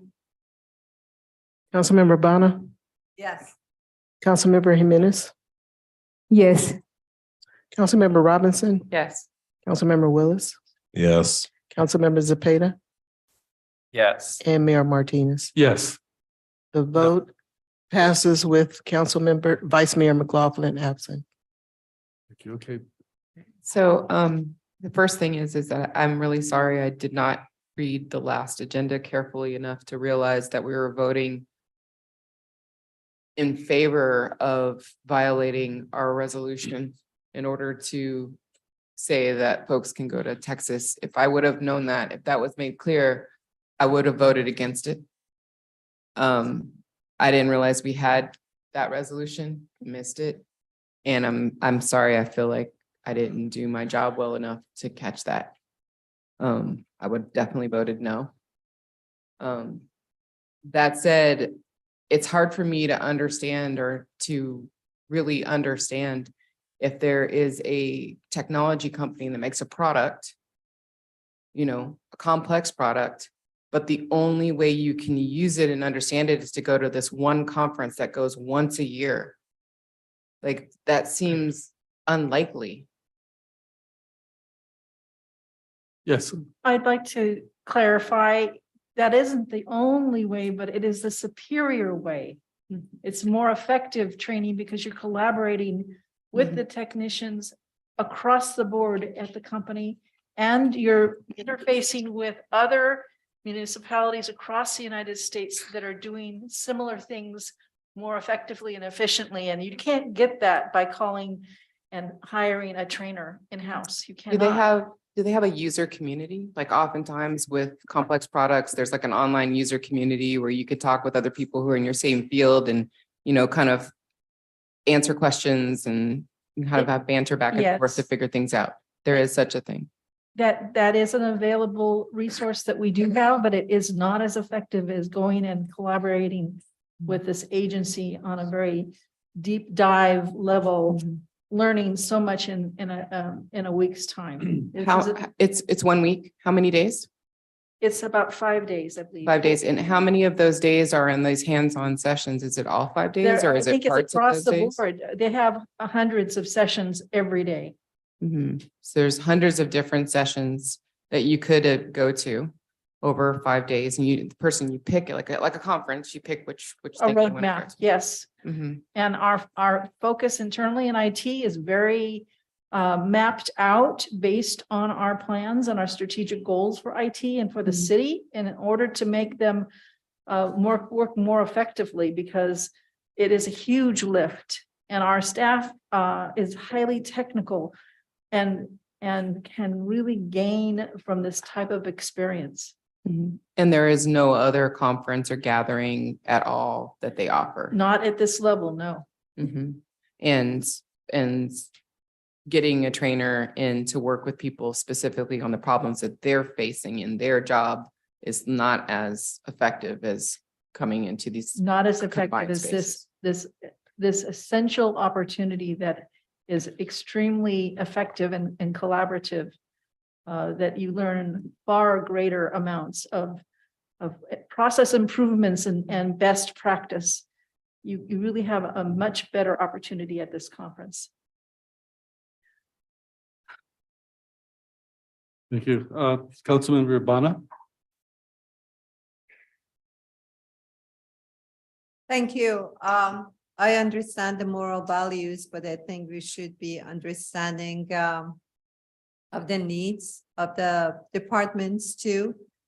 The boycott of those estates are designed to hurt them financially, so they back up from those discriminatory policies, but we shouldn't be damaging ourselves financially in the process. I think what's important for us needs to be done. The trip to Texas for the homeless issue is very important.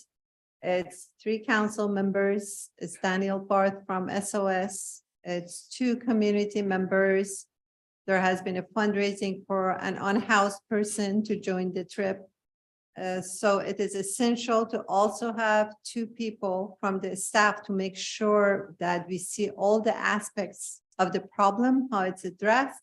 So when we come back, we can come back with a solution. And Community First Village, actually, it's unique. It's the only one in the nation. That's why we're going there. And there is Haven for Hope in San Antonio. Some people are attending that, some people are not. That's also unique. It's very important to learn from there. We're spending millions of dollars on homelessness. We need to learn how to address the issue in an effective way with measurable outcomes. We cannot spend millions of dollars, 1 million minimum per year to maintain the status quo. We need to address the issue. And we have the responsibility to find a solution. So it's very essential to go there and find out how they deal with the problem, with addiction, with homelessness, with wraparound services that should do. Why is this model so successful? What makes it unique? So I urge you to vote yes. Thank you. Councilmember Willis. Yeah, I just decided to just take a look at the resolution and agenda report. And I think this already got brought up before, but there was a couple of bullet points that caught my eye in this issue that kind of makes me okay going forward, though I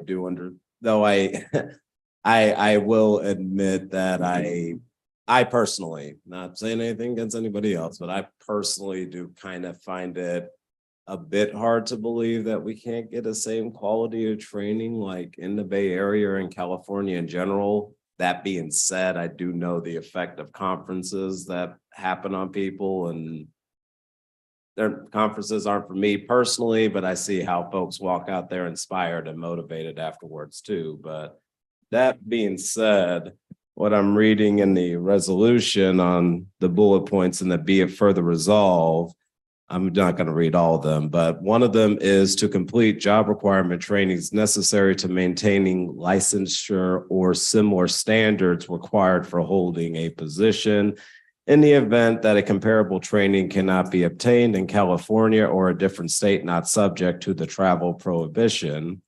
And following after that, in the be it further resolve is participation in events, conferences, trainings, or other activities that have a stated purpose of achieving anti-discrimination, anti-oppression, social justice, pro-equity related issues that are directly relevant to the city agency, department, board, or commission requesting permission to travel. Now, Councilmember Cepeda, I don't want to put you on the spot. I do know that you said that this was something that you worked on. With the conversation and discussion we're having now, do you think that this kind of falls under those, therefore be it resolved, or is that something that you don't want to interpret in that way? I think it's going to be up to the interpretation of each one. I think the goal for us at the time is our community was being attacked, and we were following Assemblymember Lowe's bill that came into fruition at the state legislature. Mm-hmm. And we were following that lead, and a lot of other cities were following that same lead because of the attacks that were happening. And I mean, there still are, they've never stopped. A lot worse. It got worse, yeah. So I think we were following that there to show our solidarity with the state, and then show our solidarity to our community, and having our own city help stand up as well for the issues that our community members have here. And it is, as Councilmember Rana said, it is to hit them in the pocketbook. And that's why California made it, and that's why we made it, even though our pocketbook's probably a lot smaller than California. But everybody else. Hope that answers. Yeah. Yeah, I think the thing that would also potentially just also make me feel better about it is if this does move forward, just getting some sort of report back on exactly what came out of that conference that Richmond can benefit from, and understanding how we're going to implement some of those trainings and new skills that our new folks are learning. How's that going to apply in Richmond within the next year before the next conference? Yeah, I mean, that's where I'm at. Like, I'm honestly against traveling to conferences in general anyway, personally, which is why I usually just sacrifice my travel fund to some other thing surrounded in Richmond, because that's always been a controversial issue. But if there's something that we can actually get out of it and apply it to Richmond and make us run better, then I'm okay with the conference in general, even if I'm definitely not okay with the state's political practices. Thank you. Councilmember Robinson and then me. I really don't see the point of us making these resolutions if we're not going to stand by them. I really don't. They're empty and void.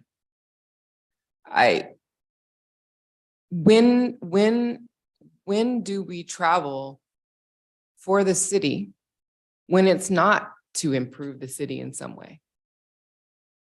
I mean, we don't just do frivolous travel. We don't go on vacations for the city. You know, when we're traveling for the city on the city's dime, it's always to try to bring more income or create a better program or to do some improvement. That's why we're traveling, to learn something, to bring something back. So we could violate this resolution by a whole slew of possible things that might happen in Texas or Florida, you know? Because that's the only reason why you would travel, is to improve the city in some way. I mean, like we're not traveling on vacation, you know? I just don't get it. I don't get what we're saying and what we're doing here. There are so many examples of people doing revolutionary work all across the country. And right now we're in a moment in time, especially in this moment in time, where there are unprecedented attacks on people's gender identity, on people's sexuality, and unprecedented attacks. And we have very few ways to stand up for what's right. We have very few ways. Our little baby resolution is one little way, but if we violate it all the time, it is meaningless. It's meaningless. So I'm just one vote, but you can kind of hear how I'm going to vote.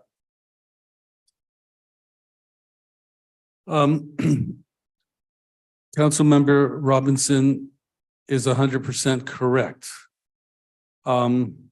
We already have 3 council members going to this conference, and we're canceling a city council meeting because of that. Councilmember Robinson is correct. Either we honor the resolutions, the ordinances that we make, or we repeal them. So are we ready to repeal that ordinance? I feel like I'm cherry picking by allowing 3 council members to go and then not allowing staff to go. That to me doesn't seem right. And I ask myself, if I make a mistake and then make another mistake knowingly, am I being fair to the people that I say no to when I've already said yes to others? I'm saying yes to people who are going and who are affected by the policies in Texas. Every single person going to Texas is affected by what they're doing there.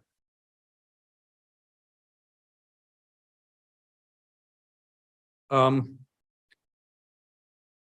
going to vote against my conscience because I want to be fair to everyone. And I wish I hadn't have voted the way that I did previously. But after this night, I will 100% honor the resolution that we passed. And it takes a council member like Robinson to remind me of what my responsibility is. It's to the city, but it's also to the nation. It's to all of us who are persecuted, who are made, who are belittled. And I'm actually ashamed of myself, and I'm glad that Robinson, Councilmember Robinson, is here to shame me because I deserve it.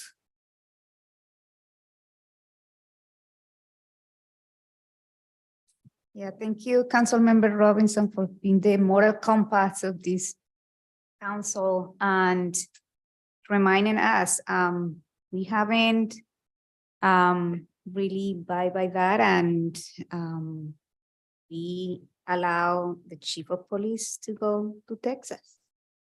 And I think for me is important that we also start not only at the city council, but at the state level to make sure that if we have these resolutions that we don't get a pass, that like we don't try to go around and saying that this is the only way. So I think it's difficult because we already voted to allow city councils to go to Texas, and say no to staff, right, won't be also good. It will be unfair, but at the same time is for me, it hasn't been clear what we get out of the conference, and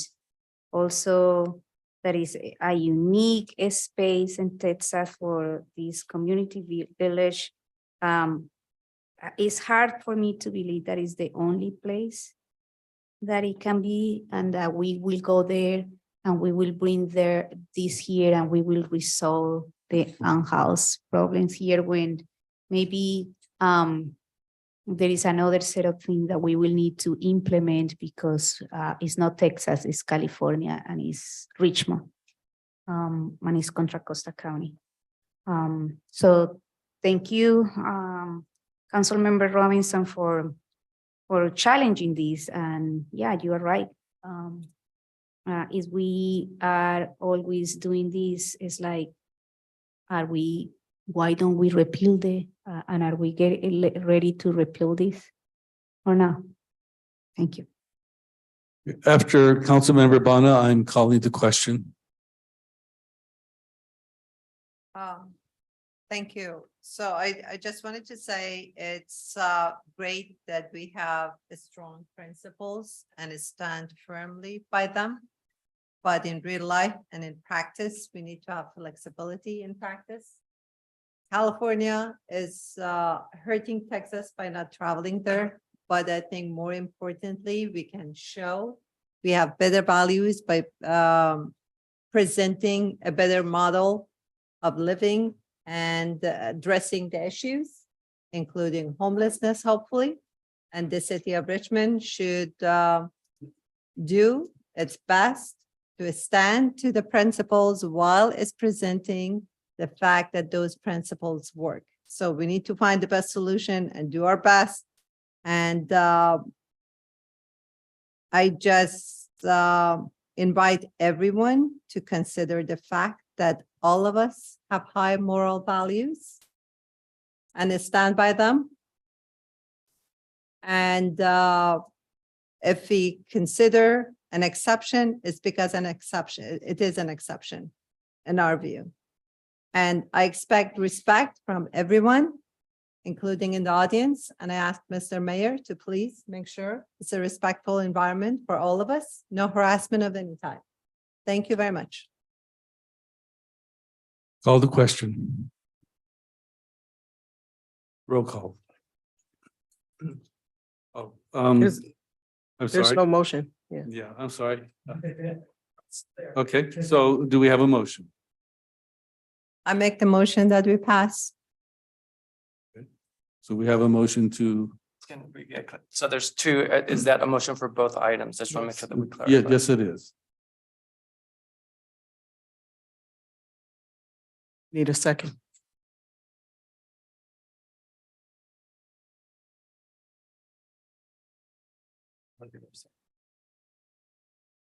Well, if there's no second, then then it dies. Need another motion. Mr. Mayor, you said you would vote for it. And Melvin, you said you would.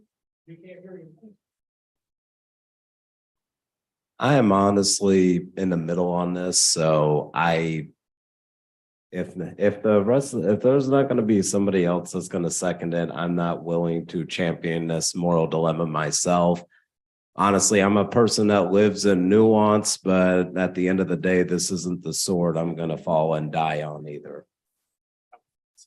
So here's what we'll do so we can move the motion forward. I will second it, but as I will make a friendly amendment, I will be removing myself regardless of how the vote goes from traveling. So either way that if the friendly amendment goes, so however the vote goes, I'll remove myself from traveling. I think if staff does go, we have more than enough people going. We don't need 3 council members. So that will be my friendly amendment to that. And I'll second that motion with that friendly amendment. Ready? Yes, roll call. Councilmember Bonner, Yes. Councilmember Jimenez, No. Councilmember Robinson, No. Councilmember Willis, Abstain.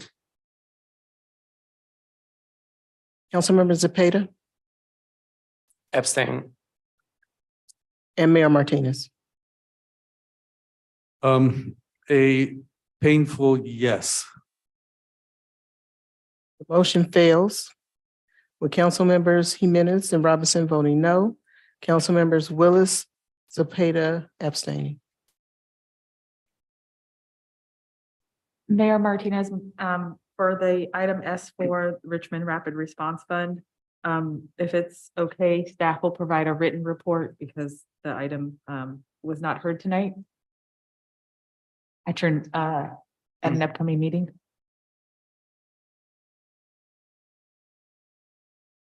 And how will the council give direction? Because it says to provide direction. Well, if you would like them to come back, we can certainly ask them, but I was just trying to be thoughtful about your calendar. And so in the short term, we could provide a written report, but if you'd like to hear the presentation, we can certainly ask them to come back. Well, I would imagine that we need to see the presentation if we're going to give direction. Right, we would revise the item, so the item would state, receive a written report from staff. Instead of receiving the presentation, so you could look at it at your leisure and email staff with any questions, and then we would come back at a later time, but we're happy to proceed however you deem appropriate. What is the pleasure of the council? If you're okay with a written report, raise your hand. Sure. Okay, written report is fine. Thank you. Just want to thank the Well, members that are on the call still for this item. Thank you. thank you. We have finished with the item, so council is adjourned.